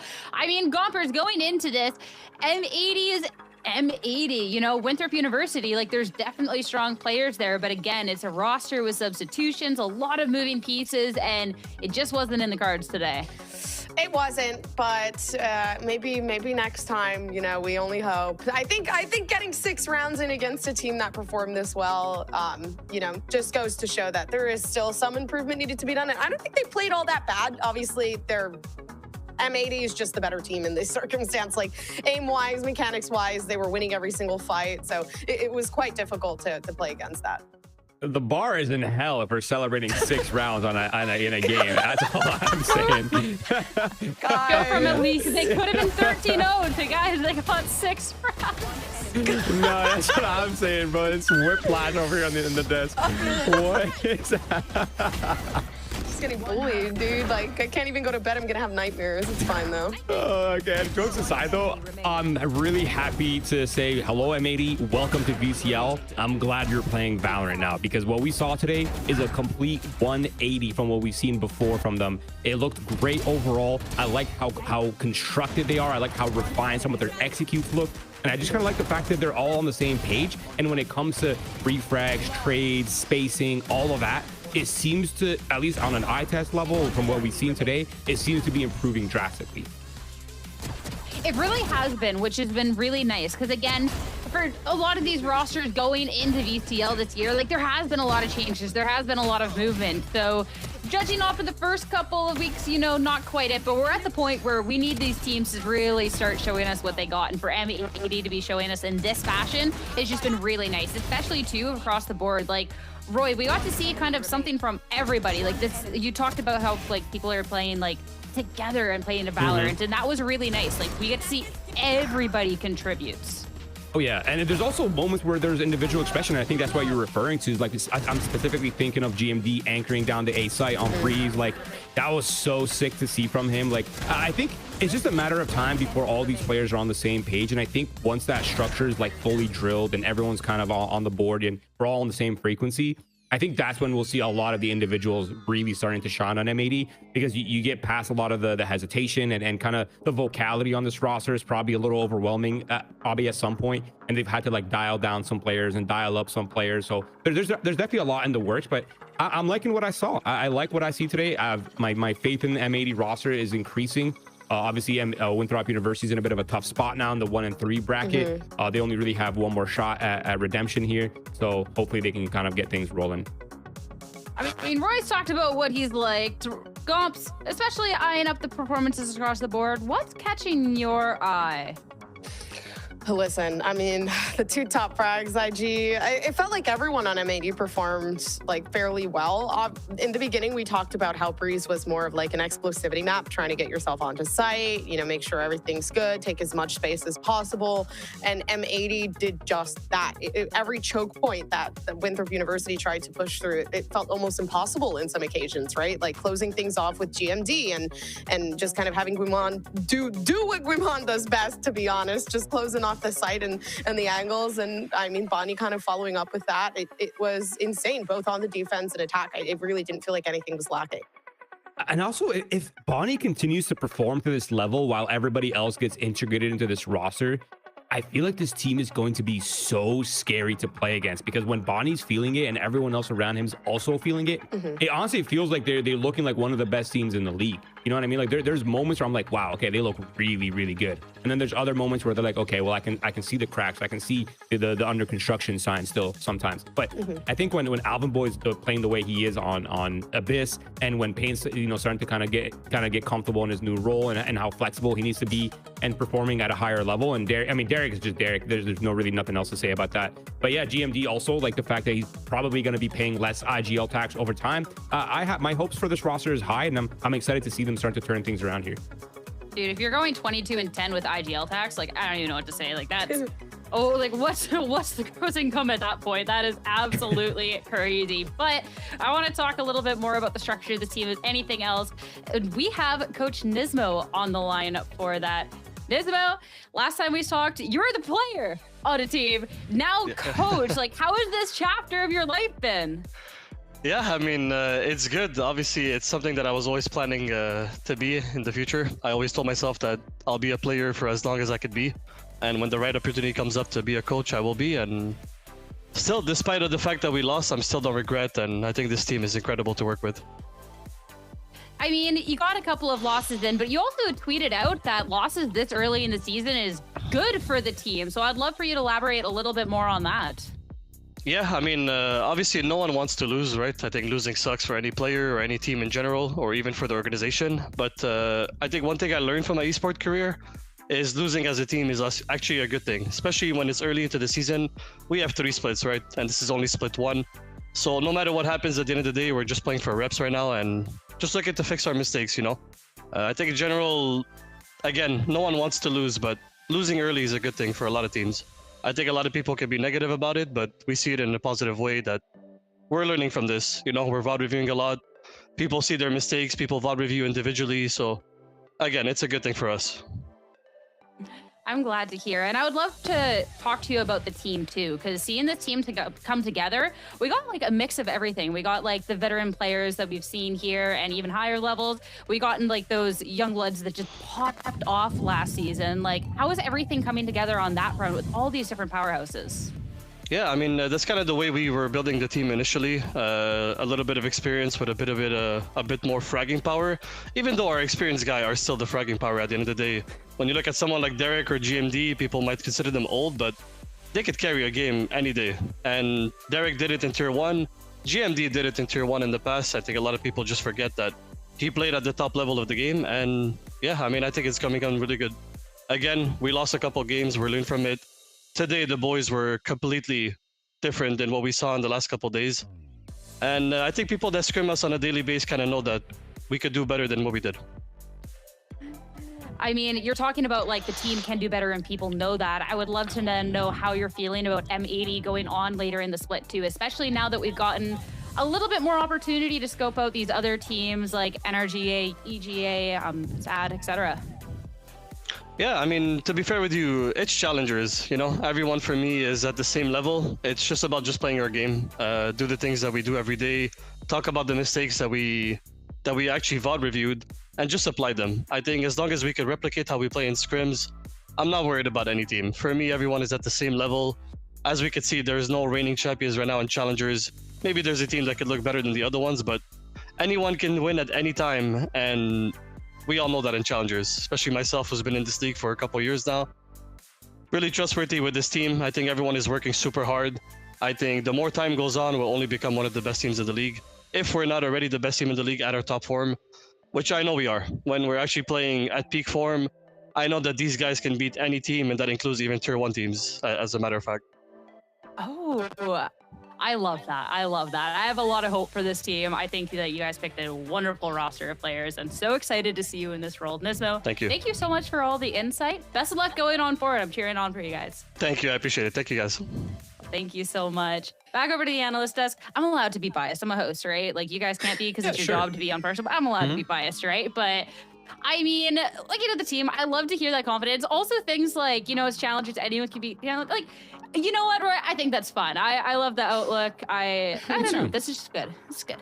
I love that, like, all of the whole Nismo speech could be just summed up with one sentence, like, losing is learning, and he's really embraced it. And honestly, I agree. I think It sounds really weird, but the early matches really don't mean that much in the grand scheme of things. Like, it's better to figure out what the mistakes are and what the gaps are and kind of like where we're at, you know, in terms of what we need to improve it in officials, not just scrims. I think is honestly more important than the winners. So if they're going to win and learn nothing and then get to playoffs and then realize, oh crap, we have all these holes we got to fill and we don't have Shia LaBeouf, it's kind of just stuck. Like, it's really just crazy. So it's better to just figure out what the mistakes are and just go from there and get to a really good spot.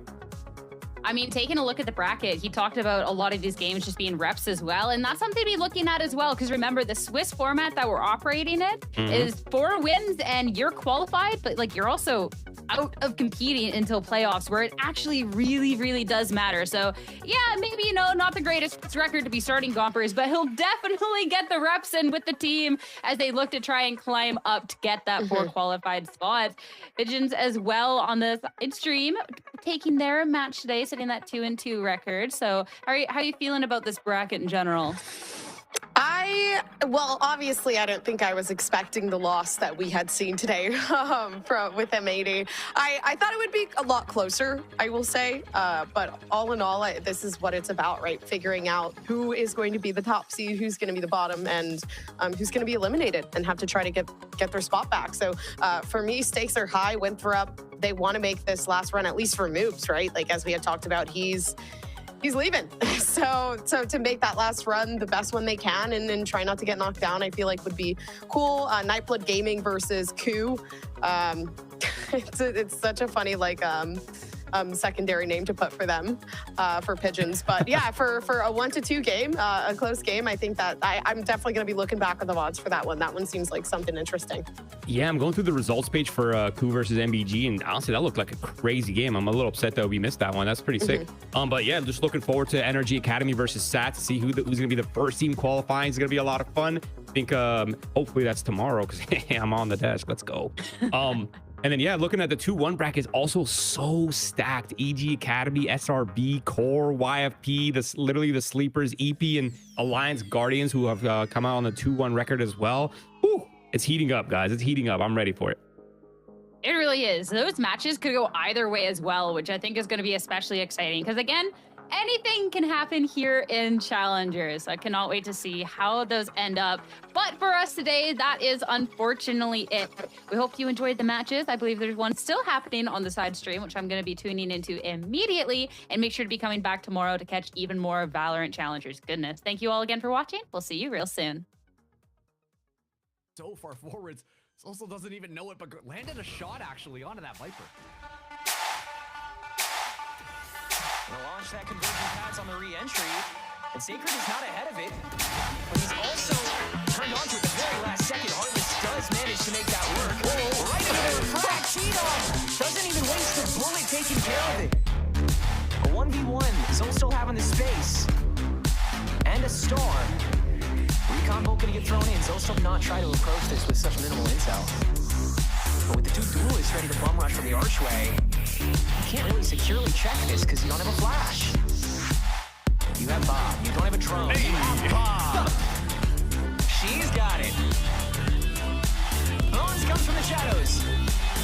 2 on standing, and Sacred didn't even need him.